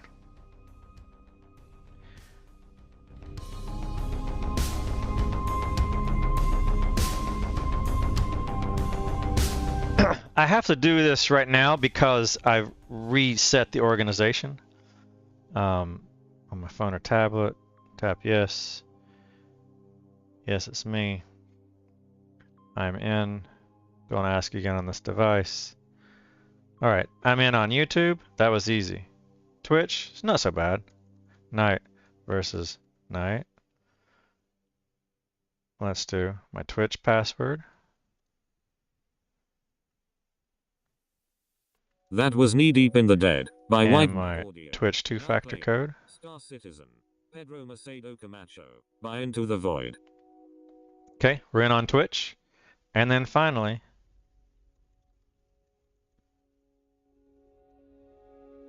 Kick. Grabbing this password. And this code. And we're in. All right. So now I'll unredact after I close this. All right. Unredacting. So what I had worked on for the past 4 hours on the browser. Not literally the past 4 hours, but for a good chunk, 30 plus minutes, is DRN. This is an open source browser. And this is what it does. The Phraims icon itself is, I spent time on it, so I'm going to show the Phraims icon. I think it's a little bit cute.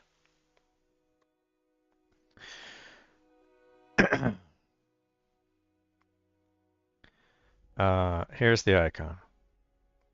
It is a caricature of things that you might find and see and use a web browser for. So for instance, in this Phraims browser, let's make a new window.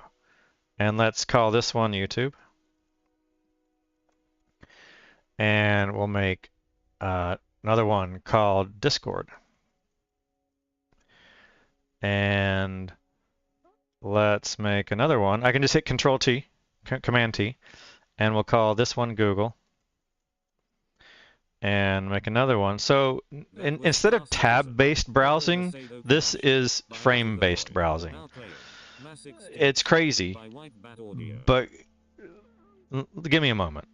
Amazon.com. Another one. Just give it a moment. Let's see. This one's going to be Messenger.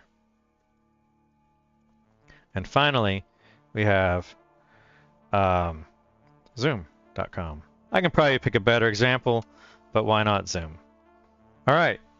This looks pretty bad, right? We can change the layout to be a grid. And now we're Brady Bunch style. And it still looks pretty bad. But let's zoom out a little bit of all of them. Now, right now I only have per frame zooms. I'm going to change it so that I can scales, not zooms, but scales. I'll make it so that I'll have the whole window, everything in the window can scale. And when you resize it, it will auto scale.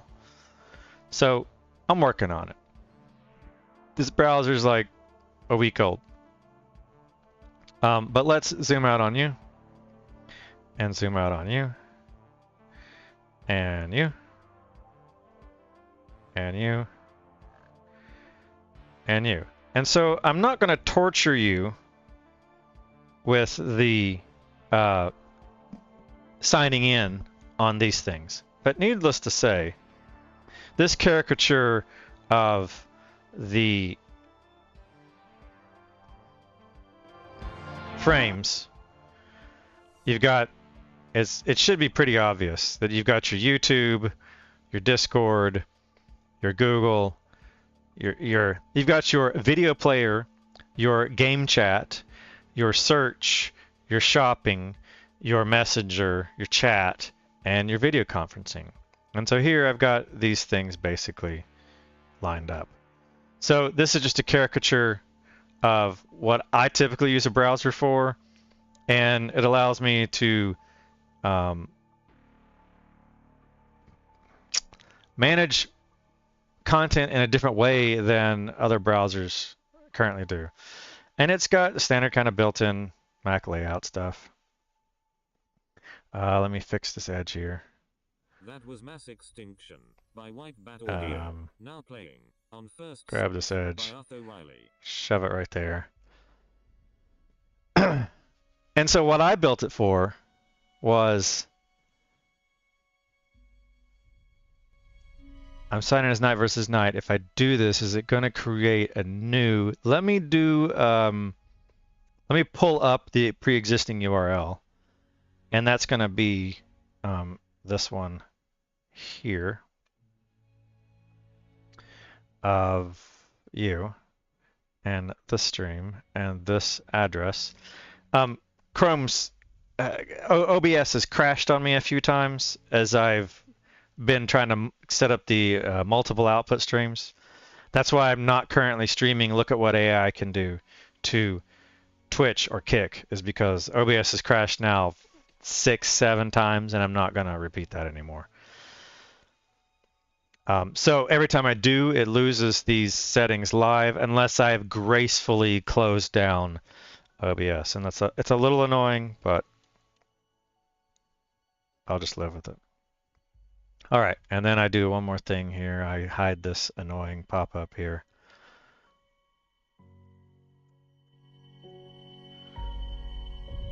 All right, so this is how I had my browser set up, and I did want to grab these URLs. But with Phraims, let me make this a little larger so that you can see me editing. There's that chat.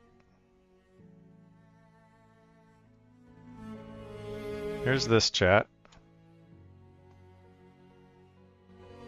And here's this chat. So now, instead of in OBS, I've got this source docs and I got custom browsers. I use SocialStream. I've played with it. I'm not against it at all. I wanted to challenge myself to see what I could do on you, a Trump supporter. Thanks, Buttercup. I don't know what you're talking about. We'll see. Distraction. You know, this is the way of the world nowadays, right? Who's that was on Kick? What the fuck?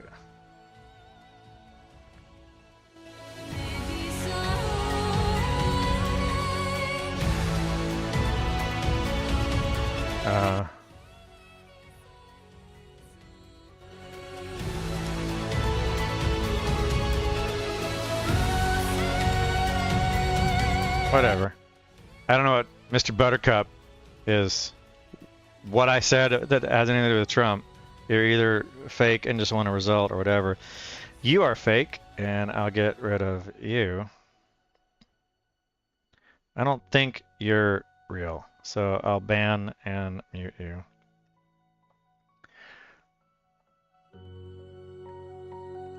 Anyway, gotta deal with them when they come up, right?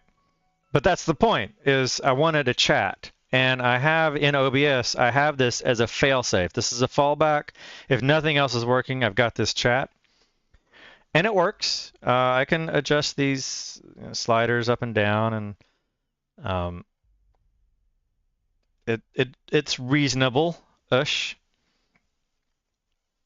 But I wanted to challenge myself and make my own browser. And that's how Phraims got to be.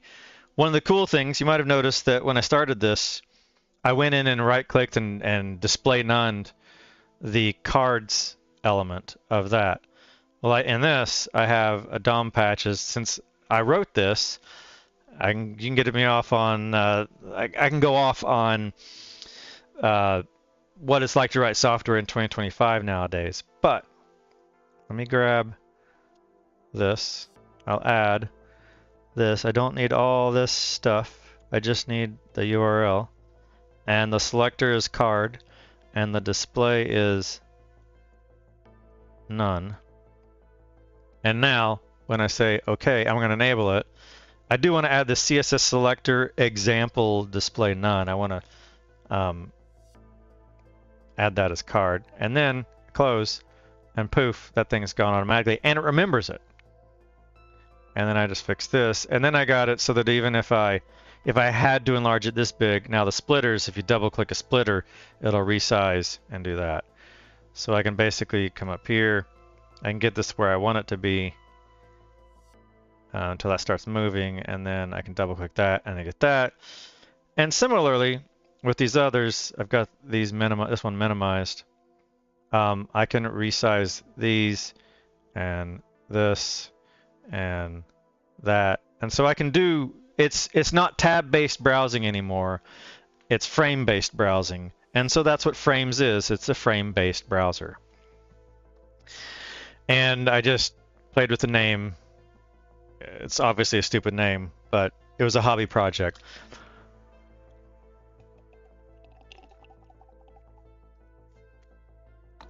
So that's my introduction of Phraims. And I'm watching the time. But this is look what AI can do, because it's probably been 95, maybe even 99% written by AI. I've been a software developer for 27, 28 years. And I know a thing or two about programming, but man, it's like to just talk, to just be able to natural language explain what you want, and then have a very advanced calculator go off and just do all the math and lay out all the code for you is extremely compelling. And being that I'm unemployed, I might as well learn how to be rapid. I was going to show, so this look at what AI can do stream is focused on passkey integration. And I'm going to do that. I'm going to try to time box it real quick. I hope to implement passkeys in 15 minutes. I have no idea if it's even possible, but I'm going to start a timer on my Stream Deck here and see how close I can get to 15 minutes. I wonder if I could have that as a multi-action step to start the timer and then overlay something on the screen here at the same time, like a 15-minute timer directly on the screen. So I'll invest. Hashtag note to self. Is there a way for me to get the Stream Deck Neo to multi-action a timer plus a OBS scene item so that I can start a timer on the Stream Deck and see it both on the Stream Deck and in the stream, not necessarily on the screen. It would just be an overlay in the stream. So this is frame-based browsing using Phraims browser. It is an open source browser, and I think where I was going with this, I only have these two windows open. So let me get a third window open. So Command N to open a new window. And I'm going to I'm going to open twitch.com TV, and I'm going to Command Tab. I'm going to make a new tab. So Command T, because everyone knows what Command T is. Maybe one day there'll be a Command F, but that's probably already taken. And then we're going to go kick. And if you notice here, and I can lay out these things horizontally or vertically or grid. Grid is going to be the same thing as a vertical stack. It's going to figure out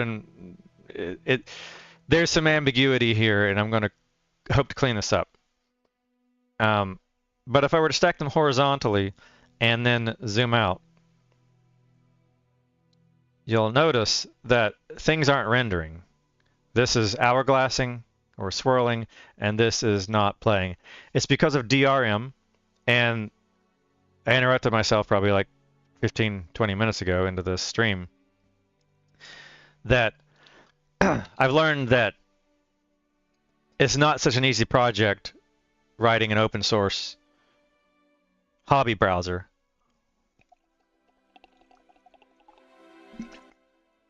Based on Qt, open source.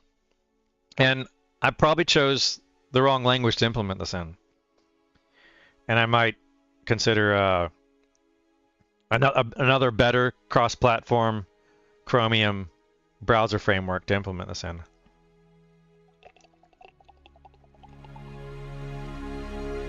But I suspect it might have the same problem. If it was Ceph-based, maybe that's why Qt uses Ceph and not... Sorry. Maybe that's why OBS uses Ceph and not Qt browser. So, I have a ticket on this. Let's pull up you, not you, but you. Let's go look at my code, the code.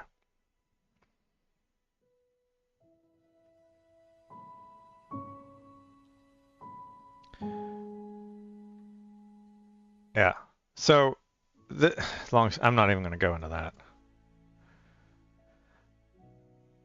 This is one I created accidentally. I created this one first as look at what AI can do, but I created it as a business GitHub account, and oh my, what a disaster that was. So I renamed it, and I made the disaster even worse. So right now I can't do GitHub build actions. I have to basically set up a budget on this thing. It's a mess. I've created a look at what AI can do. So I renamed the thing I created wrong to have a 2 on it, and then I created what I should have created from in the first place. And this is what I will be working out of, but I can't right now because of stupid GitHub reasons. I have a ticket open. We'll get to it. I'll clean it up. This will go away. But I have issues. But on the closed issues, I've worked on all this stuff with AI, either Copilot, either these things had been assigned to Copilot, and Copilot went off and did them and implemented them, and I worked with it. Some of them came through very easily, and some of them took quite a bit of work. But what I did here was investigating Ceph. I think I had an investigation about why Ceph. Do I have talked about Ceph at all?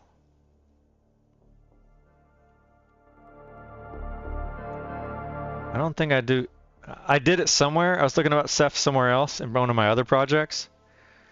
It might have been my media player. That's where it was. It was in my media player, which is under a different... it's a media player. I've got a purpose for this here. Issues. And if I search for Ceph... Wow. OBS... This one.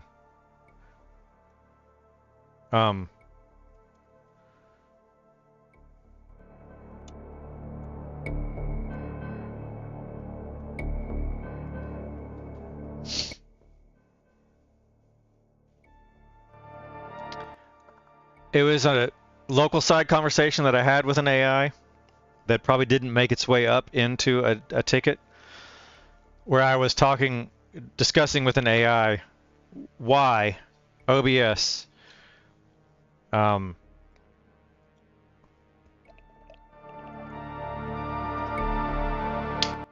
OBS is a Qt-based application. So there's a Qt web browser, and it's been around for a few years, Chromium-based even.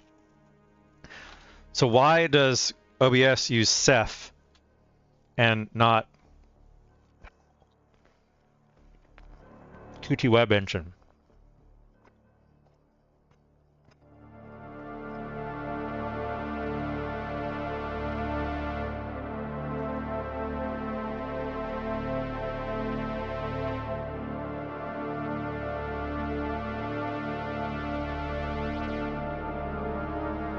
And I think I now know why. Going off a little bit on a tangent, for sure. because you have to, there's a limitation here on Phraims that it being an open source, since it is just open source and it's literally like a week or two old at most. Then there's been not enough time to even email anyone and get a response to license apparently a Chromium what is it now? I already had it. This is the wrong one. Nope, that's my other project.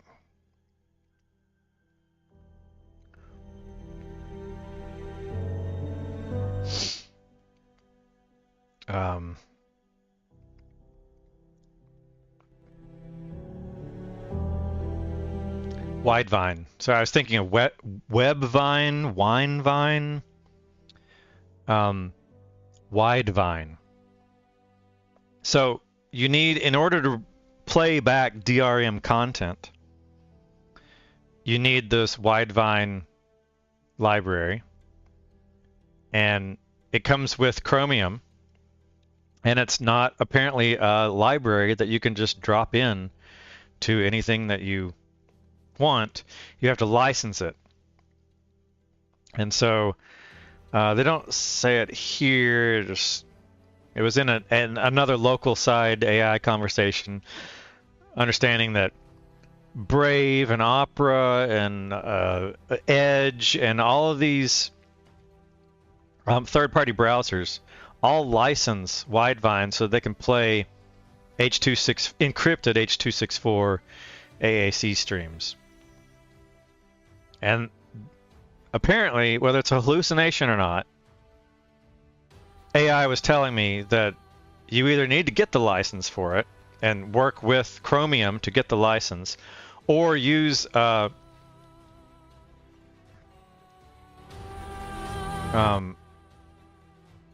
was trying to see if I can find the phrasing in here. They did a good job explaining, but they're not going to say like Brave, Opera. Yeah. So I have a session here. Add to the, not this one, but this one. Add to the ticket. Add to the ticket what you said about. I can even do it this way. Here, watch this. Add to the ticket what you were saying about Opera, Brave, Edge, all those browsers that license Chromium so that they can embed the Widevine. And how feasible is it for an open source browser to get a license for it? And possibly, I'm adding to it an idea about, is this the reason why OBS uses Ceph inside of its Qt code instead of using the Qt web engine directly? Does that sound like a reasonable idea? All right. So I can just talk fluently to to Codex that's hooked with an MCP up to GitHub, and it will basically come in here to this ticket, and it just posted that right now. I was hoping to scroll down so you could see it. And so this is a comment that it added. So browsers like Brave, Vivaldi, Opera, Edge, etc. are all Chromium forks that maintain licensed agreements with Google. Why not let AI read it? Additional context for future investigation. Browsers like Brave, Vivaldi, Opera, Edge, etc. are all Chromium forks that maintain licensing agreements with Google. Additional context for future investigation. Browsers like Brave, Vivaldi, Opera, Edge, etc. are all Chromium forks that maintain licensing agreements with Google, which lets them redistribute the Widevine CDM directly inside their products. That's why they can play DRM streams out of the box even though Chromium itself doesn't ship Widevine in the open source tree. For an open source project like Phraims, or upstream Qt web engine, there is no public program to obtain a redistribution license. That's so weird. The only feasible approach is to ask users to supply the CDM from an already Is this a installed hallucination? Chromium, or switch to a commercially licensed Qt build where the Qt company handles the licensing. This is likely why projects such as OBS embed Ceph Chromium themselves, or roll a custom shell, instead of depending on Qt web engine. They can control the Chromium build configuration and integrate DRM support when they have the appropriate agreements, whereas Qt web engine's redistributable binaries must remain Codex CDM free. Keeping this in mind, unless we move to a Qt web engine build that already bundles the licensed pieces, or negotiate our own redistribution agreement, which isn't practical for a public OS project, we'll always need the bring your own Chrome flow for Widevine. Yeah. But that's not even enough. We still have to compile it.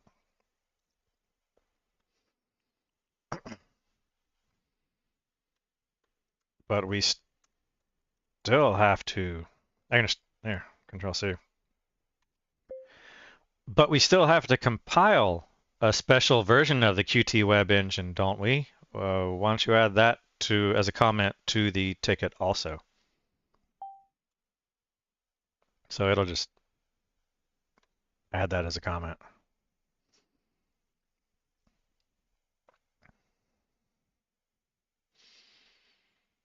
So I think this is kind of cool that you can do this. I can open up tickets like this. I can create pull requests this way.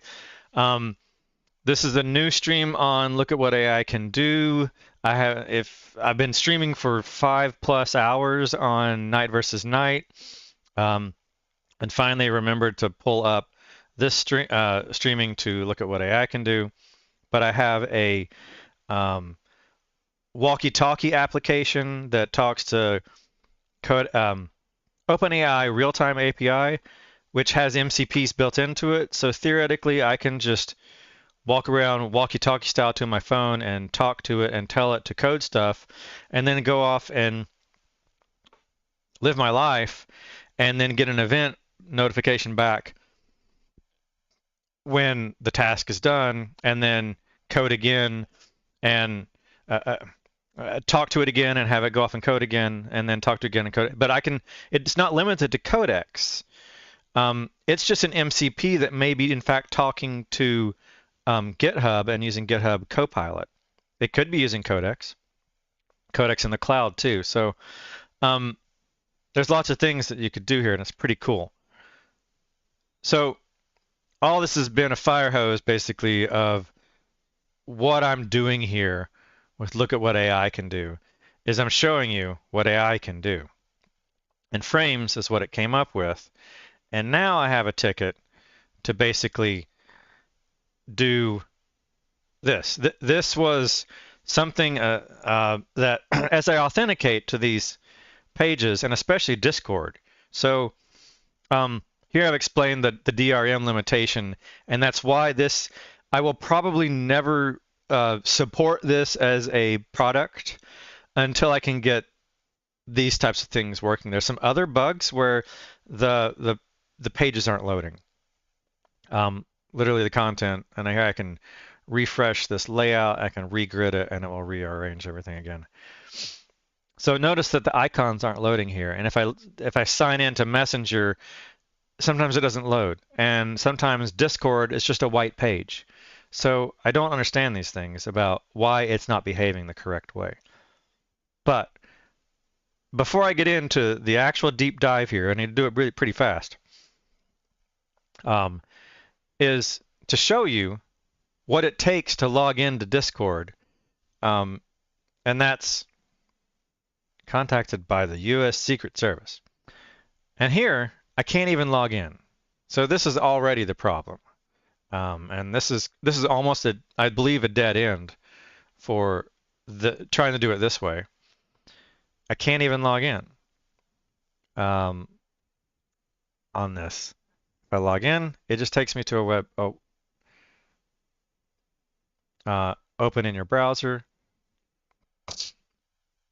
Log in. It just takes me to this page. I can inspect it, and maybe I'll learn here. This is just a.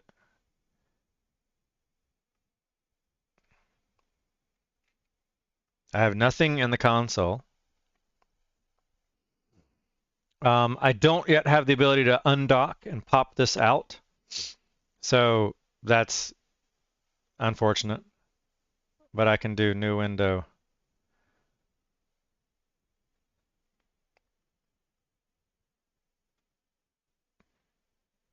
And dock this over here. Maybe. There we go. Discord.com. And this page should track that. Inspect that page. And log in.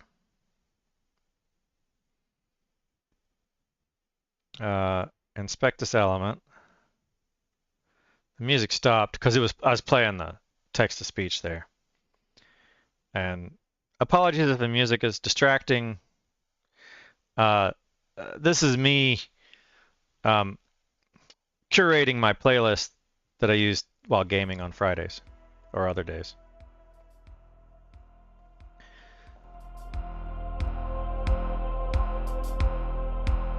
So here's the login field. It's just going to the page. That's all it's doing. I guess it's browsing to the login page.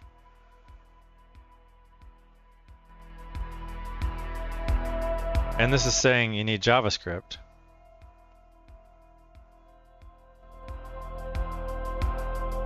But this is a no script. Like, this isn't really what's happening. This is just saying that it's failing to load, even though the console is never saying that it's failing to load. So I can. This is gonna be a little old. I don't think they have AI built into this one yet. The Qt browser is not the bleeding edge latest. So how do I figure out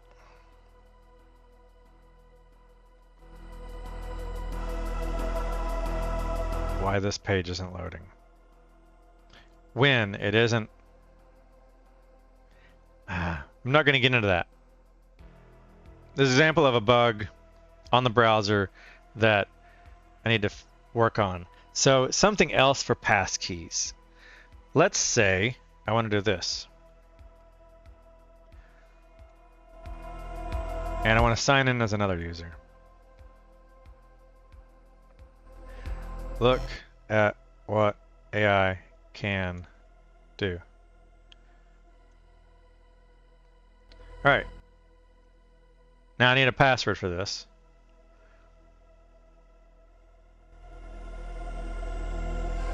Let me redact. And go grab it. I was wondering if there's a way I can jump faster forward into a...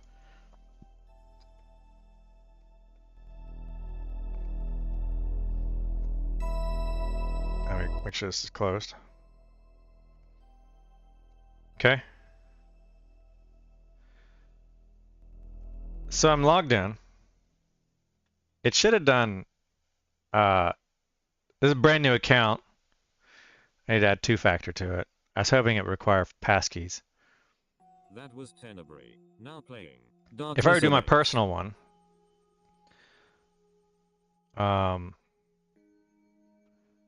show more accounts, add another account,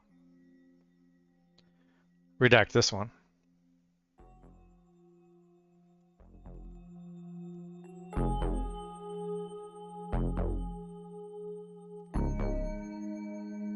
So this one, all I did was type in my, you can see here, I didn't know if it would prompt me for my password, and I did the same thing again. All I did was just type in my username at Gmail, and it wants to do a passkey. So here is where this deep dive begins.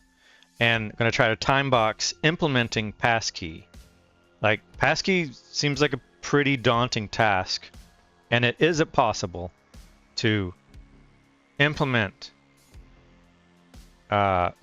passkeys in the Phraims browser. The benefit of me explaining all that about the DRM stuff and the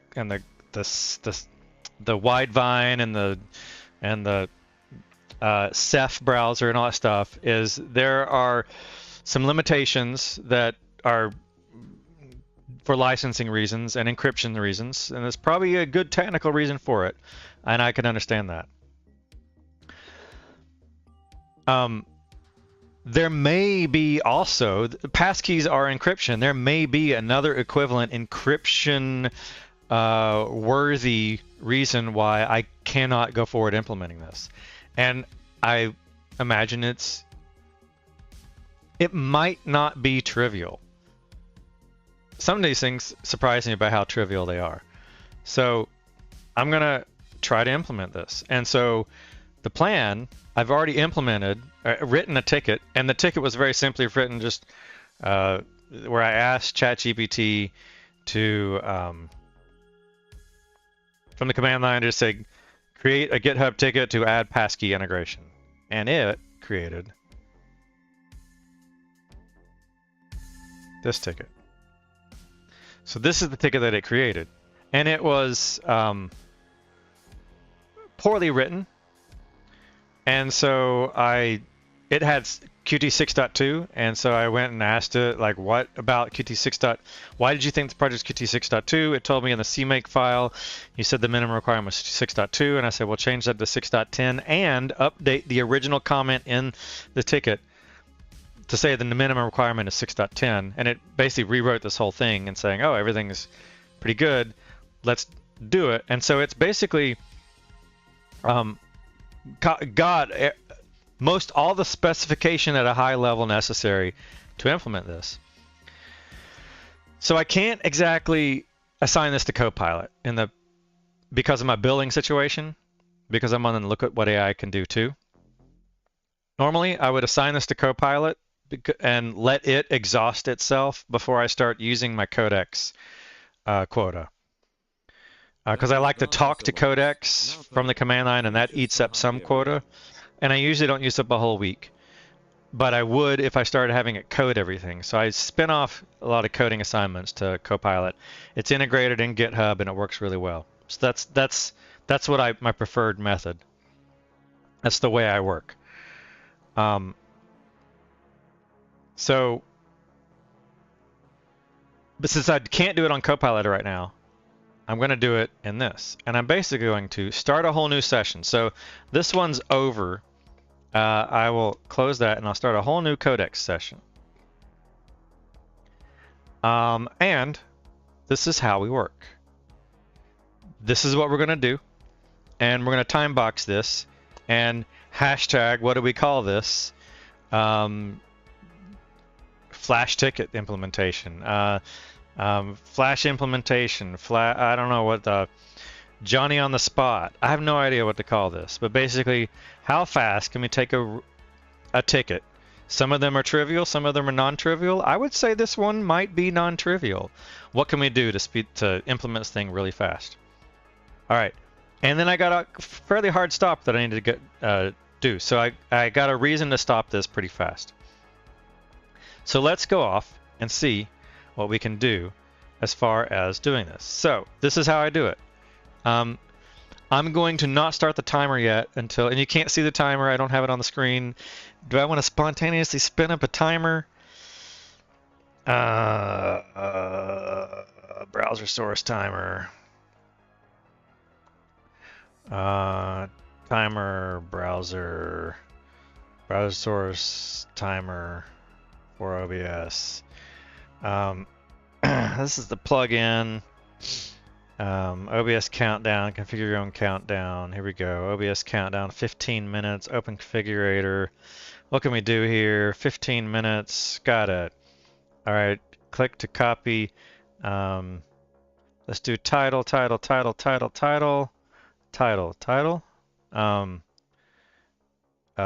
Implement title. Seconds, select your flow, interval, date, down, title. Where do I set the title? By Utho Riley. Divider years. I appreciate it. Here we go. No, dark, dark, dark. Timer style. Transparent. Title, title. Here we go. Implement passkeys. Ending text. Ended. Time's up. All right.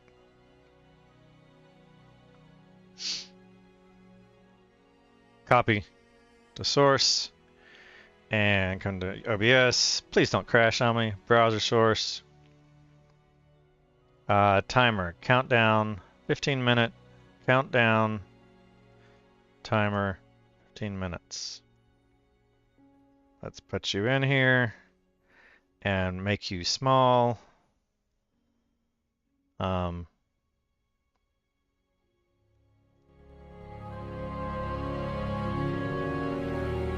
we go. Let's resize you as it's a lot wider than narrow, so we'll go 300. And we'll even change you to 600 by 200. All right. And let's see what we can do.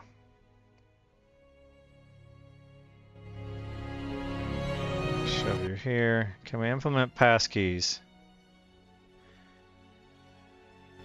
in? I want to restart.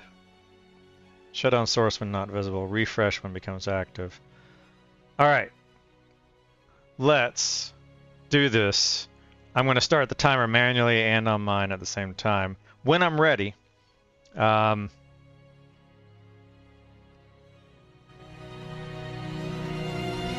soon as I hit enter. So, I got this. I got that. 27. Can we do it in 15 minutes? All right, I'm not going to hit enter here.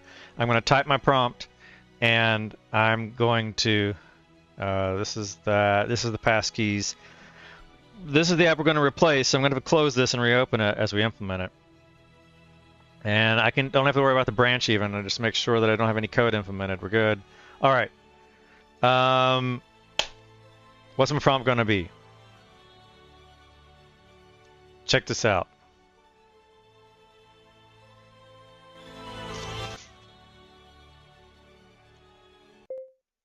Using the GitHub MCP, find the ticket to implement passkeys and implement it. That's it. So it's going to go off and use the MCP to talk to GitHub, find the ticket to implement passkeys, and implement it. So are we ready to do this? Where's my OBS? I'll set this up to be controllable by my Stream Deck in the future. But for now, let's go 3, 2, 1, bam, and hit enter. All right, now we follow along and see what it can do. Here is the code that we're going to see. We can watch this think. And we can watch our chat along the side here. And what else? Then this QT itself, we can follow along in QT. Sometimes we can see earlier if it's going to crash, if it's not going to compile. And we can watch if it's not going to compile. Now playing Star Citizen, Pedro Macedo Camacho, by Majesty of Space. All right. That's QT. This is Get Kraken. Here is Codex going. And I've seen Codex work better than Copilot in some places, and I've seen Copilot work better in some places than Codex. And I've seen Visual Studio built-in Copilot work better than Visual Studio built-in Codex. I don't really use the built-in one. Sometimes I do. I use it when I'm fine-tuning existing code. I don't tend to have it all locally implemented on the local box. You can. So it's investigating, looking. It read the ticket, laying out a side-by-side plan and how to do that stuff. I can even have it speak this stuff and give it a voice. I'm laying out a step-by-step plan to add Passkeys support, starting with understanding requirements, updating the split window component for WebAuthn, building the UI prompts, wiring logic and signals, and wrapping up with docs and tests. This helps me tackle the task in manageable chunks.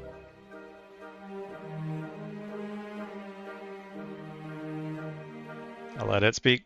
I'm planning how to handle the WebAuthn requested signal by creating a new dialog UI that responds to different request states like account selection, pin collection, and errors. I'm considering a modular approach with a new WebAuthn dialog class, wiring it into the existing window frame architecture, and making sure the build system includes these additions. Let's explore the header types and signal integration next.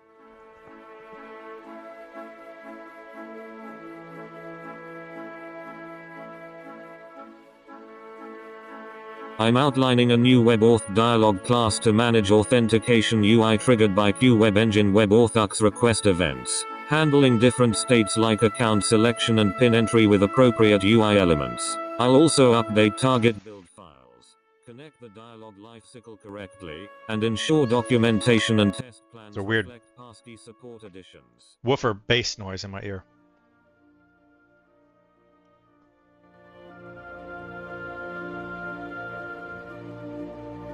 I'm mapping out a detailed plan to add a new WebAuthn dialog class with Qt widgets. Update CMake and connect it into existing UI like split window and split frame widget.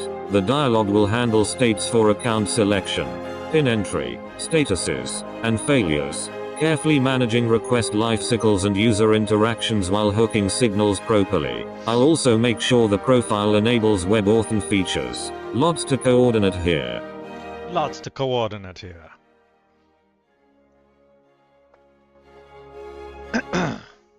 Well, what can we do? It hasn't written any code yet.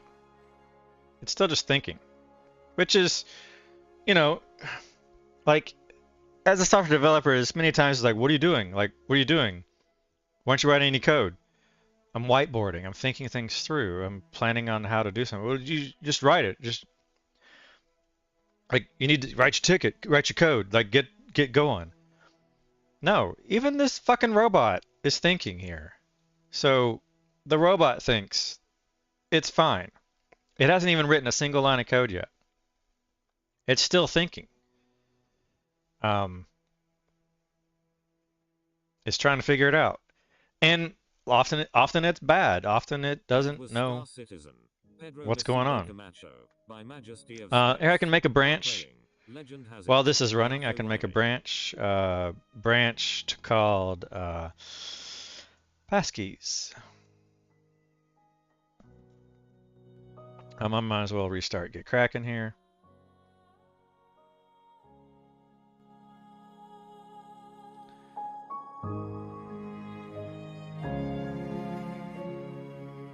Yeah, I don't care about you.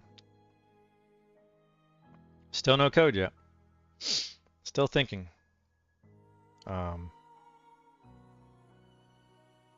it kind of doesn't even know some of this stuff. I'm exploring how WebAuthn is enabled in QtWebEngine around version 6.10, checking for relevant methods like QWebEngine profile, set WebAuthn enabled or attributes in QWebEngine. For the Widevine DRM stuff, it's CRM, customer relation management, but for the digital rights media stuff, it was hallucinating APIs that currently don't exist. Now, they might have existed in the past.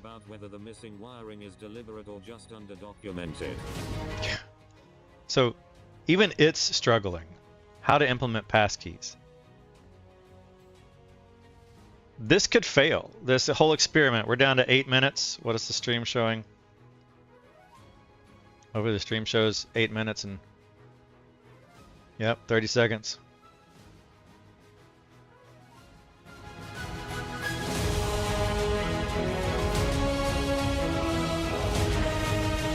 Code like the wind, Grandma. Code like the wind.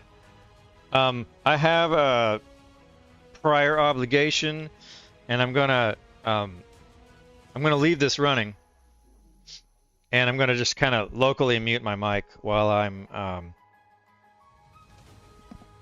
getting out of my pajama pants.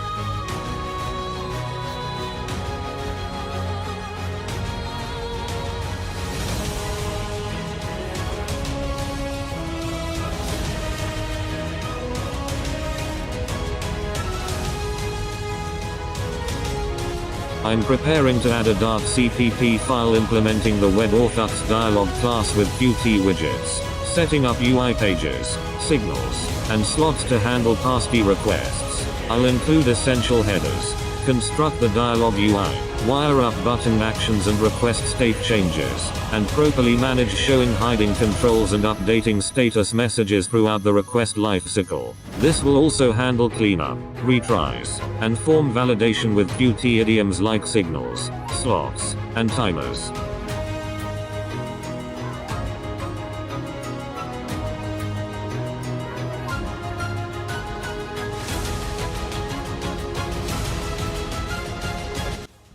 Code like the wind, Grandma. Life sickles. I heard it say life sickles. Where are we? Wrote a lot of code there. Legend has it. Now playing. Aspire.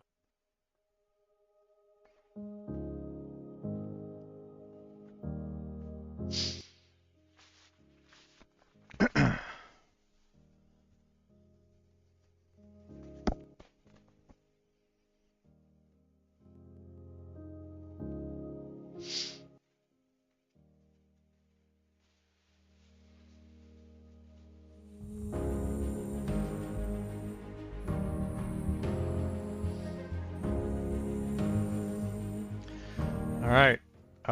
5 minutes to go. Getting close to 5 minutes to go.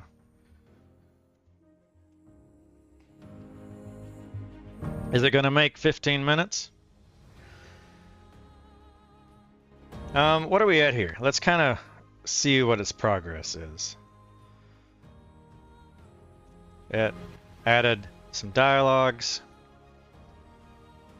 This is the... I haven't cleaned up the Mac OS versus Windows build. This is only a Mac OS build right now. And we can resize you to get a little bit larger.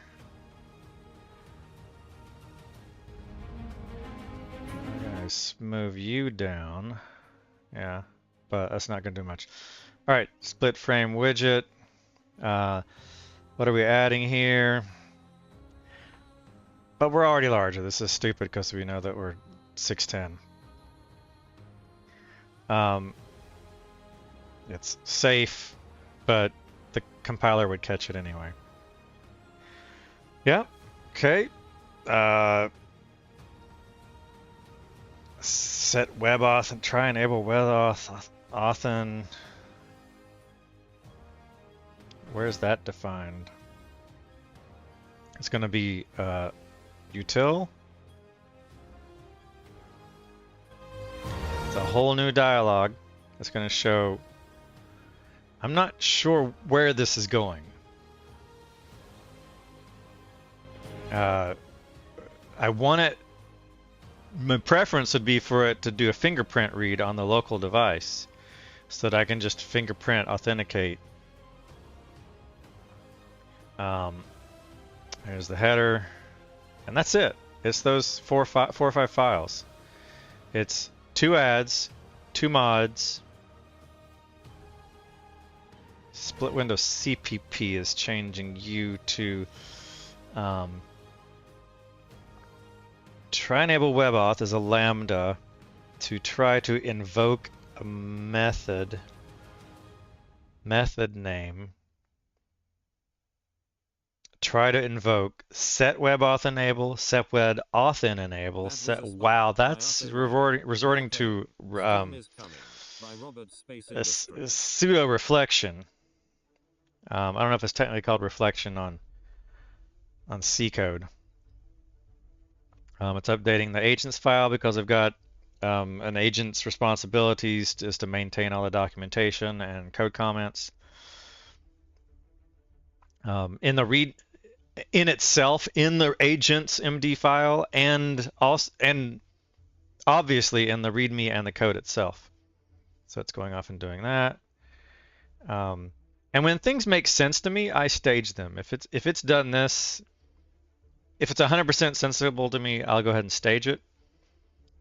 Sure, I get that there's a file there. I don't yet know what it's going to do. I don't really. The make file is fine. Phraims now support passkeys. Sure, that's README stuff. This is fine. These are weird. Those if checks. So yeah, you're fine.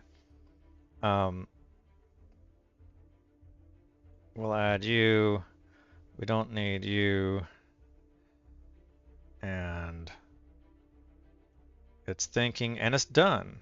It's done. So we had 2 minutes left. 1 minute 55 left.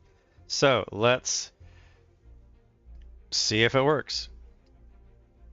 Bam, bam, bam, bam. If else that.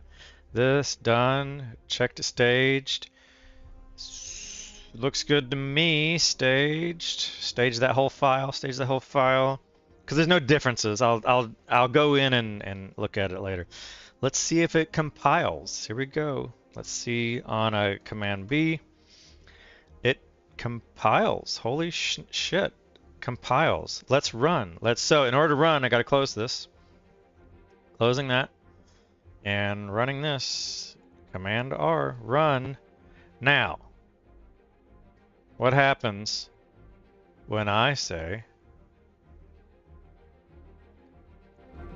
group 1, you're not signed in, try again. Now if I put my name and I sign in with passkey, well, it didn't pop. So it didn't prompt for a passkey.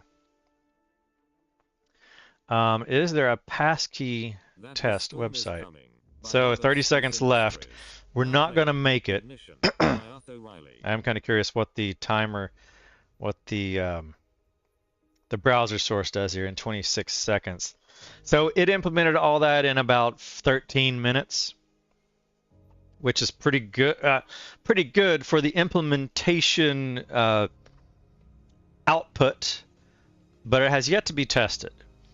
In 10, 9, 8, 7. I'm curious what it says at the, after this. 4, 3, 2, 1. Time's up. All right. And my timer went off too. So I'll work on hashtag note to self, get the browsers, get the Neo timer to be a multi-task, see if it can be a multi-action to start its own timer and show the countdown timer 15 minutes. All right, I'll stop this. And it's 5:45 and Pacific time. That is an implementation. It didn't wow me in its miracle working. I would have expected it to pop up something here. And it's not really. So I can go to the inspector and I can see if there's any error here. Try another way. And clear. Use your passkey. It's not doing anything. Issues. Page layout. Is anything in the actual browser itself, the debug console application output? If I clear you and try another way, passkey, did anything come out?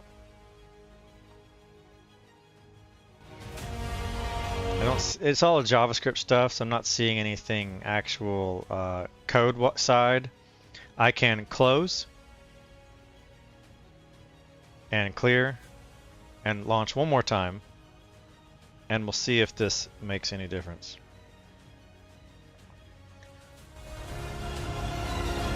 I kind of want to close all these and start new. But I think I can do that from just grabbing.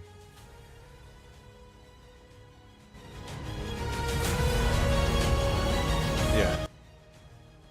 I will clear. But I want to see I did want to see the initial launch and all. Yeah. I'm going to do it. I'm going to close you. I'm going to close you. It closes the whole app. We delete you. We relaunch. It's going to remember that app. So I want a new window, close you, quit, That was Ignition. close, Utho Riley. Now playing. google.com, Solitude by White Bat Audio. and show more accounts, add another account. This is the account, the page that I want. So we'll close you, Phraims closes, delete, run, Command R. It didn't remember that, it should have, but that's okay. I'm not seeing any set web auth enabled true, no such method, invoke method, no such method. All I'm getting is this, so that's why.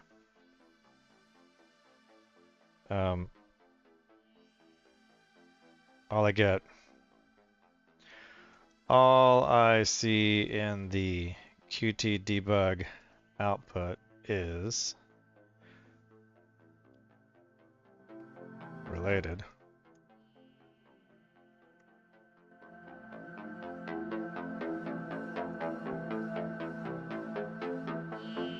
All right, so we close that. If we were to relaunch, it should go back to you. Okay, so we quit that. Clear. 48. I got a few minutes.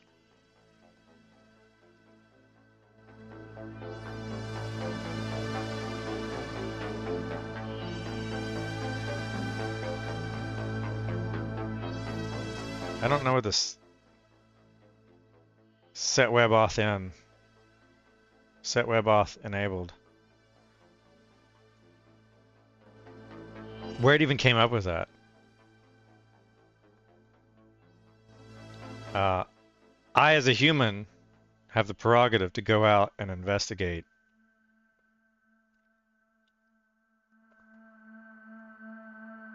Let me do it under the, look at what AI can do. How to enable passkey support on a Qt Q web engine based app. I'm gonna actually just go off and ask ChatGPT also.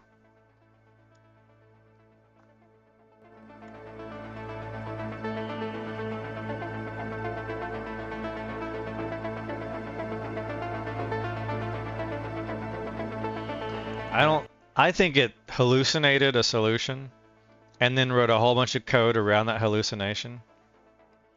Your web application's backend must support web auth in for generating and verifying passkey credentials. This involves generating registration and authentication challenges, storing public keys and other passkey related verifying attestation and assertion data from the client. Your web application's front end displayed within Qt Web Engine will use the web auth API, especially navigator credentials create for the registration and credentials get for authentication to interact. Ensure TQ Web Engine compatibility. Ensure you are using a recent version of Qt Web engine based on Chromium and newer versions generally inherit Chromium's web optimability. Typically supports by default ensure no configuration of policies. Yeah, so summary, nothing enabling passkeys for it. A web action requires on correctly implementing WebAuthn within the web application displayed by Qt Web Engine stream. Yeah, but how? But how?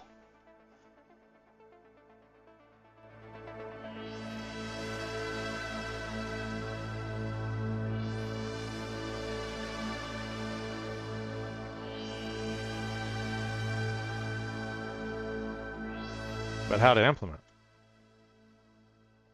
All right, and what does ChatGPT say? Short answer, 610. Handle the web auth NX.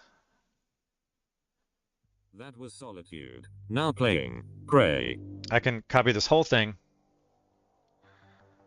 and put you into you, and I can say, this is getting desperate. I think this is off track. ChatGPT says,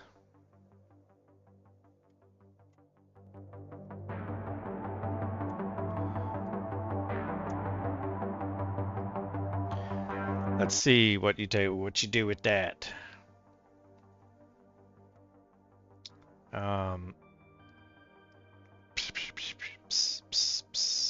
It's this weird thing. This is just slop. This is AI slop. Is AI getting desperate and hacky, and even as a human, sometimes I resort to slop and F it code. So I think I started at the bottom of the hour at 5:30, and I gave it 15 minutes, hoping to have it implemented, but it took 13 minutes, and I was hoping to have everything done and working in 15 minutes. Optimistic. It took 13 minutes for it just to write the code based on the ticket. The ticket told it to do something, and the ticket said to implement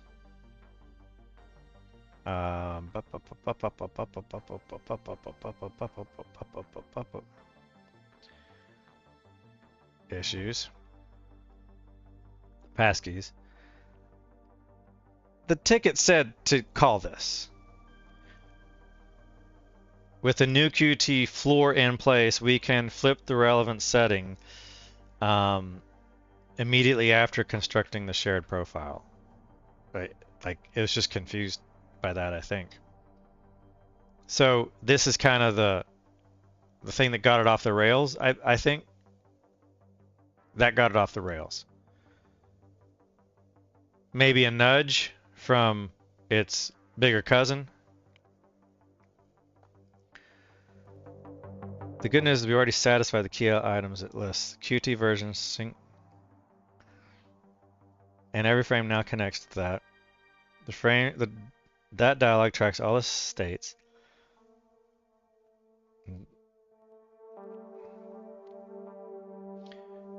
We already handle the. I can just have it speak this, whatever. Thanks for forwarding that summary. The good news is we already satisfy the key items it lists.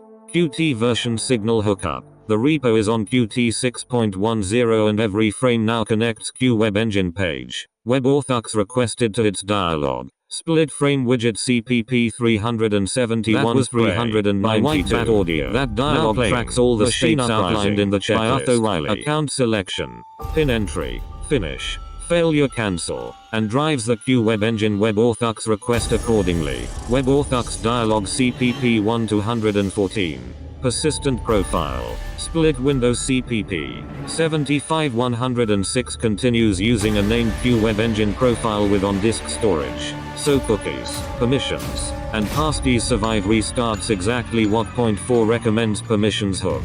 We already handle permission requested for things like mouse lock in split frame widget CPP 312-334. Extending that if we ever want richer WebAuthn permission UX would just mean adding another bleeding through there. context. WebAuthn still requires HTTPS localhost, so when you test against sites like https://webauthn.io or https Passkeys.io inside Phraims, you're already in a trusted context. If you serve custom schemes later, mark them secure scheme as the article describes. So there's nothing fundamentally off track.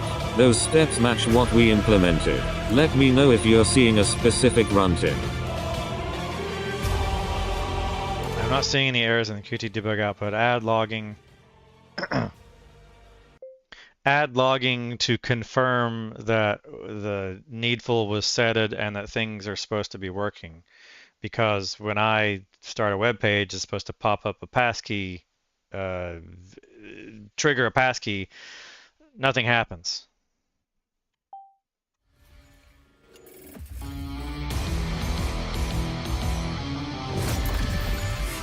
And we'll let that let that go.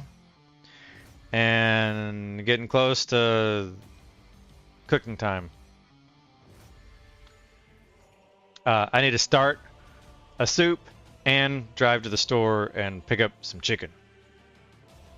That's what I need to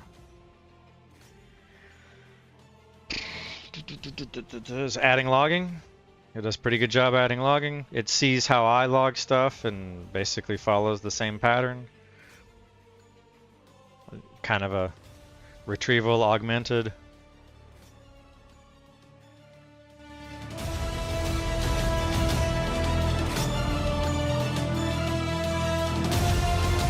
You don't need to run CMake.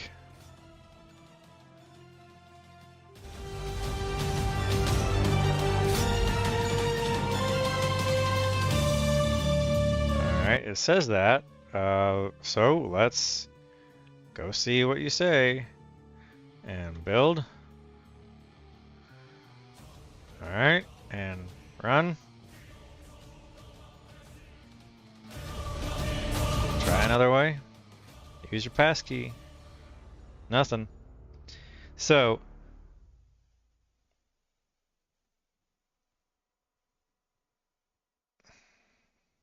that was Machine Uprising by Utho Riley. Now playing Intruder by White Bat Audio. WebAuthn setter not exposed. Relying on Qt defaults.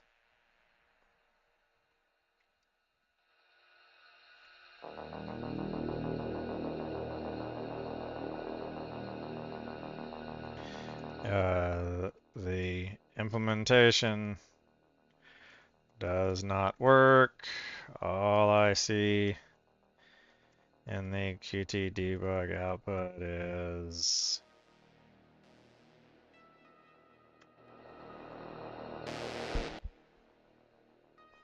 all I see related.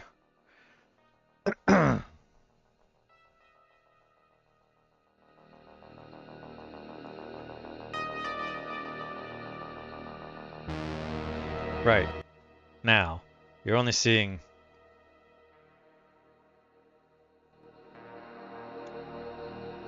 Right now you're only seeing the profile level message, which means the binary you're running never hit the new frame dialog logging we just added. Those qdebug calls fire as soon as the frames are constructed, so if they don't appear it typically means an older build is still on disk or you're launching a copy, for example, from Phraims app, that predates the instrumentation. Wrong. To make sure we're actually running the updated executable, and that its debug output stays visible. 1. Rebuild from the repo root so CMake relinks the binary you just edited. Make build is fine. Launch the freshly built app directly from the terminal. I'll just do it this way. Build Phraims app contents Mac OS. The build is fine, you're just getting desperate with an excuse. What's the real reason why this wouldn't be working? Target 3. On startup you should now see lines like split window, created persistent profile off the record equals 4. I will do a clean build, but I'm running straight from the debugger, so attaching page 0x. Profile of the record equals false storage equals split frame widget. Set profile. WebAuthx requested connection succeeded. Those confirm each frame is wired to the signal before you even navigate anywhere. If you still only see the WebAuthn set and not exposed line after following the steps above, please copy the entire terminal output Ooh. launching the rebuilt binary so I can confirm whether Qt is Well, this supporting happened. debug, or if we're somehow skipping frame All right. construction entirely on your machine. So this is where it could be like, oh no, oh no, oh no. So okay, so something happened there. This might work. Your device will ask for a fingerprint face or screen lock. Holy fuck. It's 6 o'clock. This might work. All right, here we go. I'm not sure why. Browser cache or whatever. I'm pretty sure it wasn't a build because you saw that I was building. Anyway. Was Intruder by White Bat Audio. Thank you. Now playing Expansion of the Universe. It's a by good song. Utho Riley. Continue.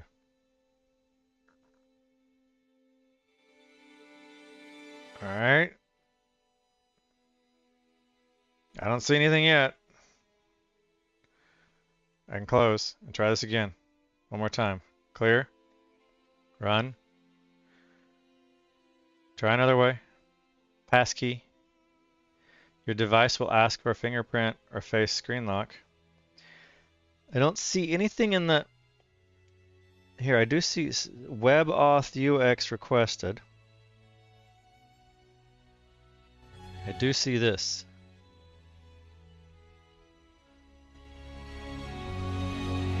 I do see.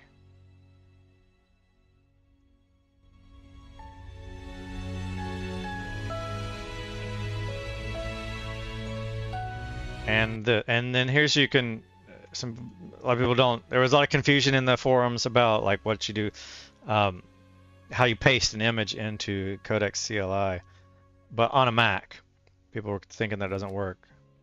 And I see this. It's Control V, not Command V, as you normally would paste, but Control V. But when I click Continue, nothing happens.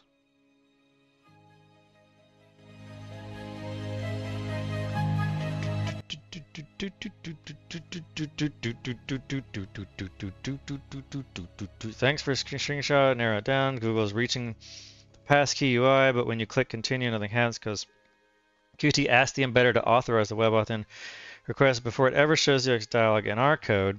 We currently grant mouse lock automatically, but deny every other permission type, including WebAuth requests when Chromium doesn't get past the point fixed. So, yes, do it.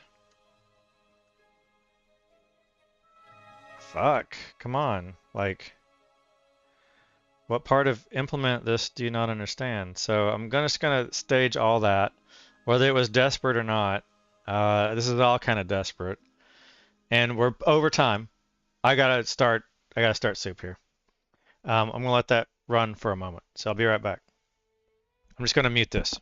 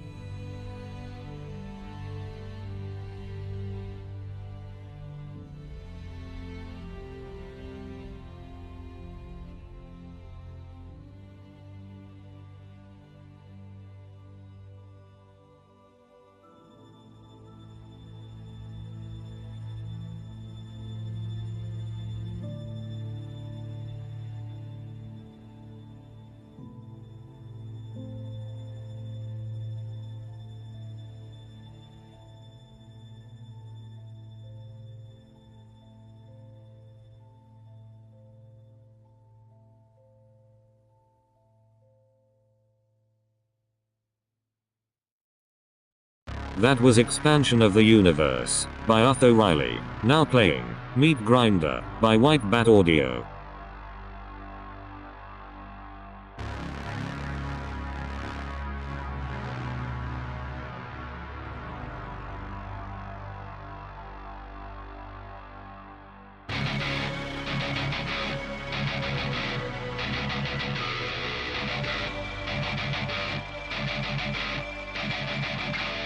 Alright. It's still thinking. Wow. I think it's getting desperate here.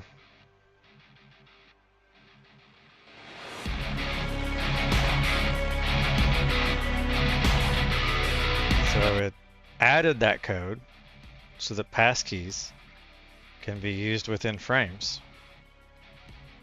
Grant. And then it removed it. I'm examining why UX events aren't triggering despite hooking signals. It seems enabling WebAuthn might require calling internal Qt profile methods or passing Chromium flags. But some of it missing due to build features disabled or inaccessible and checking clues.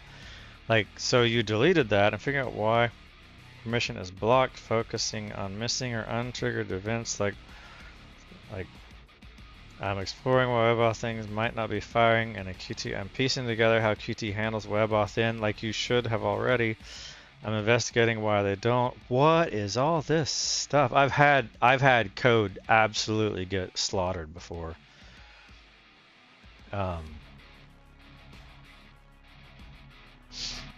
It's searching documents now. It's gone off and found, so it has access to my whole file system, which is a little scary, but you know, Skynet. It's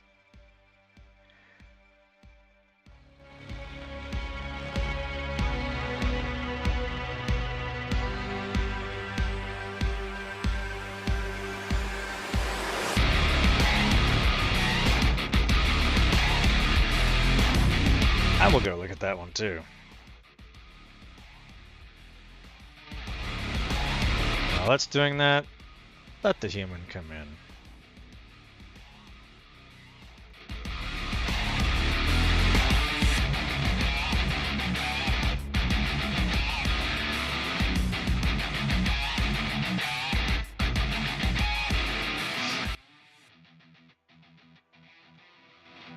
So this is me asking Gemini.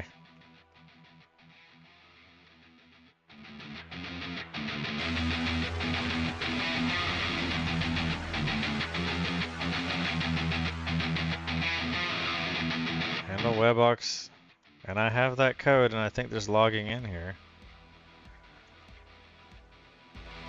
Okay, so you're not in anywhere in this code?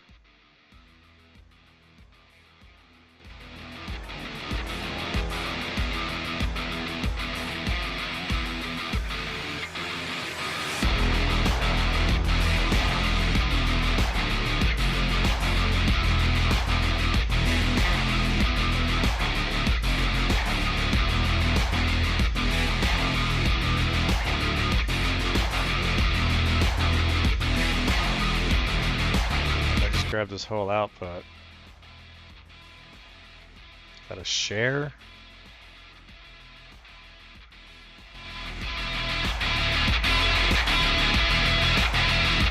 Grab that whole message. Use code with caution.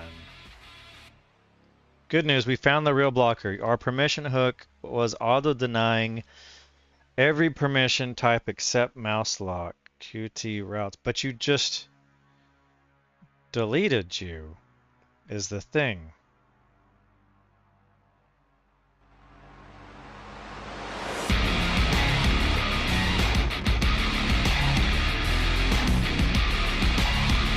Yeah, I mean, okay, deny. Let's see what difference that makes. I'm weirded out by it doesn't have that. It's supposed to have, I would think it's supposed to have this one. Yeah, it's there. So it is there, and it's here. Connection succeeded. Show WebAuth dialog. All right. Compile. Are we running? Now we are. Continue. All right. It was missing. It said basically in this it was missing one line. It looked like all that thinking was for one line. It took out the deny and basically just logs. It just logs the request and lets it just naturally default. So here we go. Maybe this will do it. Day in Paradise by Pedro Macedo Camacho. 7, Nope. I see nothing. 5, Still nothing. All right. With this, I'm going to let this song play out and stop this 6-7 hour long stream. I'm kind of getting a little buzzed here. This has crashed a bunch of times. I can go up and verify on you what you say you are, and you say that we've been streaming for 6 hours.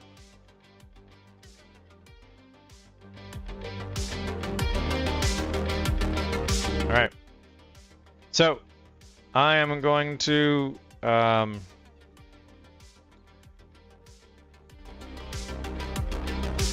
end this here and go do some domestic responsibilities.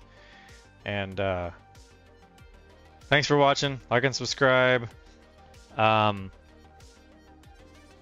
I'm just doing this for an audience of 1 right now, and hopefully some other people find this interesting or want to help or learn, or if I can get like ideas of things to cover.